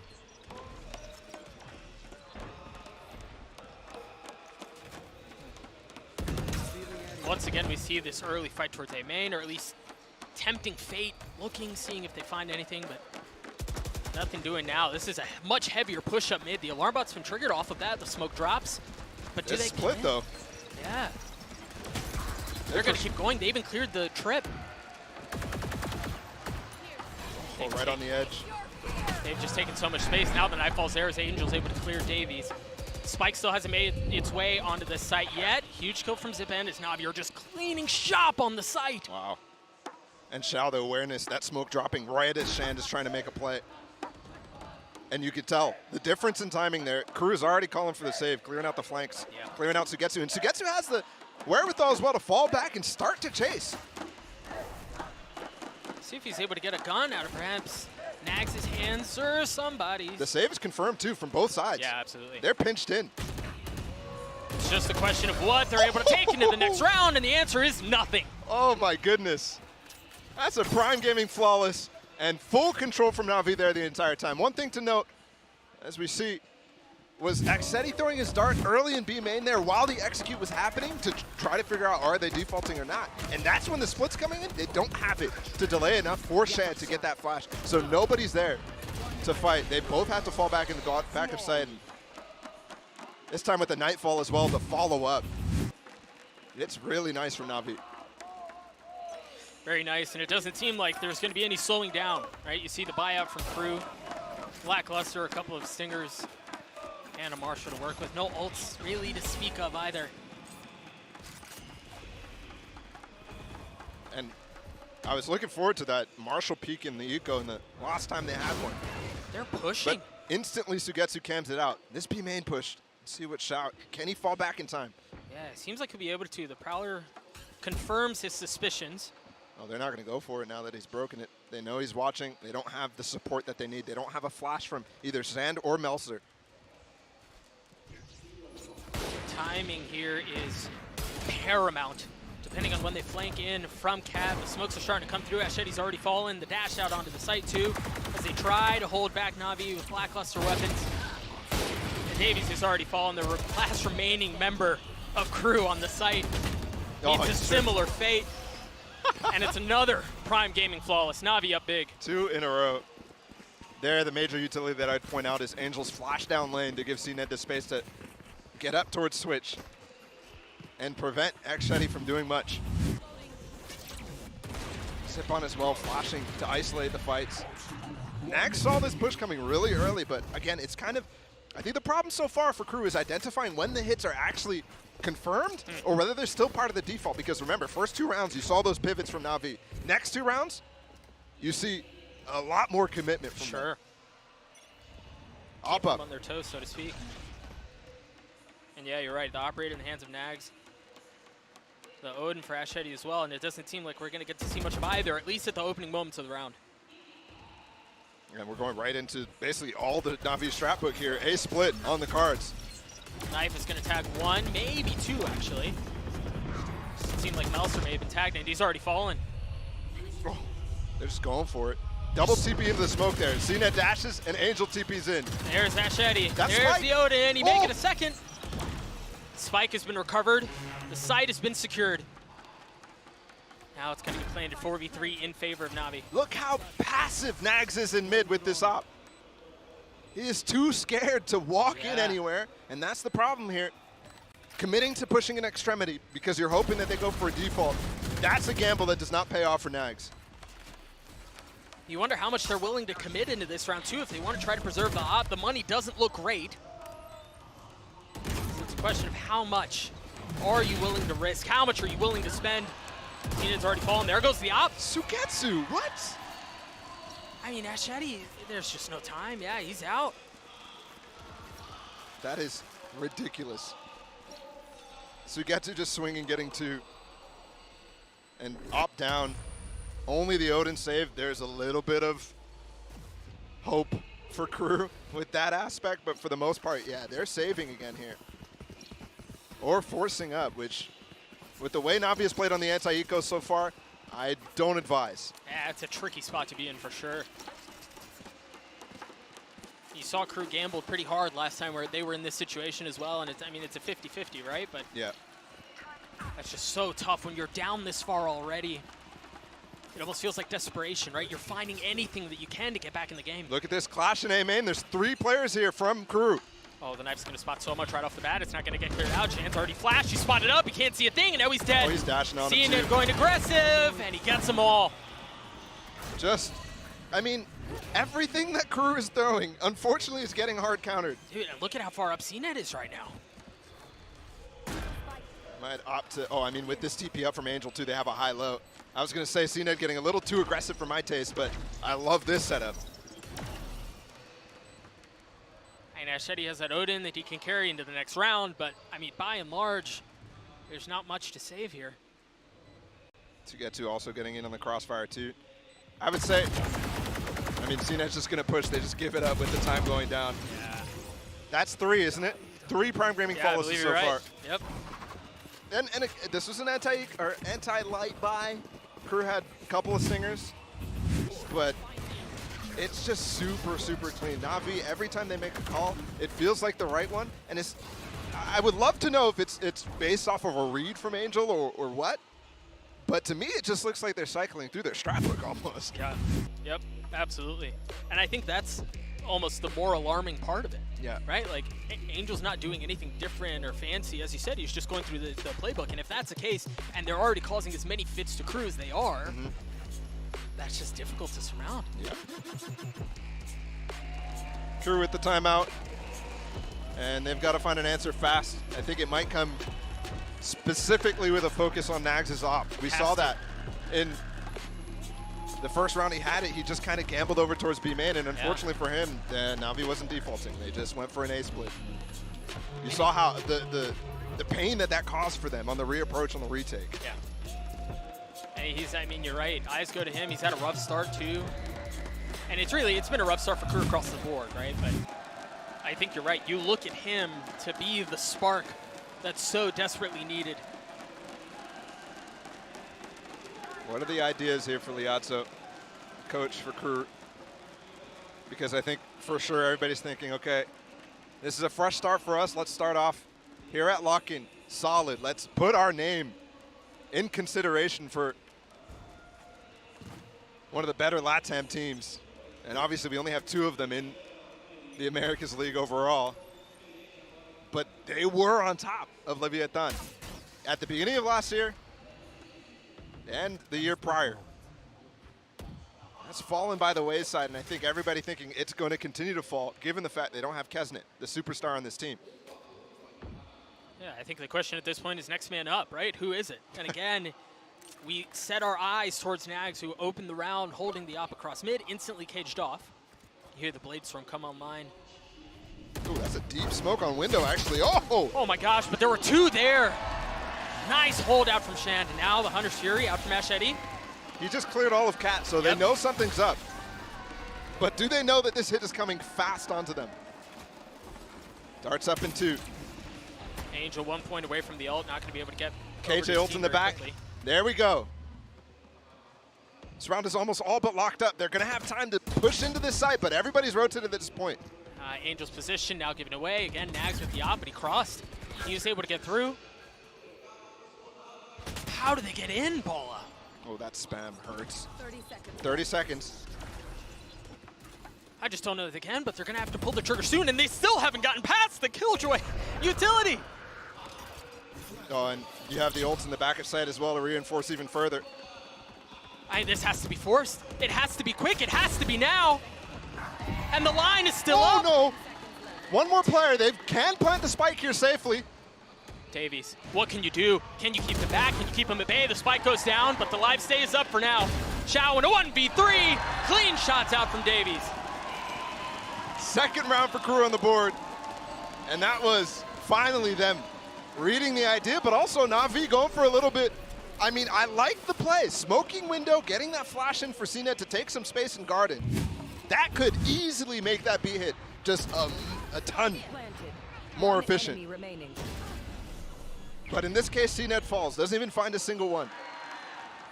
So you look at that and you say, oh, that's overcooked. But that could be a totally different story if they don't have 2 tree players, one who doesn't get flashed, by the way. And the nice thing is, if you're up 6-1, you can afford to gamble like that a little bit, right? Sure. Try to get a little greedy, perhaps take more than you probably should try to take. And I think coming out of the timeout, definitely going for one of those quirky little strats works out. Absolutely. Shan feeling the pressure instantly as he tags 3, paranoia in his face. But that's it for now. The nice thing here for Crew is last time Na'Vi went for that same flash, double flash into A main, they got 2 kills instantly.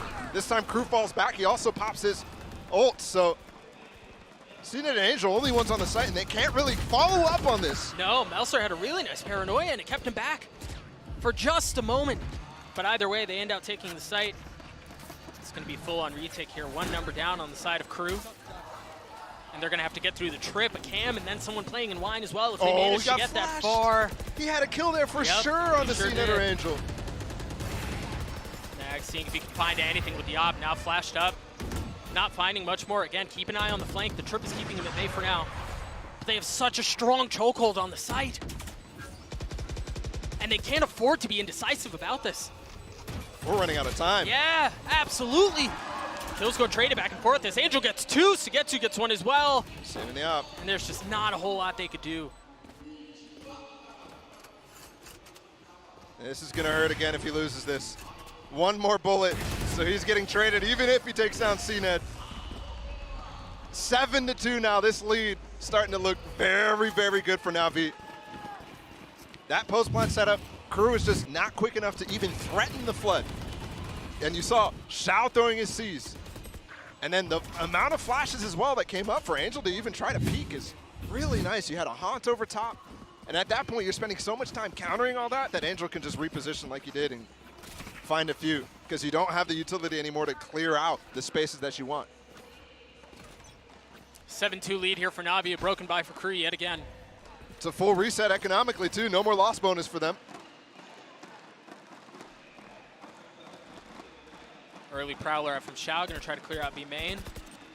So this could work here. They have a lot of space, A main, no one here for Navi to contest. It's all about if they recognize that that aspect is coming, and if they can pinch this mid push, because you have two players in market, they gotta hold on for this push to come in from the flank.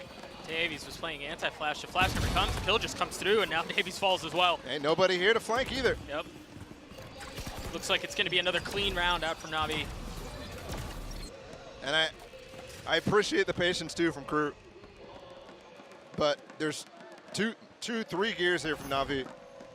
There's the, let's just walk up in one space all. Death ball together as Melzer gets one, but, ooh, movement. Angel is not amused. Waiting for that flash to come through, trying to clean up the last few kills. And that's exactly what they do. Sugetsu, the only casualty in an otherwise clean round out from Navi. Up 8-2 now. This should be a gun round out for Crew, and you kind of wonder, I mean, 8-4 maybe feels respectable, but honestly, Ball, given how well Navi have played this half, even that feels out of reach. Yeah. And with the discipline that they're showing on these attack side, you have to wonder if their defense is just as good, if not better. And I think you just know it's going to be just as good. Zip on with his KO ult here. How do you counter? How do you set up against this? Right now, I'm not seeing anything from Crew on the minimap. No operator in play from the defensive side here either. So we talked about that a good bit. Nags hasn't found success, and he won't get a chance to this time. And nobody's finding initiative. Yeah. Right now, he's actually just updrafted up onto the cinder block shroud on a site. And they're hoping, okay, they don't have a drone that necessarily will catch me as easily. And I've got two players here to break the haunt. So it could definitely find some value. They are leaning in A, the direction of A. Interesting to note here too, Crew, no movement, no reaction off the alarm bot being cleared mid. Yeah. Here's the K ult. Everybody suppressed. Can't dash away. Oh! Clean shot, but seeing it with the trade, surely they're going to be able to res him back up. They have a main control. Well, they had a main control until Sugetsu died just then. Oh, it's just going to be a clean split. Melser still trying to hold the side. Chance able to keep him back as well. Clean shots out from Melser, but Xiao up to work, up to cook as well. CNED cleaning that out, and now a 2v2 here. He's weak, 58 HP, This is no such armor. a fast reflank from CNED too. He's got to go fast, and he does! What a shot out from CNED. 3 on the round, he's still alive. Unbelievable. Now it all falls onto Ashedi. The Odin gives him away, but he manages to land the shot anyway. 32 HP, he lands the shots onto CNED. Oh, the Colombian for Crew saves the round. There goes that boy. Recovering a little bit more. Still 1 round to play in the half. But that's what Crew needs to find some life. They need clutches like that. They've had opportunities, but it just doesn't go their way. Here we go. problem here, that buy is scrappy. Yeah, it is. That buy is real scrappy. We still got that Odin, obviously, 2 Phantoms, a Spectre and a Bulldog, and a number of players with just light armor. They're going to try to go faster. It seems like they're setting up for a paranoia and then taking space in B main. That's exactly what they do. But Ashetti, the hero from the previous round, trying to keep them back. So that looks to me like the pistol round attempt for CNET to try to find a pick on market. But here's the information that you get. The Sova is playing in market. He's normally playing on lane. He's normally darting, shock darting, trying to get a spam. I was really expecting Na'Vi to capitalize and just push in off of that. And also noting the KJ's on the different site. They're playing full retake on A. They're going to go back to B after hearing the drone expire out from Ashetti. You wonder, given how much time is left, you have to suspect that there may be something here. Still got the dart, so when does he use it? Does he use it now, or does he use it for the execute? Oh, he's going to have to use it now, I imagine. There it is. Oh, he's up in here. Oh, Angel. They're pushing him. They're pushing him. Oh, my gosh, I was so close to his head. Second time around, doesn't matter. What is he doing? He continues to push into market. Finally away. The thing is, they're healthy. Crew are. They have the lockdown as well for retake. Yeah. Where is he going to use it? This is the last round, Dave. He's got to find a space to use it. So again, the thing is, Sugetsu's the only one really playing off site. If they can control that exit point, forget it. Zipan's just going to do it all. Just walks up lane, and that smoke even gives him space to fall off. And 3v1 for Davies. The ult never came. They had the tools, and they just weren't able to execute it. A 9-3 lead for Na'Vi at half. Perhaps a 3-9 blessing, though? Maybe? We'll see. We're going to toss it down to the desk, see what they think.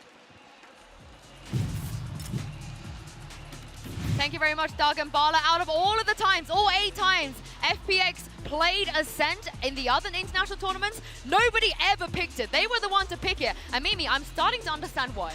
Yeah, Na'Vi, it's a new team, but they still have the same strengths that the core did on this map. I wanted to talk about some of the site executes that this team is pulling out, because it's very similar to what they used to do in their old iterations. You see here initially they killed the player in main, but in previous iterations they would play the Sage on this map, and when they did these A splits, it would always be putting that walling tree and splitting through to avoid the spam and getting into site easily. But here they actually use the dive of both the Omen and the Jet to get past that smoke and be able to split in just as quickly with their team, despite the fact that they don't have the wall. I love seeing these adaptations to allow CNET to thrive on his preferred agent. And yeah, he's been thriving indeed. 246 ACS so far. It's got a couple deaths, but obviously you're playing that entry, so it's bound to happen. But some of these flicks that he's hitting, that push up onto A, having the quick tap, the dash out, this is CNET back in his prime form right now on the Jet. Yeah, now as we look ahead towards the second half, I want to see a little bit more proactivity from Crew, because they started off in this map, I feel like, being so incredibly passive. I felt like we never saw them going for early plays to shut down Navi's ideas. Yeah, I mean, Bala was calling it out, just kind of the apprehensive play coming out from Nags. He currently finds himself 1-9 right now. He needs to up that aggression. It feels like right now you need to be able to fight fire with fire if you want to come away with this win on your map pick.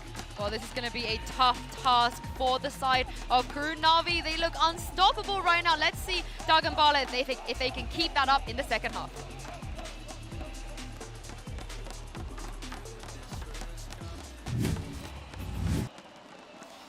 Thank you so much, Sue. Yeah, that seems to. Thank you so much, Sue. Yeah, that seems to be the case. A 9-3 lead out from Na'Vi. Angels had the number on Crew really from beginning to end, and now they're on defense ball. I think one of the interesting things too is we talked a lot about whether or not having the Sova would be or the lack of Sova on the side of Na'Vi would be a problem to the counter of the lockdown, but that didn't show its head at all in the first half. Yeah, there just wasn't opportunities to really go for retake, and honestly, there wasn't that many ults from Crew as well. Yeah. With the stomp as it is, so. Fast B here, the flash, maybe it's the same type of thing where they can try to find a pick, or maybe it's a full commit. But we've got 3 players on the site here for Na'Vi, and nobody actually getting flash from that either. CNET has the opportunity to rotate. Oh, now the spam's in through the smoke, but you got to commit, you get onto the site. As Nags, again, who struggled in the first half, looks to change the tide. A couple of shots going a bit Aaron, a bit wide. Shan's weak, worse for wear, but Shao's the one who falls.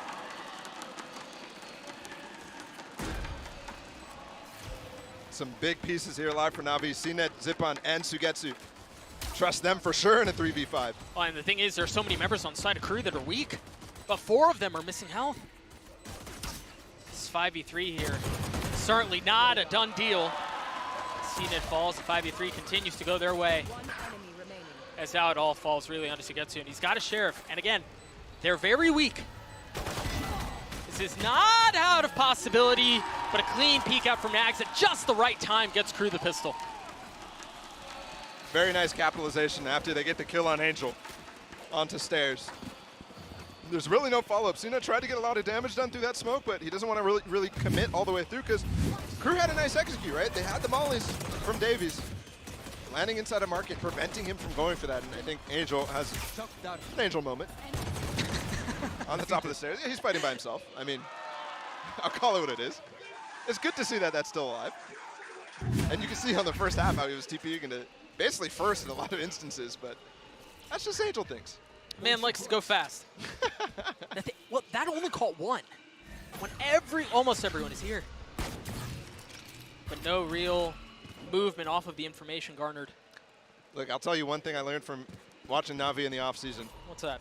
Is even though they're still working in a new piece in CNED, right away these guys look so dangerous on these Shiko rounds, on the rounds where they just have Sheriffs. Yeah.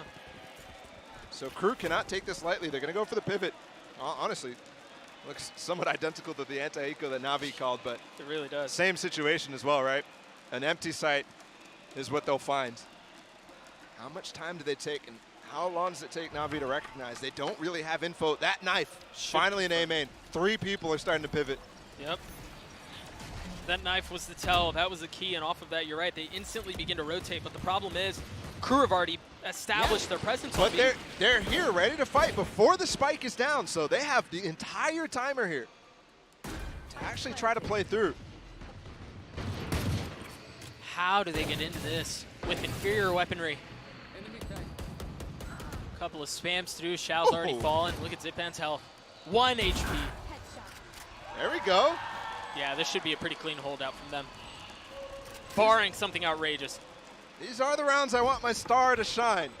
And is Nags going to be that star? No. I mean, it's still those first 2 kills. I want them to get, I mean, especially when he had the half that he did on that first one, where he didn't find any value with, honestly, anything. How many does Angel find here? 1. 2? 2's all he gets. Dangerous. Uh-huh.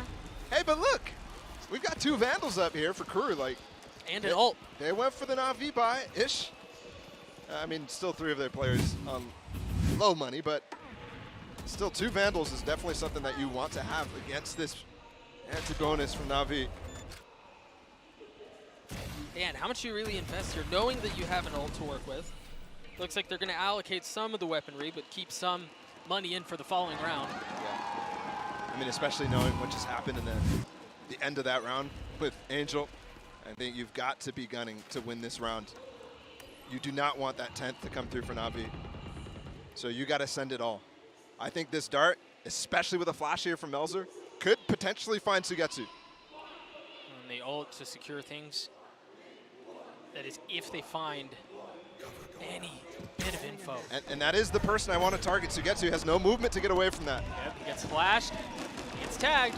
Gets away from it, though. Yeah. Reattempt there from Shan. He's able to get the kill on Sugetsu. The flash in his face, and Cena does not care. What? He gets away. Now Shao, a little bit back and forth. Ping pong saves him for now. And you see the mixed buy out from Crew just not finding much success. Look at CNET go. Just too clean. Only one person falls to Sugetsu, the main target of all of that aggression. I have to criticize a little bit of the approach here. Going for this A split from Cat, but pushing up into tree really deep while your players are still coming out of A main. You're not really giving yourself that extra layer to fight through window with enough people. And Na'Vi, I mean, to their credit as well, repositioned very well to have CNET, to have Shao up in the mix. Light armor and 4 rifles on the side of Na'Vi. CNET's going to have blades to work with. And this is a full buyout here for Crew. They still have that Hunter's Fury for Ash Eddy. And you hear the blades popped instantly. Prowler going to clear out B main. Nothing found. There's the knife. Mid default CNET. Oh! Great shot out from Nag, spamming through the smoke, getting the kill onto CNET, and removing the star for Na'Vi. It's a real dynamic factor. Just playing the Jet, you're able to do things on the fly so much better than with the rest of the agents alive here for Na'Vi. Must-win round for Crew if they want any chance of coming back here. It's just a slow round out from Crew as well. Perhaps feeling the pressure of, you're right, this does certainly feel like a must-win round. They're going to smoke out mid, but there's really no one there to see. As you see the execute start to come through. The flash out, the knife. Dark clears sight, but not Dark where Angel is. Oh, what a menace. He's got a flash to work with as well. He's going to have all sorts of targets right in front of him, and he finds two. Not able to land the third, but the spike goes down anyway. And now Zipan shows up. Stay alive. Just dancing back and forth. The guy is so good, man. Just unreal. And that's a big sigh out of Melzer there. The new IGL for Crew. There's just nothing you can do when Zipan is just wide swinging with Sugetsu really late behind him. But I have to say it as well. I think the performance from Zipan at Champions has firmly put him in the position of very underrated player coming into this year. He had one of the highest ratings of anybody. And things like this are why. And he's just gotten better in the offseason, it feels like. Yeah, absolutely. I don't know what it is if it's more confidence or what. But he's firing on all cylinders. Be it confidence, be it comfort, whatever it is, it's working. 16, 7, and 12 for the initiator. On the side of Na'Vi and Crew ball, they just have lost. You're right, Melzer hasn't found much success on the calling side of things, and while the fans are fully in support of Shand, it doesn't feel like enough. I wouldn't call them, I wouldn't go as far as to say they look lost. I think the idea so far is still pretty good. I mean, the only thing I'll criticize on this attack so far is that window push when you're going for the A split. But other than that, I mean, I don't think their calls are bad. I think Melzer is calling a decent game. I feel like on defense he got really unlucky in a lot of senses. But on this attack, it's not like I have anything to criticize where it's like, oh, they keep doing the same thing, or oh, like, this guy's doing this. You can't counter him that way. There's none of that. I think more so, yes, loss for answers. But some of these hits should work. It's just a matter of Na'Vi setting up perfectly to counter. Operator in the hands of CNET this round. It looks like he's going to be playing mid. And look, if he's on with his op, you can call this. You can start to call the series over because this guy is a monster. Early Prowler and Nax going in anyway. Dashes through the cage. He's able to find one. Doesn't realize where he is. Oh my gosh. Ah! There's so many players right in front of him. He's able to take care of CNET. The op now picked up in his hands and instantly dropped right back down. But they're going to have a free A site here. Angel's on top of heaven. And he can't find only one. Stood there fighting three what happened at the in this same round? time. I mean, everything has just gone to pure chaos, and it's Zipan in the same position as last round. He's ulting him. For it. There's the Hunter's Fury, and it's actually Shand who's able to clear up the kill with the Stinger, no less. Still flooding. Remember, this is a lighter pie from them. 2 shares left. Collective 21 HP between the two members that are there, and so gets to a clean spray. Wow. Hey, I mean, Hail Mary out the timeout. Let's go for it. Dive into that smoke. Hey, they picked the perfect round for it, right? That's the first time you think, okay, that call actually went into your favor in terms of the luck aspect of it. Finds CNET for the first time on the op all game, and it's chaos. And they use that chaos to get on the A site, but again, Na'Vi is just so quick to it. Na'Vi is so quick with the idea of committing there, right? Angel's there, and then Sugetsu and Shao, again, the same idea, just keep flooding, keep pressuring. Try to catch them while they're trying to plant the spike. Another heavy investment, the op in the hands of CNET again. This time Davies has that lockdown. Again, we talked about the fact that there's no real counter to it. And unfortunately, it went without use in the first half, but perhaps we see something different here. Yeah. And there's really no tools at all. Just a KO nade, you can't even take it down. There's the lockdown that we just mentioned. So the idea here for Na'Vi is you either have to fight to break the lockdown or you have to wait it out. Yeah. And look at this. Already, CNET going on the flank. Angel uses ult to get around. You're right, CNET on that flank as he gets it playing down in dark. Chao's able to get a couple of kills as well, and it seems like they've been able to hold the line with only losing one. Na'Vi, very clean map one, very clean ascent. An absolute statement right off rip, and that was Crew's map choice. We're going to Lotus next. That's Na'Vi's. And if they look anywhere near as clean, we got problems here, Crew. We got problems. I mean, massive problems. I just don't know really how they adjust, and perhaps Lotus is just a map that's a bit more comfortable for them, but the fact that Angel seem to be calling such a good map, the three-site nature of the map really tends to lean towards him as well. You're right, there may be problems here. And I have to remind you of the brutality of this format. Single elim, Crew, you've got one more chance to tie this up. We'll see if they're able to close it out. We'll be right back.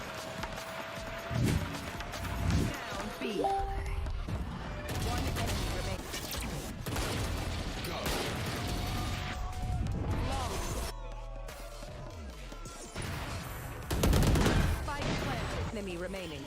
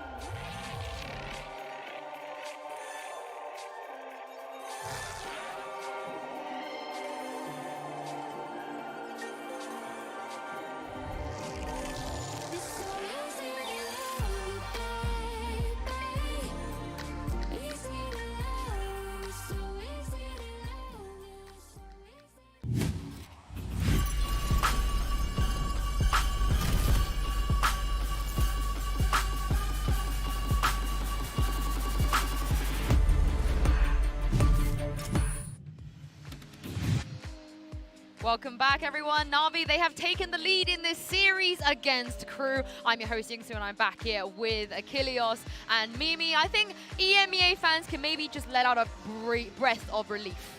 There's finally something to cheer for! Yep, all good. All good, all good.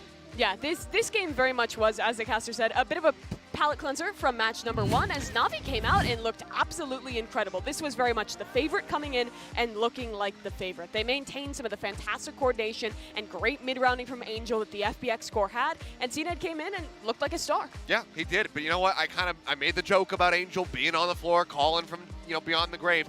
He popped off in this game. Ends up coming out with the top ACS, and it was just such a powerful performance from him. So used to seeing him taking that back roll rather than being the one leading the charge. But there's so many times that he was just pushing his way into a site on a retake or on the attack and just coming up with multiple kills. It was a great thing to see from him. It's really classic Angel stuff, but it felt a lot more deep than some of the previous kind of like crazy pushes he's had as an individual, right? Oh, With this Omen, it was a lot of double dive stuff where him and CNED are taking space together. Additionally, a lot of really good paranoias to set up his squad. I thought the team just looked on point. It was a great game from Na'Vi. I mean, I think this is the kind of contrast with some of the other teams we saw, particularly EMEA, where we can tell a roster needs time. They're maybe not ready yet for this stage, but Na'Vi, they're not one of them because obviously they only had to make that one swap. Yeah, that is all that they had to change up here. But a team that I think is going to need to improve in a very quick amount of time is Crew, because they really struggled in this matchup. First half, were playing really passive, didn't have any answers to what Na'Vi was throwing, and the second half as well, it felt like they were never finding a gap in Navi's defense, and their side executes just didn't quite have the coordination to overcome either. Yeah, it's just not what you want to see from Nags when you have that Jet, when you're playing on a map like Ascent. You want to see that powerful performance like we were getting out of CNED, but it was just way too passive. And oftentimes, I think Paulo said it, and I think he put it quite well, it just looked like Crew were lost in these rounds. They couldn't figure out where Na'Vi was going to be rotating from. They couldn't figure out where they were going to be situated on sites. They just consistently got picked off one after the other. Yeah, I mean, it wasn't a great start for Crew there. I will say that for Na'Vi, they managed to convert 50% of their 4v5. So even when they lost that first guy, they were still okay for the most of that time in that map, which I thought was very, very impressive. Yeah, it was a really great recovery from them, even when they did have those initial rough moments. But I don't think there were many of them because their spacing was just really excellent on the attacking side. And on the defense as well, they had quite a few rounds where I saw some good value out of Sugetsu on this Cypher. I think having that utility and being able to switch it around so often, it's way more flexible than Killjoy. And I think for a player like Angel, that definitely helps his calling when they get on that defensive side. Yeah, it was just fantastically done, clinical from the side of Na'Vi. And like you said, maybe Crew need to improve very, very rapidly because right now it's not looking good. Because again, this was their map selection. Now we're getting ready to go into Lotus. And you know Angel's been cooking something up for this. Yeah, I do want to sell some Crew hope a little bit here. We've seen in the past where teams haven't had quite the right answer to Lotus. We saw that with NRG. And I think this could be a 50-50 in which team had the better prep in the offseason. I didn't really see it with Crew on that Ascent, but I'm hopeful that they'll have a little bit more to show on map number 2. Before we get into that, let's check in for the Aim Lab shoot-around. Of course, it is CNED from Na'Vi. We spoke a little bit about how he is going to fit into this roster, replacing Artist. Mimi, what did you think of how they implemented him? Yeah, official CNED check-in right here. Felt pretty good. They had what made them good back last year, and they also changed some of the roles around, let him play on his comfort role of Jet, and I thought did a fantastic job across the board enabling him, especially for Angel and Zipan. Those three on the attacking side, as kind of the tip of the spear on the entry, was really, really good. Yeah, it's just such a dangerous team. We weren't sure, how is he going to be stepping into, the likes of Artis' shoes. So far, pretty damn good. I'm expecting to see a bit more depth from him. Jet not been the most prevalent in the few times that we have seen Lotus come up. So I'm curious to see if he sticks with that, or maybe if we see him go over to something like a Sage, because we have seen a decent amount of that as well. Yeah, and I think that's exactly like the point to go for here, because what made the Artis good on this team, what made him great, wasn't just that he was a good Jet player. It was that he was a fantastically flexible player that fit into Angel's system on every single map they played, and we still only have a very small sample size with CNED. Oh, look at him. I think he's happy with that score. But what I will say is CNED himself have spoken out about a couple of times now that the reason that the Ascend roster kind of fell apart is they just couldn't adapt to the meta. And he did not like the Chamber meta. I think we could all tell, even though he didn't do badly on it, he just way preferred the fact that Jet is back in. Now, I do wonder if they just kind of put him on the jet. Let him get comfortable first before they kind of force him to get more flexible. I mean, maybe, but that is also something that could be concerning and that needs to be trained out of him, because you need to be able, if you want to be one of the greats, if you want to be able to take over your region, you need to be able to adjust to those metas rather than be like, I don't like the chamber. I don't want to do this anymore. I want to play jet. You need to be able to make those adjustments as the meta changes. Yeah, absolutely. And I think for Angel as well, he's a guy, he's always been very vocal about the fact that he needs his players to be flexible, to be able to play a variety of different agents. And obviously it's going to be an adaptation, not just for CNED, but for him as well, to get used to someone who does have probably some different roles that they're comfortable with than Artis. Well, let's talk about Lotus. You guys kind of briefly mentioned it already. We haven't seen either of these teams play yet. I'm very excited to see what Angel's going to do. Yeah, I mean, we've seen some nutty stuff on Lotus so far. PRX was trying a hell of a lot. That wall boost that they had to get that catch on the Neon right off the rip, just coming straight out of A, was fantastic. But unfortunately, that was kind of the highlight of the map for them. So I'm excited to see if there's going to be any more wacky stuff that has been prepared by either side. As you said, Mimi, Crew, they need to show that they have also equally prepped for this map. We've seen a couple answers to this map. I think 3 teams that we saw here, FPX, Carmen Core, and NRG, all went for that no duelist, double controller, double flash composition.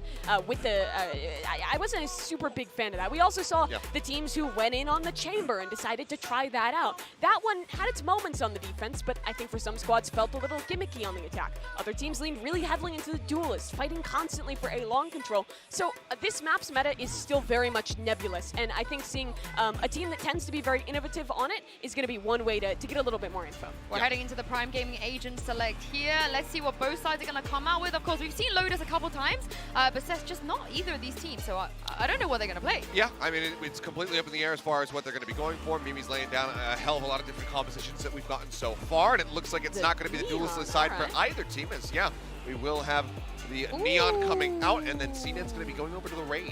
I like this double dive composition for Crew. This is kind of a la Paper X when they ran this on Fracture. I think you can get a lot of value on defense with Gambits and also with the fast sight hits. We saw a comp like this work quite well for C9. Also, CNED on Raze. That's going to be cool. I mean, he hasn't played Raze since February 2021, so I don't know how he's going to do here, but let's jump into this second map with your casters, Doug and Baller. Thank you so much, Sue Ball. I'm so freaking excited to cast Lotus. I've been waiting for this day. The compositions are spicy, but you have to find success if you're Crew on this attacking half. You've got to get out of the gates the right way. Yeah, and hey, they come in with a comp that I think is going to be very powerful at doing just that, right? Finding some space in the attack. I'm looking at that C site. You could already see some teams like Paper X, like Cloud9 even, really focusing on trying to dive into that site. But there's plenty of options as well. You can get past the early utility on A as well that's thrown by the defense. And honestly, you have a little bit less from Na'Vi in that regard. You don't have a breach. You have the Fade Raze combo, but how often are you going to be sending that in? Let's see. A little bit of an aggressive peek from C as they're fully sending on to B. No hesitation, no doubts about it. What they didn't account for was the Killjoy utility, though. And that's going to cause problems for now as Angel just continues right where he left off. Oh, no. The pivot is fast, yes, but you've already got them chasing through the C's. Almost keeps him from going through the door. And it has to be pushed through spawn. Yeah. Can Ashetti find it? CNED wise to it, waiting. Cleans up the kill. 1v3 left for Nags, and yeah, he's gonna get the spike down, get a little bit of extra cash. But how do you deal with the 2 members pushing you, Waterfall? You don't. That's a great nade. I mean, I'm gonna see tons of value out of that as CNED continues to hold on to that. Just clearing the site, and especially when you're trying to go for these safe plants, you have no safe space to stay. You have to do what he just did, jump out of Waterfall. That's a great way to end the rounds there. This round was chaotic, right? You try to go for that plant, and I think it's a good idea just to get it up with that wall. Nobody's playing on that left side where that box is. So Crew with a good idea on this pistol, but the reaction and the fight up C, top C where the mound is, definitely hurts. And I also think that possibly the idea was to pivot towards C the entire time, given the fact that they were even coming around from mound. This time, no antics across the middle of the map, even though utility will be there, as it was in the previous round. They want to go towards C, and remember, there was space taken here at the beginning of the round. Look at how far up Shand is already. I mean, look at the control just with the breach stun. Angel and Zipon can't find any quarter close. Smoked right off. The initial attempt doesn't find success. Perhaps the second time's a charm. I mean, this time there's 2 mollies too, so who knows? Maybe Sugetsu too slow to pop. Just farming these orbs. Shady now 4 away from having the Rolling Thunder online. And note how far up CNET is here. He has a Guardian. And it is a Na'Vi buy here. The 3 rifles, Bulldog and Guardians here. So not as impactful as that one on Ascent, but still going for a little bit of a risk. Right, similar idea nonetheless, right? Oh, surely. Oh, he gets through. Right. But it's just him. Yeah, this time they don't bring the spike because he can full commit. Oh, and the spike goes down anyway. The that pistol's nade out. Again. It's so good. And CNET finally shows up. Shan absolutely decapitates Angel then. Oh. But clean out from Na'Vi. Just trying to push through Waterfall at that point. They're in their own smoke. They're out of range of spike plant. And they're potentially getting pinched from behind, given that the other player who's in the smoke is, I think, Nags, just stuck inside of B main. They're sending it on that site. And yeah, they are. That idea, sure, I kind of like it, but B is probably the most avoided site for attack sides in general so far at this event. It's just so difficult to get through and difficult to hold, even if you do take it. Have to give credit as well so far to CNET. His nades have been really good. Yep. I know Yinsu pointed out on the desk he hasn't played since 2021. Interesting fact about that, it was against FPX. Oddly enough, yeah. The team now he has joined under the banner of Na'Vi, so. See how they do this here, how they decide to clear out C. They don't have that nade they mentioned before, as Davies is still towards mid, but it seems like that's where they're going to end up. They're so aggressive here. This is way too far. You're absolutely right. It's so aggressive.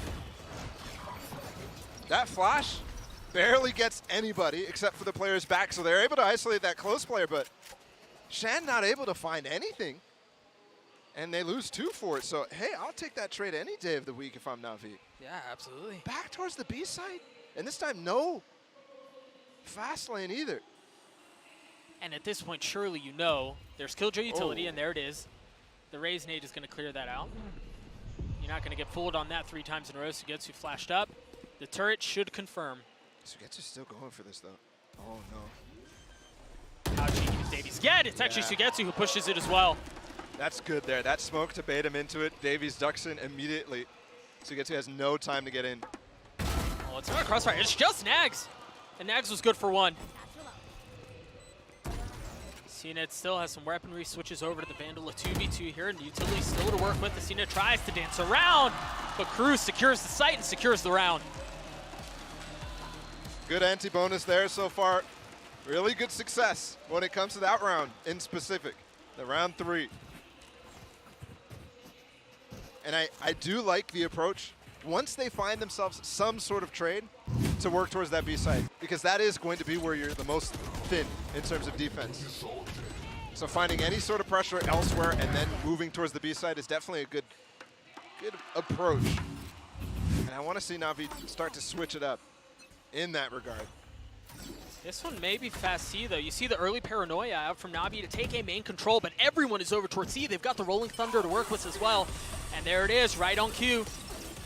That Molly did so much. They're not in sight yet. The TP just came through from Elzer, so they're going to be able to get the spike plant. The breach utility is just so suffocating. And they've got a turret to control the flank. And KJ ult, most importantly here, nothing to deny this. And there it is. So it's all on the CNET on the flank, and there's 4 players potentially here at Mound. I mean, truly, they know. The flash, the swing out, yeah, CNET's dead. That's a save. I'm calling a save here from Na'Vi. Zipan is literally stuck. Can he get out? I think the question is how much more can he take with him at this point? He was able to get a kill, and yeah, he does escape. Found the narrowest of margins to stay alive to avoid the lockdown and still get his. Ranked play works out. There you go, Crew tying it up. Stringing together a couple, not something they were able to do on Ascent.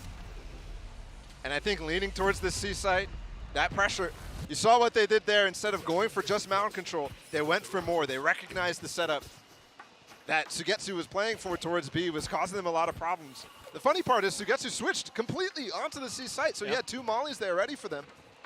But you can just bypass them with this Neon and with this Omen TP. And honestly, once Davey starts to satchel in too, you're having a mighty hard time actually holding without pushing into Mound. Yeah, you have problems when they're both flying at you like that. Look at the buy here, Doug. Only the saved weapons invested into this. Everybody else just light armor and a pistol. It's interesting how we see this round play out, too. This is the first time we see Crew test the waters towards A. And they get through and they pick the perfect time. Remember I was talking about gambles on Ascent. Yeah. This time it looks like it's working out. You can't spam that with a Spectre. There's the ult, the flash. It's not going to find anyone. No one on the other side of that door, but perhaps the second satchel gives you the confirmation that you're looking for. No! Oh my gosh, What? that's all right. They saved the day. Never happened. We Angel's didn't behind. see it. Angel's behind. Oh my goodness. They're the so CP! weak. Angel with 2, the third right before him, but no. It's now 1v2, and Shan saves the round. That could have been disastrous. Oh my goodness. I'm wondering what obscured Angel's TP in there. We heard it. How the heck did he get there? I wonder, was there a C, something like that? Or just chaos? I mean, there was chaos, let's be honest here. On the site with Davies' ult there, that rocket. Choosing the wrong spot, but talking about gambles, I didn't get to finish my point. Normally you have CNET and Xiao combining here to find some control on A. But that round, they didn't have it. And that's the first round that they actually pushed through A. Let's see. Now there's going to be a clash, and we'll see if the speed from Shand is enough to get through. He's flashed up. Yeah, he had no chance. He was flashed. He was knifed. And there was just too much presence here. But CNN with the ult does find one. How did Davies Kills get traded back and forth. 3v2 here as the dust settles in favor of Na'Vi. The anchor versus the lurk here on the C site, too. There's a turret that Sugetsu can peek off of. Axe gets a kill here. This is enormous. No. Huge damage. Huge damage, but the rotations start to lean towards B. Xiao, the only one, kind of hanging back A. I really like that Molly as well from Sugetsu. Actually gives him space. If he's not all the way on the back of that wall, Nags, he has the space to slide into sight. They smoked off the turret, and the knife didn't tag anything mid. But again, you still see how disciplined Na'Vi are. Yeah. Completely like holding the line, spreading themselves thin. Well, they have the tools to do that. Yep. If the trade went a little bit better on A. And now the jig is up.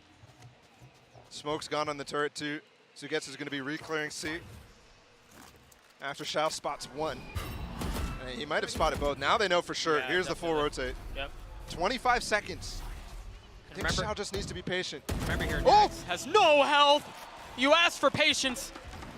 And well, there was none.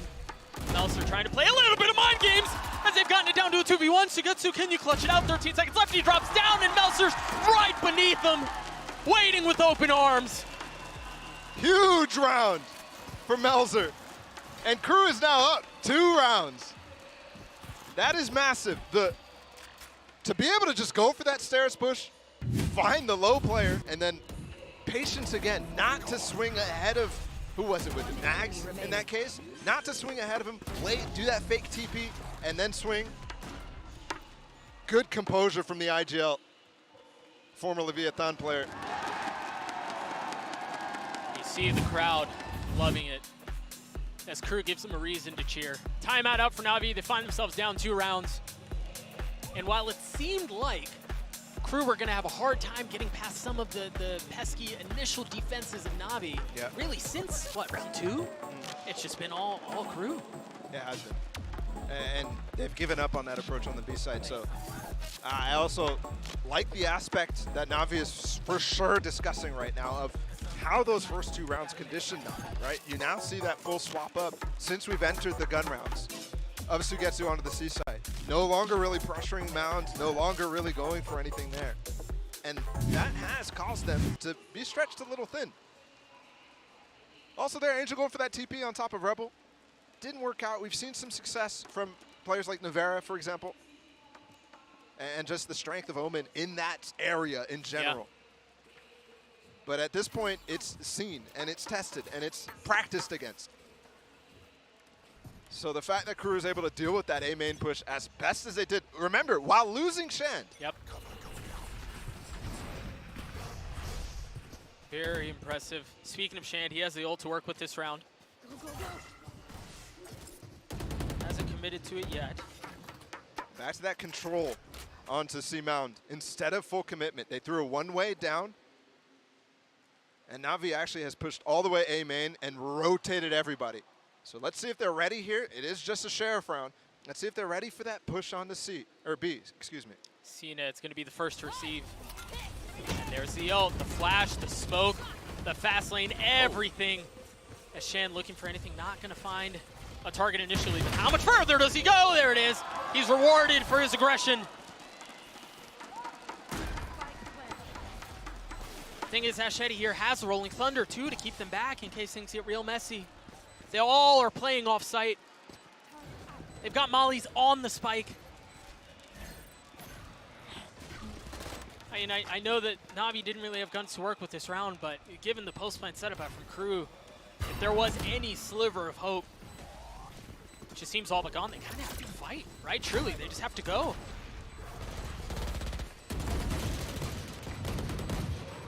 Oh my gosh. No. This could be bad. They've gotten 2.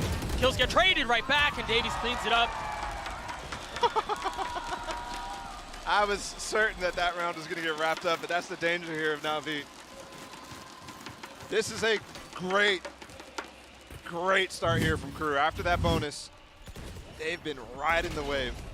Yeah, and I think even important too to note, Ashedi keeping his Rolling Thunder, not having to invest it in a lighter round so he can use it in a gun round such as this, post plants, whatever it may be. Very interesting. Remember when last time we saw him have that, it was combined with the lockdown to take C, and now there's no lockdown this time around, but they are leaning that way. Yeah. Zip-on with the KO. Could counter. Angel's going to actually TP all the way in the corner. They're fighting. Oh my gosh, are they ever? But the kills get traded right back. Cianid with the op doesn't even get a chance to fire it. Clean shots up from Jen. And there's nobody here from Na'Vi, not even close. TP's going to come in here shortly from Melzer. They'll plant the spike. He can even get off if he wants. Note here how close Xiao and Sugetsu both are to having their ultimates online. One kill could be all the difference.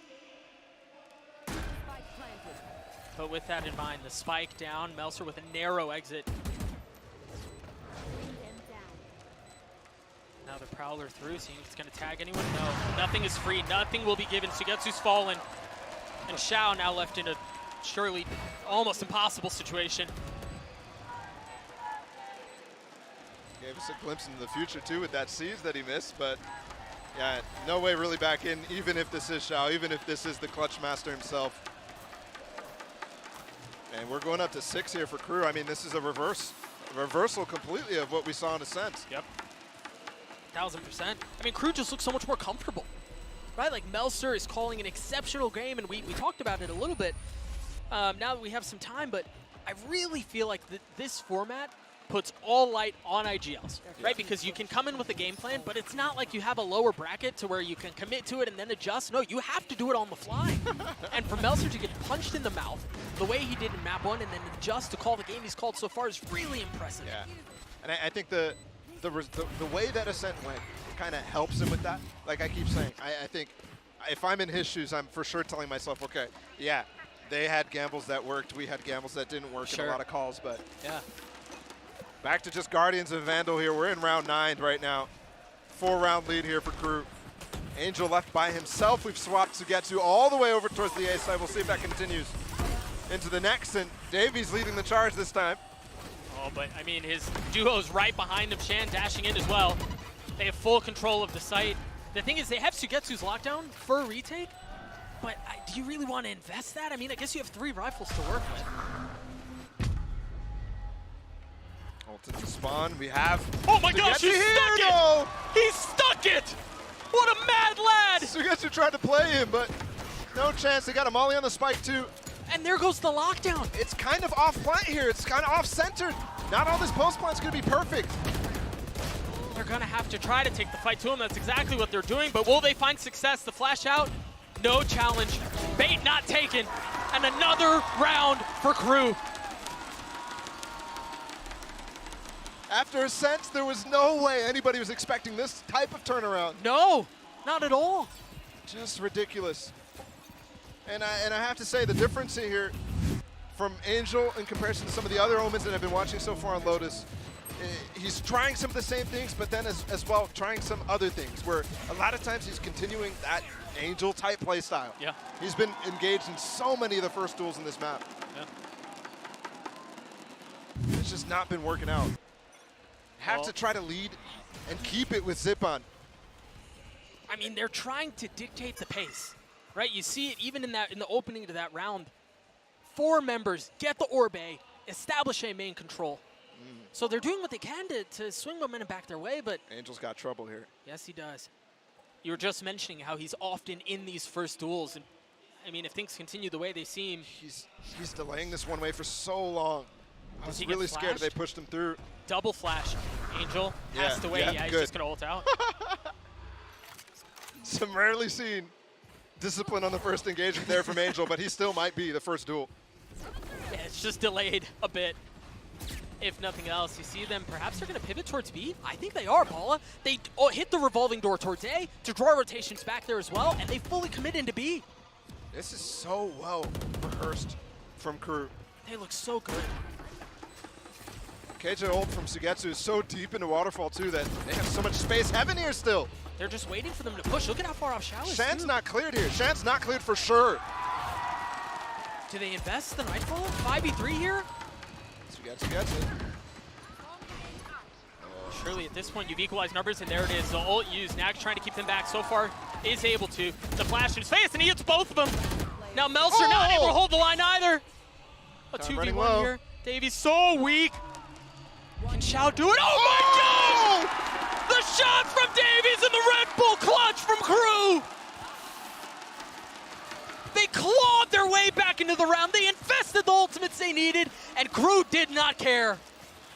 The newcomer to the team, the player we all thought was going to be the 6th man for this roster. The Colombian delivers. What a stud. 8-2, this lead is starting to look insurmountable in much the same way that first map went for Na'Vi. And the trouble here for EMEA is starting to continue, honestly. Angel again, TP deep mound. Sugetsu's there to cover later. He's so far up, man. It's only Sheriff's 1 stinger here for CNED. One player spotted, and that's a few for Shandico, but Zipan's able to hold them back with 2 clean shots out from the Guardian. The Paranoia invested as another one. Good smoke, too. They recover weapons. Yep. That's 2 weapons. Zipan has been insane, and that call from Na'Vi is really, really nice. Just stack up on B, get a lot of information towards C. You know they like to go for it, and they're just there in heaven, ready to receive. Yeah, and I think even on top of that, the fact we were just talking about Angel taking C main so far up, so early, but if not for him taking that space, he can't help as easily into the B hit. They walk through this smoke. Shao's here to receive. Can he get into tree? But there's a flash set up. Yeah, there it is. Oh, he's surrounded. I mean, where do they go from here? They just go into the next round. Great round out from Na'Vi, a thrifty one at that. And that's the type of strat to come out that I was expecting on some of these ecos. Zipan with just the Guardian, he finds 2. They recover the weapons. The smoke through as well with that mount control to open up the door. They give themselves such good chances. A lot of times, even those eco rounds, even if you get 2 picks or so, it's still difficult if you can't recover the weapon. So understanding the win con and understanding how Crew is calling this map. But it's not even close to dug out here. This lead is still massive for Crew. Early aggression towards C out from Na'Vi, but the rest of Crew is A. You hear the ult used instantly as they're waiting for anyone to challenge. Anyone dare show their face. Gotta be careful here. You're gonna have the turret controlling flank, and once again, Angel creeping forward. They're gonna commit. Oh, that's so difficult to deal with. Is there gonna be a swing? Here goes Cena with the ult. Shao just has to fight, but the flashes are there. They can't see a dang thing. Kills going back and forth, 1-for-1 the entire way. Can't get out. And it's finally Crew who tips things back in their favor. A 1v3. What the heck does Angel do here? Can he be the savior that Na'Vi needs in this round? Ashadi weak. Shand weak. Melser weak. Moving an angle. And now the fault line in his face. There's no way out. A 9-3 lead out from Crew and Paulo. What a response to map 1. It's just so nice and prepared and abusing the things on this map that need to be abused. I love the awareness and preparation they had for that ult to come in. The counter flash, and CNED has really no options there except for full send and get out. A very impressive first half out from Crew. But now it's Navi on the attacking side. We'll see if they're able to replicate some of that success. Let's throw it down to the desk.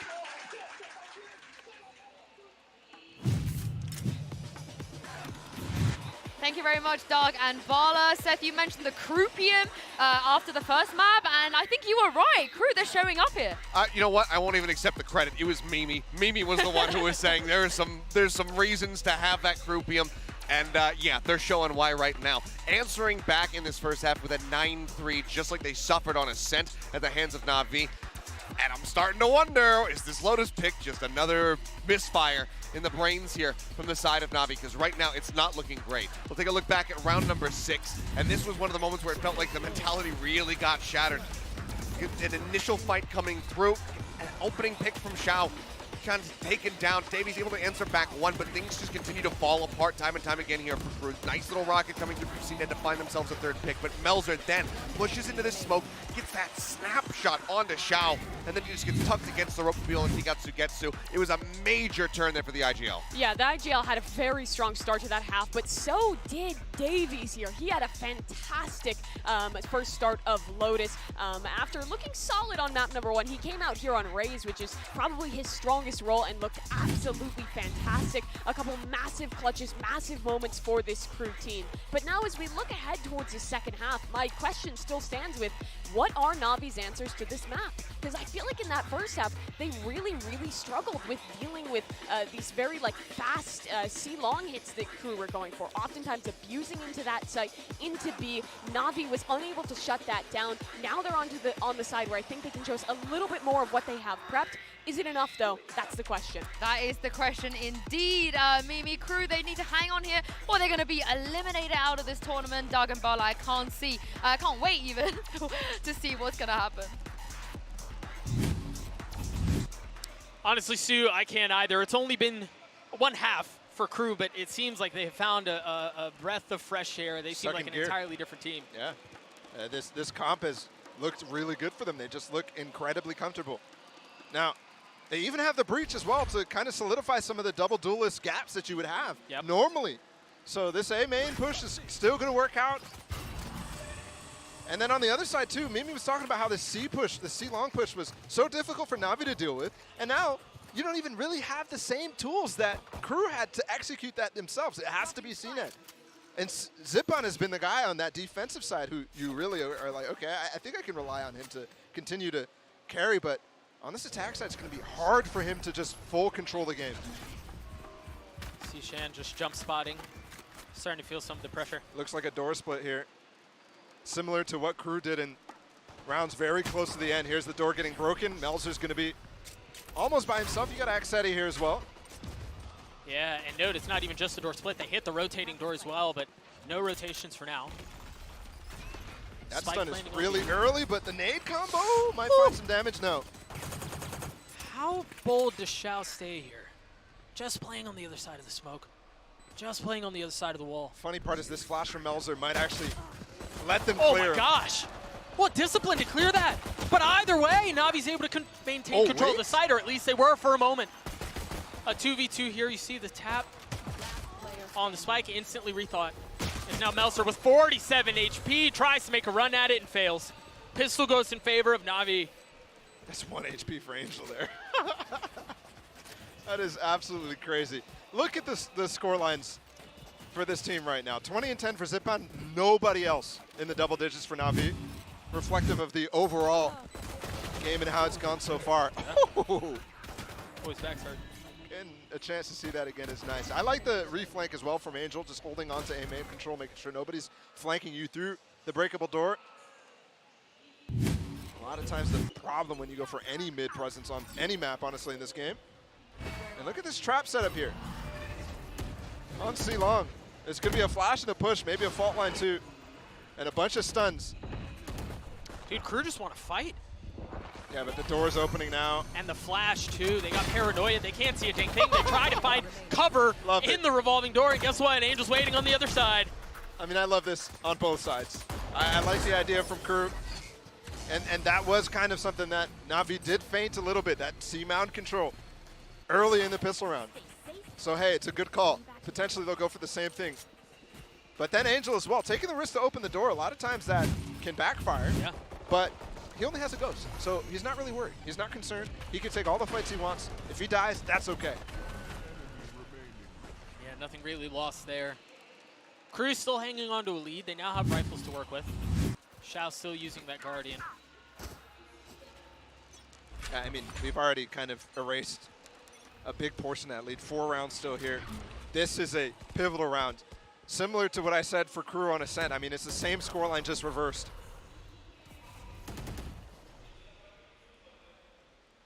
And Na'Vi taking a very patient, methodical approach to this round.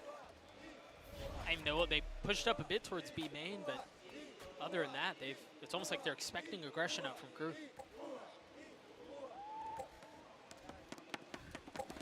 Bringing it back towards Ascent as well. This is where Na'Vi on their attack side. Remember, they picked attack when they had the chance. They played very well with the adaptations in the mid-round calls and the rotations and the depth of the strat book. And this is the time to see if it's as prepared here on Lotus, the newest map addition to the game. Shan takes a little bit of damage here on the jump spot. But the exchange was information garnered. That's far more important. The paranoia, the double satchel out from CNET onto the site. They're going to be able to get the spike down, but you've got to be careful. Crew has a lot of members very close by. Yeah, but that stun was really early, so you don't have the same initiation power now from Xedi until deep into this post plant. Playing so far off too, the paranoia, the flash. They've committed onto the site. The thing is, they're playing so far off, Na'Vi, is that they can really afford to give some of this space up and still hang on to control. CNET has fallen. Melser on the tap. Another kill going in favor of Crew. Oh, but Na'Vi trading it right back. It's spammable for Link. It's spammable right here. Oh, there it was. You were absolutely right. A 1v2. Xiao gets it into 1v1, but he's so weak. 4 bullets. He's got to spam. No the spam's way. going a bit wide. Davies is going to hold it, and the Classic does not deliver. Just ridiculous. The idea from Na'Vi, so good, but the weapons are not. And the crucial players who have the ammo in this case, the ammunition with the Vandals, are the ones taking the duels. Yep. So a little bit of a misplay there. But super crucially, Zippon gets that last kill as well, okay? So look at the money from Crew when we come back. He gets that last kill, and sure, they lose the round. But Crew are absolutely broke.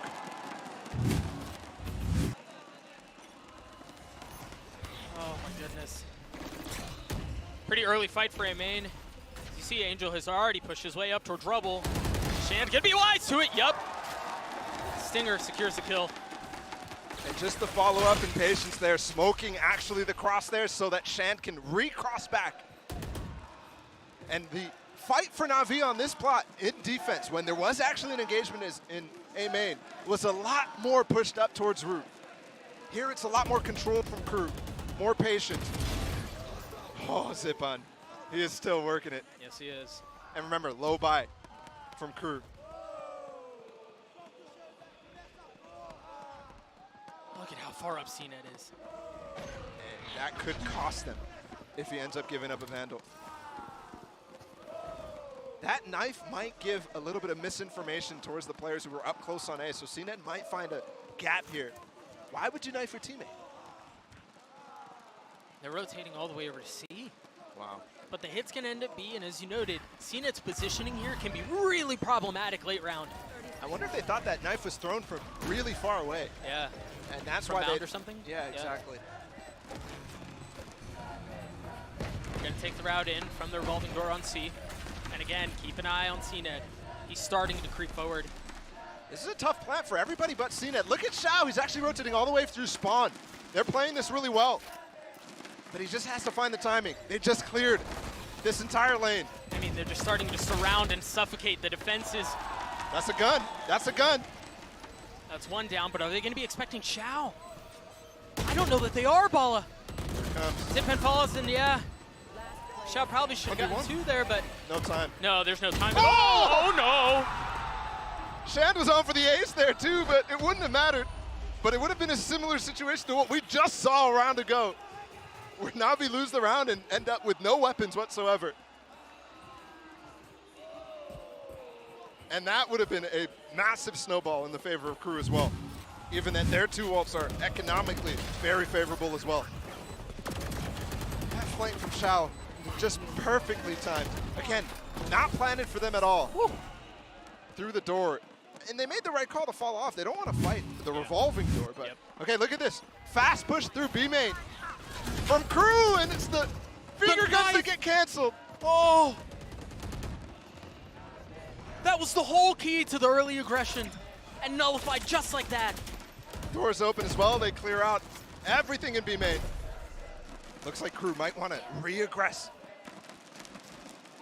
But so far, Zipan is playing out of his mind. Another first kill for him. I mean, the guy's got to be flirting with 30 at this point, surely. He's not that old, Doug. Shan throwing a little shoulder across mid, and again, you see Na'Vi, how patient and disciplined they are. They're going to end up C, and there's nobody there. Note they have seen its ult, Angel's ult as well.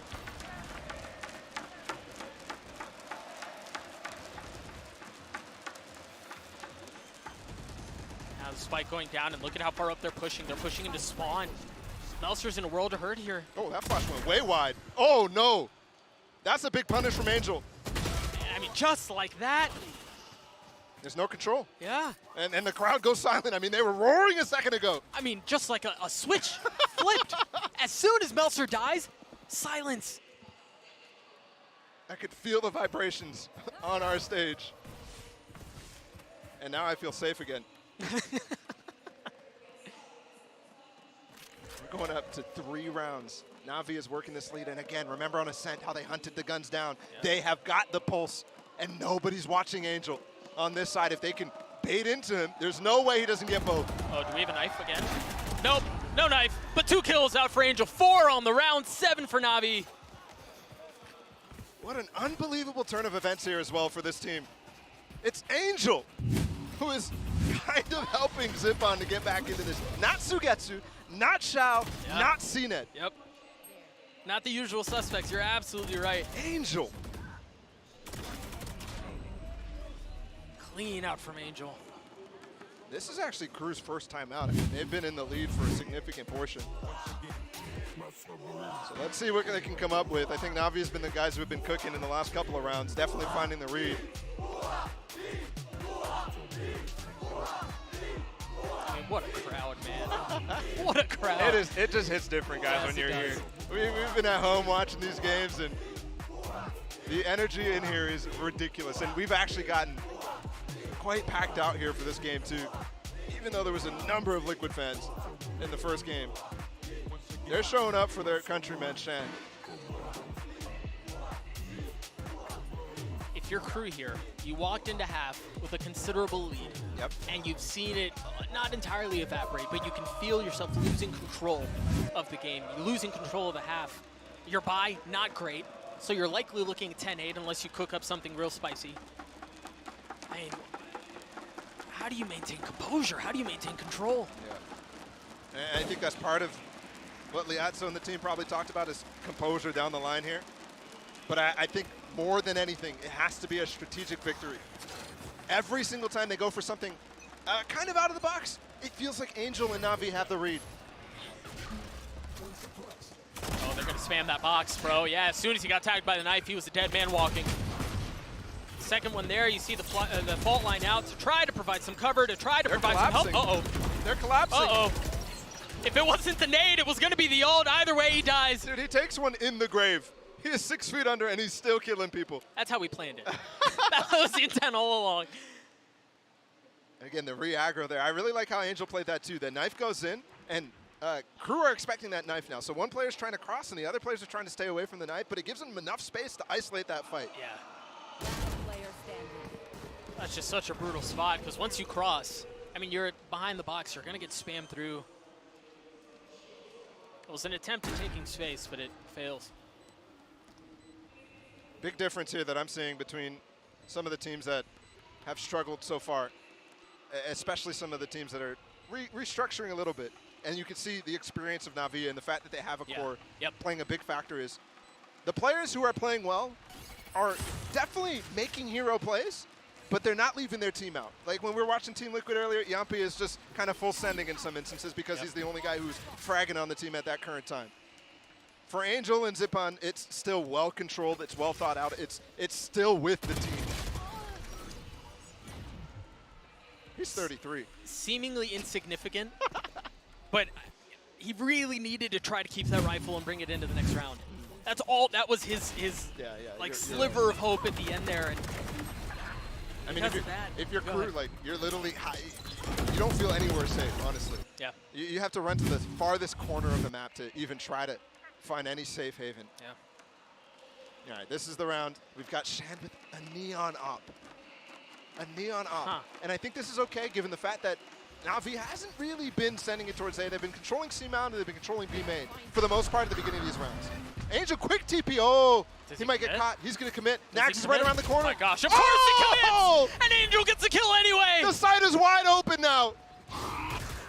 No KJ utility. And he's got more space. My goodness, Angel. Oh! He's a man possessed! Oh, he's just looking to put him away, and he's already gotten 4. The ace, tuck and tail, running away. Trying so desperately not to give him the satisfaction of it, but Angel with 35 HP. The bait is there, the satchel's out. Melsa ruins the party. But the round goes their way nonetheless. Oh my goodness. Angel's a bad dude, bro. That guy, I mean, yeah, he needs a different name. He's not an angel. That is just mean. It's not just that he sticks it. Doing horrible things. Look, the TP there, I mean, it's so well planned too. Like just around the corner. So if you're the player on site, you have to run all the way back. And now crew, which probably have never thought of playing anti-Omen setup, Omen TP setups, is now thinking, okay, next time Angel has TP, we need to stay in spawn. Like that's just wild to think about. And Na'Vi are now on tiebreaker point. Fast B push, and Angel's already TPing across A, so gets you just sitting in the fast lane. Gets the trade, but gives up a rifle for it. And I don't know if there's enough space here for Na'Vi to continue to commit towards this A side. And as I say that, marking out spawn and re-clearing to continue to hold that gun. Note here, Xiao has his ult, and Cena does too. There's two trains of thoughts when your IGL is fragging as hard as they are. On one side, you think, okay, the IGL shouldn't be doing this. Like, he doesn't need to be doing this. Right. And then the other side, if your IGL's fragging that hard, this is my train of thought, is all the time he has the read on the game. He knows exactly how the other team is thinking, and he knows how to position his pieces, and most particularly, he knows the timings as well. Yeah. And that's what I feel is happening with Na'Vi and Angel right now. Dude, like, every time they go for a stack on the eco, they're just going to the other side. It's like, it's like he has the mini-map. And I mean, any sort of momentum, as we talk about IGLs, any sort of momentum or read Melser may have had on the game was really lost at half. And even further, I think the TP round sends you for another loop as well. Yeah. Because that's when you finally come up with the idea, okay, let's get this neon up. Let's try to just have that posted up on A. And it just gets punished immediately. Ult invested. Big ult from CNED. Yeah, they just can't get through. Time bought. And round secured, really. I mean, Ashetti surely keeps his ult going into this next round, and a couple of kills go through. It's a little inty. Yeah, a little. I think both these guns are going down, too. Yeah, I don't think they get away. Yep. Oof. But we're tied up at 10. Na'Vi have so much money. Yeah. Man, they can invest for days. Yeah, they can. I mean, 4 rounds of investment, maybe not, but you're only looking at needing max 2 in a row type thing. Otherwise, you're losing or you're winning. So I don't think it's a big deal. I think their bank is enough to carry them all the way through. What I'm looking at here is the ults that are up. I mean, we've got bases loaded in a sense in terms of the prime ults. Breach ult for Ashetti. Nags with his KJ ult. Zippon has his KO ult. There's counters to counters here. And I mean, if your crew, it kind of has to happen now. They've invested so much into this round. Yeah. It looks like it's going to end up being retake here, surely. As the KO ult goes through, clears the site. Space is taken. And of course, it's Angel with the first duel again. Not going in his favor this time. This KJ ult is keeping them well zoned, and that's really good because it allows Na'Vi to stay spread against this breach ult that is for sure imminent. Yeah. And Nags is while watching the flank. He's good at KJ ult himself. That covers the spike. Oh, but the counter Shan! Nightfall hits too. Shan falls. Ashetti trying to dash around the utility, and he can't find much. Shigetsu's shots are clean, and the ult at the utility's there as well. But he detained. Doesn't matter. Does not matter at all. Oh, but CNET who was detained as well. Up in heaven. I was wondering who the second player was because it might have been both those players heaven, and there might have been a way in. But talk about no bank on the other side right now. Crew is struggling. Bomb grenade out. I'll find you. Oh my goodness, what a collapse.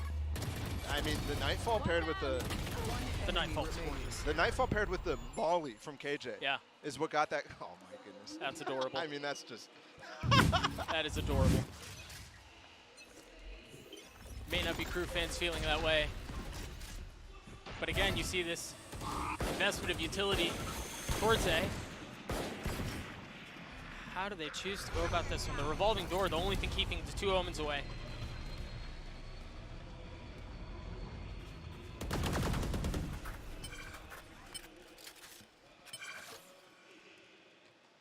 Crew has been playing a lot of retake on C with just the turret of Nags, and it is the eco again, and you've seen they've been prone to stacking. Na'Vi has to have that in their head. They know that's the case.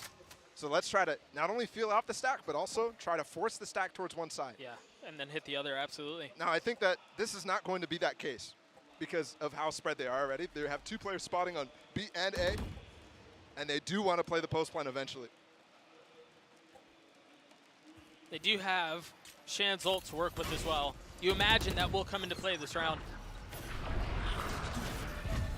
Davies smoked off, haunted. Everything before him, but the gang's all here, man. They've all rotated. Flash from Zip-On, maybe? He's so close. In the smoke, when does he peek? There's the ult, and it's gone! That was what they needed to get into the round, and as quickly as it starts, it evaporates.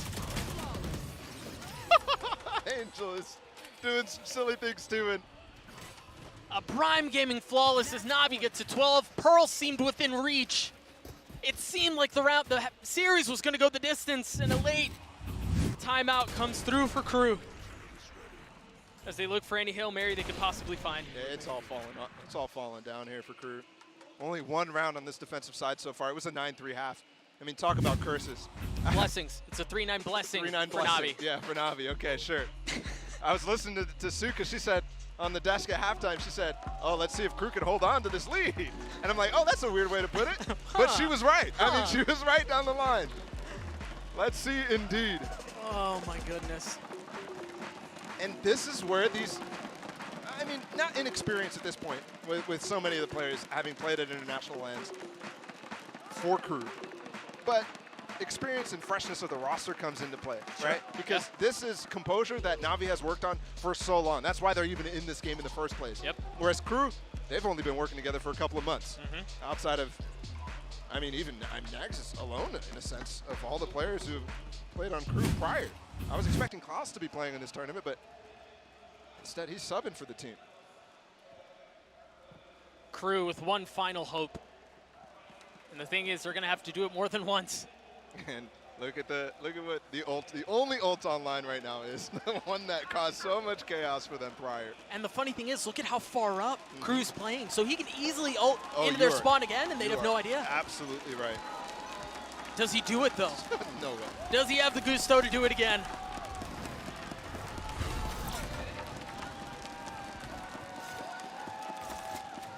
Again, the crowd fully behind Crew as they feel the intensity of the moment. All before him here. It's a flash through mountain. They're not going to find anything, but they're going to follow up on this. And Cena's alone, in a sense. Oh! Oh, there's got to be help there, surely. They're really close to flanking here, though. Melser has no paranoia. Oh, Shand is close. Oh, but he's going to get spotted. Yeah, the Prowler clears him out. He's got to give the space back up. Oh, I was holding my breath there. Could have gotten spammed. They're going back towards C, re-clearing all that space. Remember, Angel still has his ult, and he's the only one out towards A. He's pulling so much. Still has a flash too. Starting to call the final plays. The final touches, looking at the mini-map right now. They're hitting that C site. It's all up to Melzer for the final round to stay alive here for Crew at lock-in.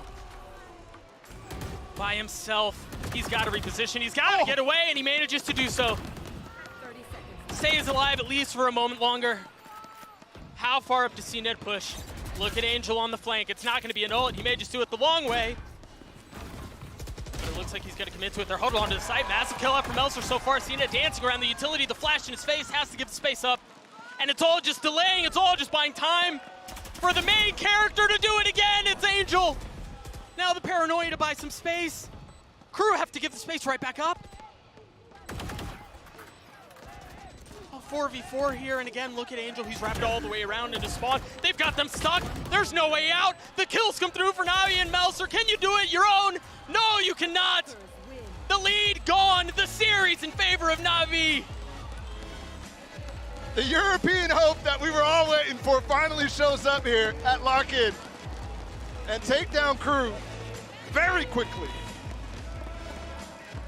Unfortunately, that's goodbye to Crew, but hello to the actual contenders for EMEA here. So far, Navi look excellent. Man. And again, you see it. Shand as he walks towards the stage. A goodbye for Crew. And I think there were a lot of questions for Crew coming into this tournament, right? How are they going to fare against international competition? Given the roster changes, how are they going to fare in the Americas when they get back home? And while it certainly wasn't the performance that they wanted, it certainly wasn't the outcome they wanted, I think there are plenty of bright spots. Yeah. I think for sure. Hey, this is a new team. This is a new team. They're fighting to be the best in LATAM and the best in Americas. We're going to see them very soon. Yeah, we are. Not fighting against Navi, but some of their compatriots out in South America and the rest of America as well. This team, though, high expectations, very high expectations. Delivered, but still questions, I have to say. Yeah. I mean, performance from Angel and Zip on the side. The rest of the roster, you know they've got chops. Yep. Just wasn't quite there today. That doesn't mean it's going to stick that way. Well, you know, the nice thing is it didn't need to be there, right? Like, if you have all the other pieces working as well as they were. And we have seen this before as well, just Angel take over games, especially early stages of tournaments. And this is just that. A reminder to everybody who was watching Lock-In with us last week. We're basically starting from scratch with the Omega bracket. This is round one for these guys. Our first taste of them, and unfortunately, no more for Crew. They're going to say goodbye, give their final wave as well. Not that we got to see much of them, but Navi will get a chance as well later on in the week. My goodness, again, this round out from Angel, bro. He should have aced. He really should have. That close. You saw it in the replay. That freaking close to the ace. But I think, as you know, Ball, as you're mentioning, I want to continue this a bit. Like, if this is the baseline for Navi, there's a lot to look forward to. Yeah, for sure. I mean, in comparison to some of the teams that started out in the Alpha bracket, I think I do hearken it too loud in that sense, right? Yeah, sure. They started out strong. Yes, Genji ended up coming back and causing some problems. But, hey, look at what Crew just did, right? It's the same sort of style. Yeah, absolutely. MVP poll is up. The vote needs to be cast. Go ahead and do it right now. You see the QR. Yo, they did Angel dirty right here. Did. Come on, where's Angel at? Can we get a write-in? We need to get a write-in. Let's get a write-in. For this guy. Zipan, CNED, or if you believe it's Angel, go ahead and reply. Reply to the tweet. Let them know who you think the MVP is. An outrageous performance up from Navi. Again, they weathered adversity, they took care of business, and they live on to fight another day. We're going to throw it to a break. When we return, we've still got some more Valorant coming up. Don't go anywhere. We'll be right back.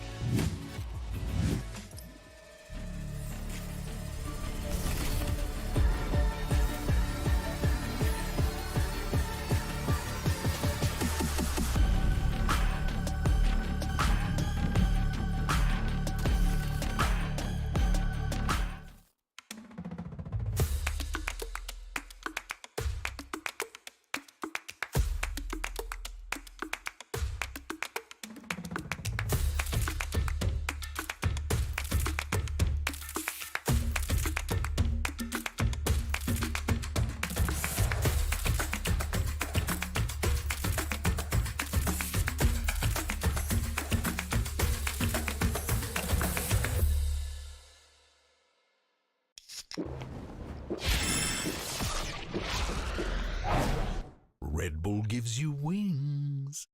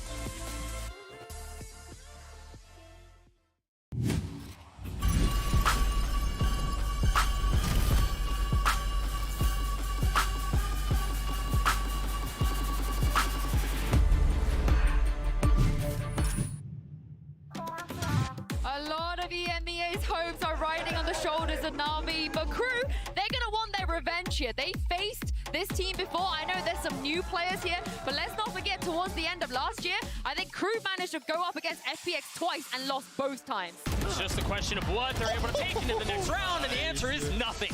Can you keep him back? Can you keep him at bay? The spike goes down. Xiao in a 1v3. Clean shots out from Davies.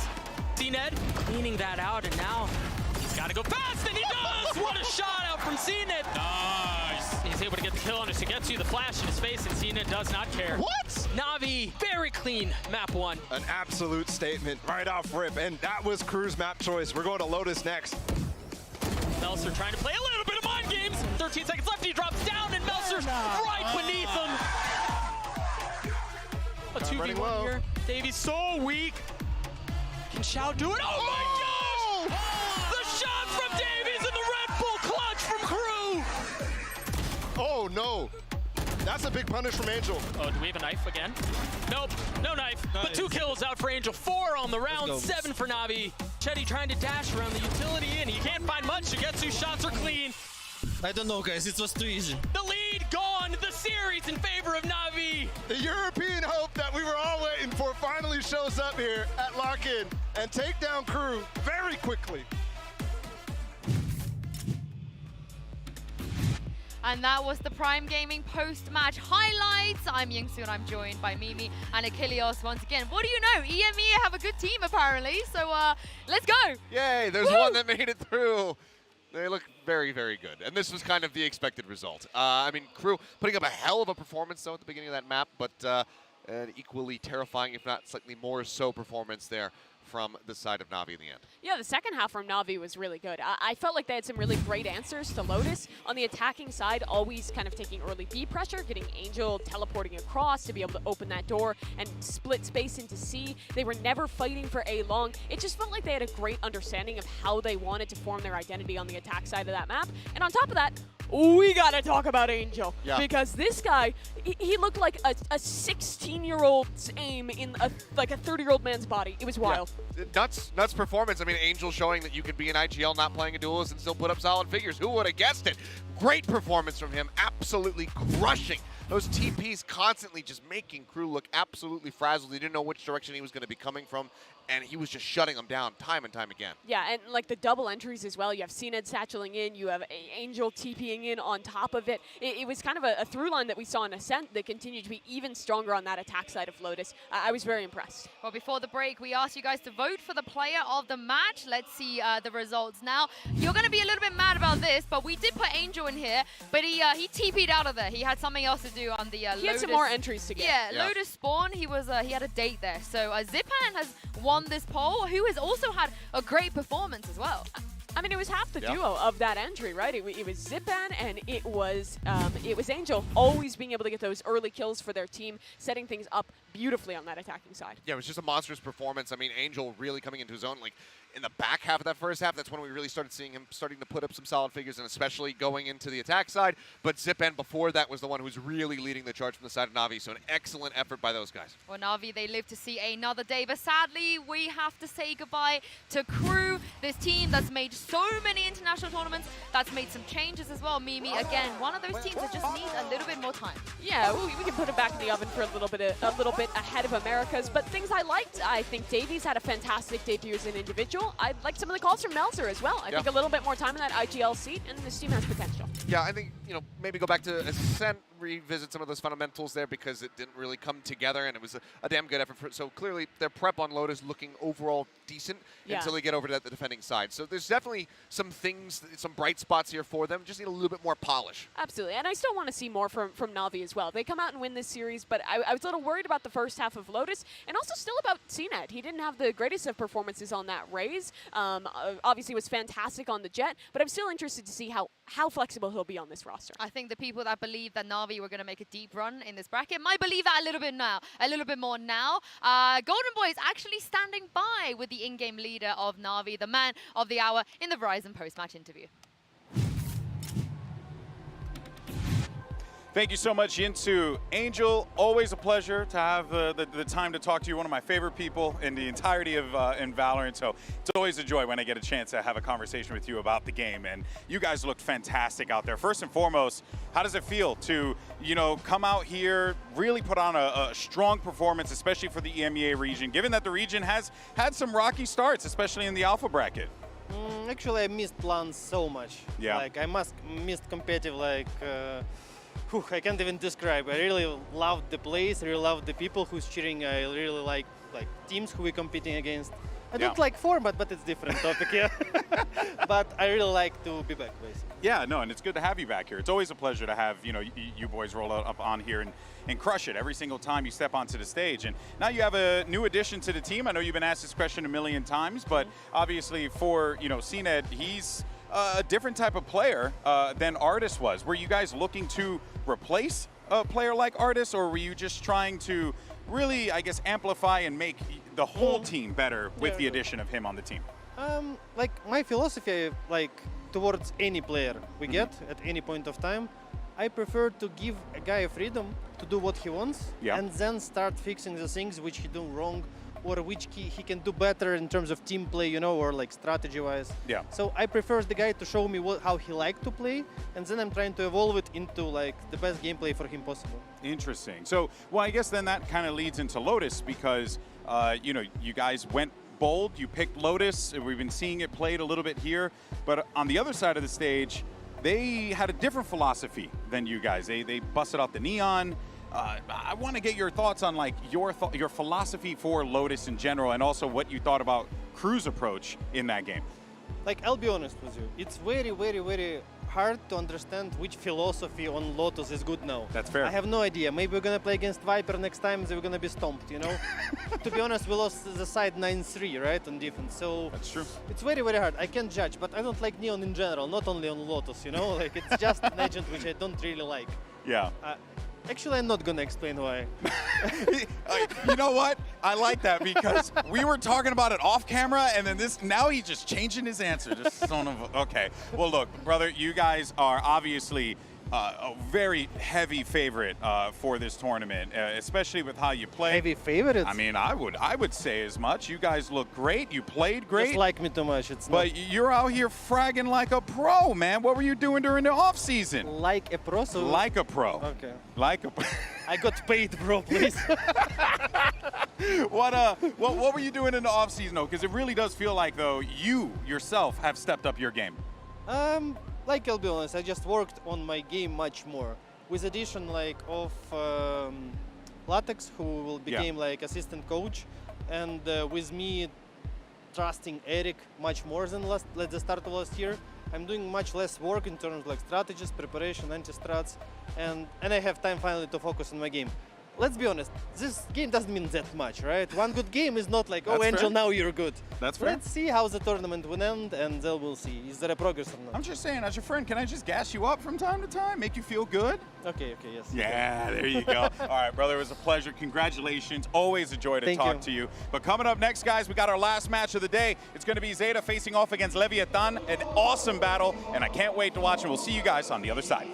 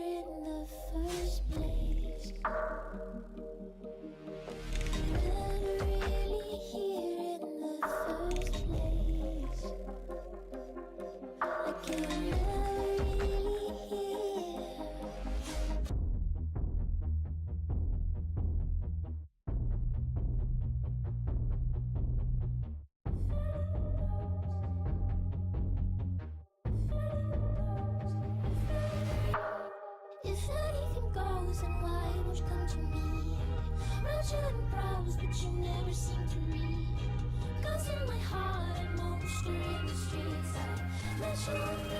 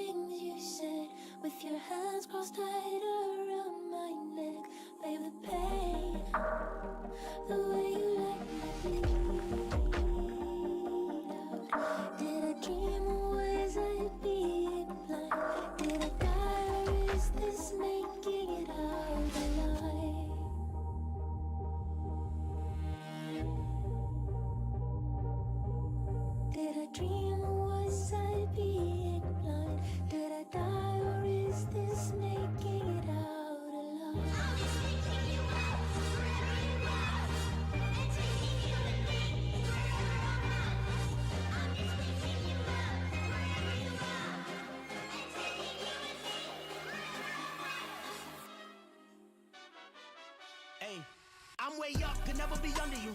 And I never move like a sucker do. Came out the mud and it wasn't because of you. Look at my stats, I got too many W. I got way too many W. Came out the mud and it wasn't because of you. W. Hey, I never care what the others do. I'm in the penthouse enjoying the upper view. Don't ever think that your lady is stuck with you. She pull up on me and tell me I'm lovable. Don't do the cap, never been gullible. I've been a plug and I'm unpluggable. Been undefeated for like a month or two. Call me.com, that's www. Really feeling myself. This ain't the place to approach me. I ain't never been on a shelf. I save that space for the trophies. I'm running to it, we get it and laugh. We catch a dub and we running it back. I'm like a boxer that's training to fight, cause I wake up and punch and get to the bag. I'm way up, could never be under you. And I never move like a sucker do. Came out the mud and it wasn't because of you. Look at my stats, I got too many W. I got way too many W. Came out the mud and it wasn't because of you. W. I'm well. Yeah, prices keep on going well. Y'all still need to get you well. Nothing left to say, I'm well. Hey, look at the drip, I'm looking colorful. I took a chick, kiss her in front of you. We got the win.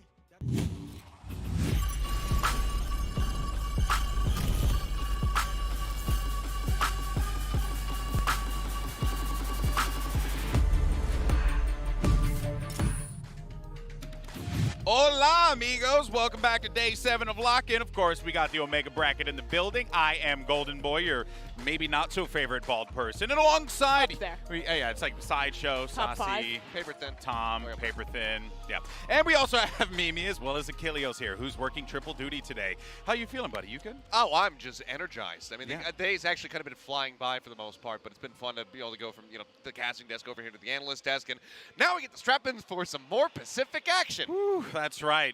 Look, we have two teams here that had some pretty solid showings in 2022. And it's going to be, of course, Zeta Division and Leviathan. And let's actually jump into this one. And Mimi, before we, dive into the rosters real fast, I mean, this is going to be an exciting matchup. It's going to be a good one. I think it's especially interesting because Zeta has stuck by their roster. They have not made any changes during the offseason. This is the same squad that people learned to know and love through 2022. But now I think the question coming into this year is, are we going to see them improve? Because they had a fantastic high and then kind of fell off towards the latter part of 2022.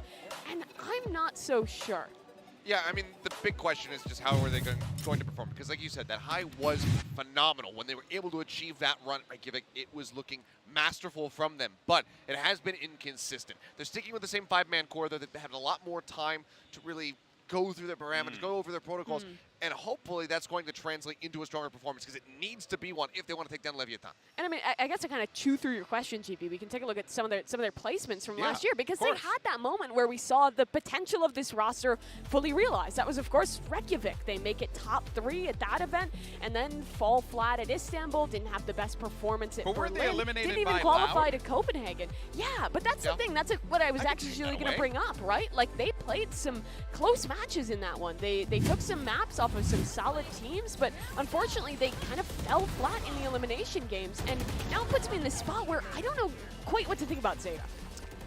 Yeah, it really is tough because, as you pointed out, JP, the last time we saw them, they did have to play against Loud, and that is a really tough draw for them because obviously they went on to just win the whole damn event, but they did make it fairly competitive throughout those matches that they did have to play. But it just wasn't what we wanted to see after that miracle, that Cinderella story, where they went over to Reykjavik and then completely missed out on the next event. We wanted them to come back into international competition and put up some really solid performances, but unfortunately, we kind of got it, but it wasn't the wins that we were looking for. Yeah, I think one of the big things for me is I want to see this team's emotion in check, because I felt like at Champions, when they showed us good things and the game started kind of slipping away from them, they almost spiraled in a way. You have that famous moment where Lads was like just sitting on stage staring at his monitor after they choked a match to Boom. Like, this team is very emotional, but they need to harness that to improve and to be the best that they can possibly be in these matches. Well, it seems as if, though, that they're going to make some adjustments, some changes.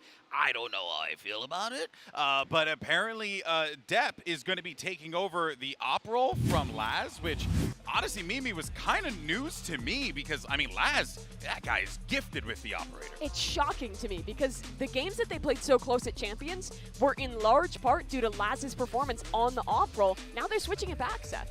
Yeah, I mean, Depp does come into this in his own right as an absolute legend of Japanese FPS. He has, been, he's been performing at a very high level across multiple esports, and he does know how to use an op quite well. But he needs to be the tip of the spear for Zeta if they want to be able to break through this one. We have seen some inconsistencies from Depp in particular. Mimi, you're talking about Laz. He was one of the ones that was always consistent for them when they were putting up solid performances. Now we need to see that from Depp as well as the rest of the team.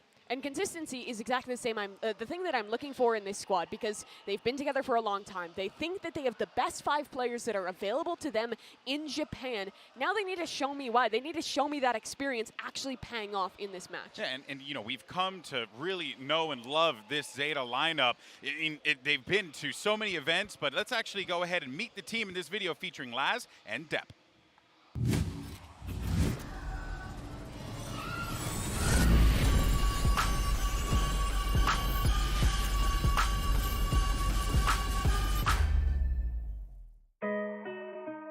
ラズです。日本のゼタディビジョンに所属しております。チームではリーダーをやっていて、主にセンチネルを担当しています。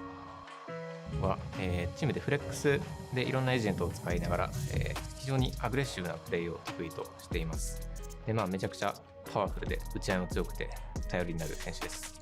シュガーゼロは非常に頭の切れるプレイヤーで、チームではコントローラーを担当しています。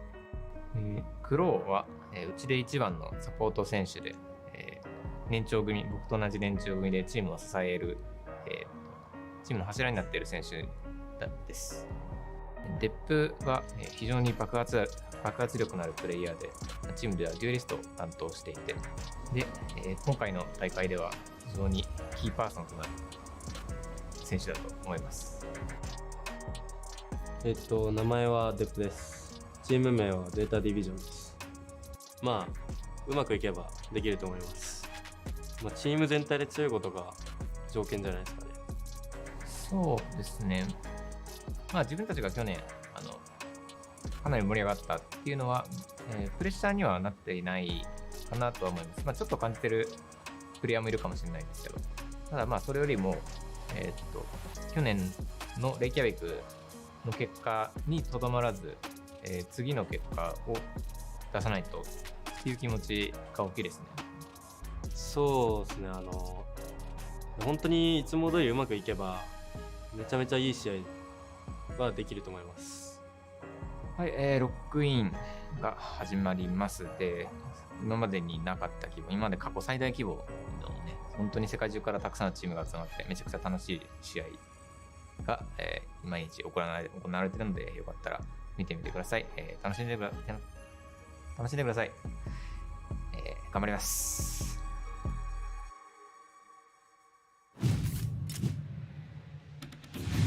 Well, I think it's safe to say that whenever Zeta's playing, we do enjoy watching Zeta play because they are such a talented team. And something I thought was really fascinating in that one, Mimi, was, them looking for that next achievement, that next goal that they're trying to find. They hit the high in Reykjavik, but they're looking for it again here in Sao Paulo. I think the fan expectation has always been for this team that they don't want them to be one-hit wonders. They don't want them to have that one tournament where they pop off. They don't want it to be seen as a fluke. And I'm glad to see that that's the same expectation for the team. This team still has that desire to grind and to try and come through with another tournament. Yeah, well, we'll, of course, see them in a moment here. But let's go ahead and move on, though, to their opponents. It's Leviathan, by the way. Just want to make sure everyone remembers. And, of course, a team that shocked everyone and made one hell of a run at Champs last year, Seth. And this Leviathan lineup, man, they're cashing in the scrim bucks. I've been hearing a lot of talk about it. I mean, it's just terrifying kind of top to bottom here with this squad. Many known quantities, a couple new flips through, as far as the roster is concerned, but one of the best performing IGLs that we've seen at international events in King. Guy has just been absolutely incredible throughout his run. Some of the plays that he's gotten away with in his career, just absolutely bonkers.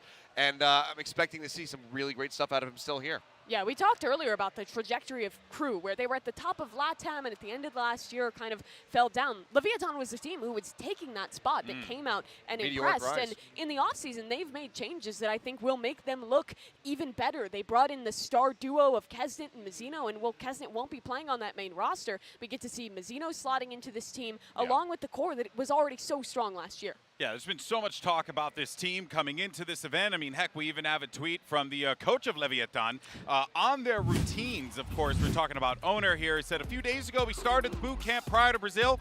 We're testing a comprehensive routine where we are accompanied by professionals in psychology, nutrition, mindfulness, and physical training. So basically, the team is getting all the resources that they need, Mimi, in order to be a successful roster in this sport. I think your wife's going to be really happy that you're finally fluent in Spanish enough to translate that tweet. What can I say? Fantastically done. The Duolingo has been crushing it for me. I'm impressed by that one, but I'm also kind of impressed by like the Sigma grind set that this team has been on during the off season. They put out a video about this routine. Everyone is living together, playing together in this boot camp, and basically dedicating every moment to become the best players in the server, but also just the best people mentally who can really focus up when they get out on that stage and win tournaments. This Leviathan team is very serious about winning. I don't have what it takes to be on Leviathan, I tell you that much. Get up early, go to the gym, eat healthy food. Hell no, I'll go play on a different roster. My guy's living on Tato's and soda. Pizza, Red Bull. Gamer lifestyle. Yeah, go to bed at 4 in the morning. But you know what, though? Here's the thing. When you look at the best sports teams, in the world, right? It is the staff, the people that support the systems that are in place that allow these teams, Mimi, to find that success. And I think that's partly the reason why, this team is going to have a pretty decent run in this year. Yeah, I'm really excited to see them. And the guy who was making that tweet, owner, their coach, probably the most or one of the most storied coaches in Valorant, was in charge of the rise of Crew, came on board with Leviathan. They had their meteoric rise. And now the question is, when does that upward trajectory stop? Where's the final destination for Leviathan? Oof. Yep. Well, hopefully it's not like the movie. But that being said, though, for more on Leviathan's prep coming into lock-in, let's go ahead and meet the team.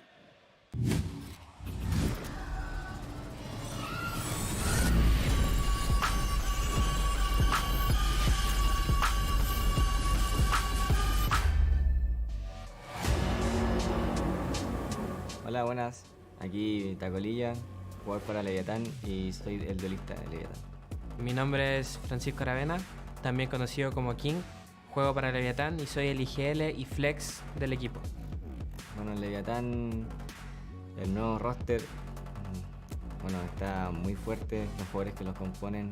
Tenemos a Mazzino, tenemos a King, tenemos a Chai y tenemos a Noswer. Y Noswer juega el iniciador, Mazzino controlador, Chai Centinela y King es el IGL Flex del equipo. Hay que ver qué pasa en el torneo, pero ha funcionado todo súper bien de momento. Bueno, los cambios fueron principalmente decisión del staff técnico del equipo. Creo que lo que se buscaba era como tener de lo mejor, por así decirlo. Y creo que Masino y Nosware eran las piezas claves para eso. Lo han demostrado, se nota, se siente lo que han aportado al equipo. El piso de nuestro equipo este mes subió mucho y nuestro techo también, entonces es como un crecimiento constante. Y aparte de cada uno también mete horas de entrenamiento individual, por lo que el equipo está en constante desarrollo y en mejora. Bueno, obviamente el año pasado mi meta personal era llegar a Champions, pero una vez que ya lo logré, creo que mis ambiciones son mucho más grandes y ahora lo que quiero es ser campeón del mundo. Puede que sea un poco ambicioso, pero creo que la manera que estamos trabajando, que estamos dejando todo, estamos sacrificando mucho, es para lograr ese objetivo.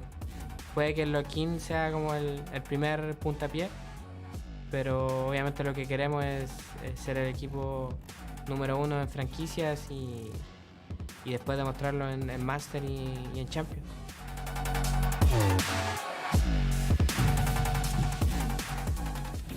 Always great to hear from Leviathan and the players as they get ready for their matchup, and there's just so much excitement, around this team, Seth. But I think we were watching and brought up an interesting point. We have seen this implemented before. This is not new in esports, where teams come in and they throw in a bunch of resources to try and elevate the team to the next level outside of the server. So sometimes, that could backfire potentially. Yeah, it doesn't always necessarily work out, but it seems like just given the performances we've been seeing from Lev, given the way that Honor has been just a dominant coach in his career so far here in Valorant, it seems like the systems that are put in place are working. We'll have to obviously see. If they walk away with a win here, I think it's saying, you know what?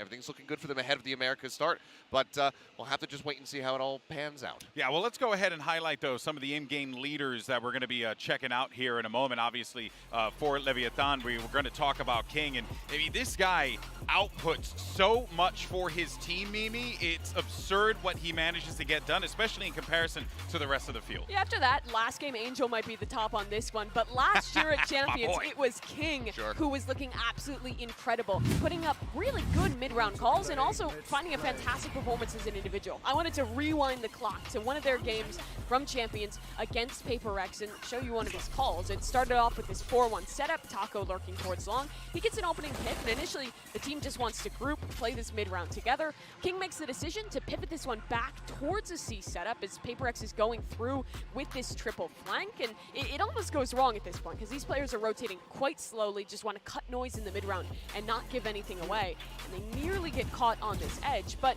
when they get to that C site finally, the reaction is incredibly quick and well done. This execute is well set up. You have the breach ult heading in. You have double satchels from King diving in as Mel's or TP's backside off a flash. It's all really well executed, and King is the forefront of that. He's kind of the rarity in IGLs, almost kind of similar to Angel, where he's always leading from the front, playing on this duelist role, and setting his team up for success with both the calls and the performance.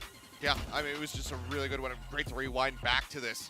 Just getting that catch, the flash, all the timings just put in place there with the util for the side of Leviathan, making sure that they can safely get that TP into the back site, and then immediately King is there as well, just diving in to go ahead and save his teammate from Benkai. And that could have backfired, right? There's a potential it could have backfired. You saw, but it's about mitigating what those errors could potentially be. And I think that was something that we did take away from Leviathan. It was man, really feels like what they're implementing here, they're what is it, crossing their T's and dotting their I's, and that's what you want. Yeah, compare the team that we just watched there at Champions to the team we saw at Copenhagen, who was choking away, teleporting the spike into heaven, falling out and dying, really, really not looking fantastic, and the team that we're about to see here at Lock-In, and I imagine we are going to see that upward trajectory continue. I disagree. I think that blast pack up into heaven to recover the spike. It was pretty sick. It was amazing that he was able to get that shot across, and he only died on the way down because they were spamming him out, and he got wall banged a little bit. So, but it was a wild moment. But those are the kinds of plays that you can expect from King, and he's still able to IGL incredibly well. Well, okay. We got some time, by the way. We're waiting for players to get ready to go, keeping it $150 where everyone at home. So let's talk about the scrim bucks. Everyone's been going nuts about it. Every person I've talked to here, every coach, everyone's been saying, oh man, Leviathan, like they might be the best team in the world right now. There is hype around this team, even amongst their peers. Yeah, Sam, I think, already back home in NA, he hops on a stream for the first time, and people ask him about the scrims, and he said the toughest scrim opponent that they faced was Leviathan, and that he thinks this team might win the tournament. Damn. I mean, that's a bold prediction, Seth. It's high praise, but at the same time, I don't think it is that shocking. The moves that they have made look like some nice little upgrades there to the roster, and the base roster was already so very scary. They've already put up great performances, so I don't think it's actually that bold of a call. Here's the thing, though. We know some of this about Leviathan, but it's Scrimbox. That means absolutely nothing. I have not heard anything about what Zeta looks like in the offseason. This core has been together for so long. They're in a new meta again, and I'm just really excited to see what they have cooked up. What we know probably a little bit more about Leviathan. Both these teams are question marks, but both have extremely high expectations. Yeah, well, look, I'm just going to say I'm excited. I'm amped up. Everyone at home is amped up as well, because really there's a lot that could happen here. On the one end, Leviathan could very well invest their stonks into the Scrimbucks, or Zeta could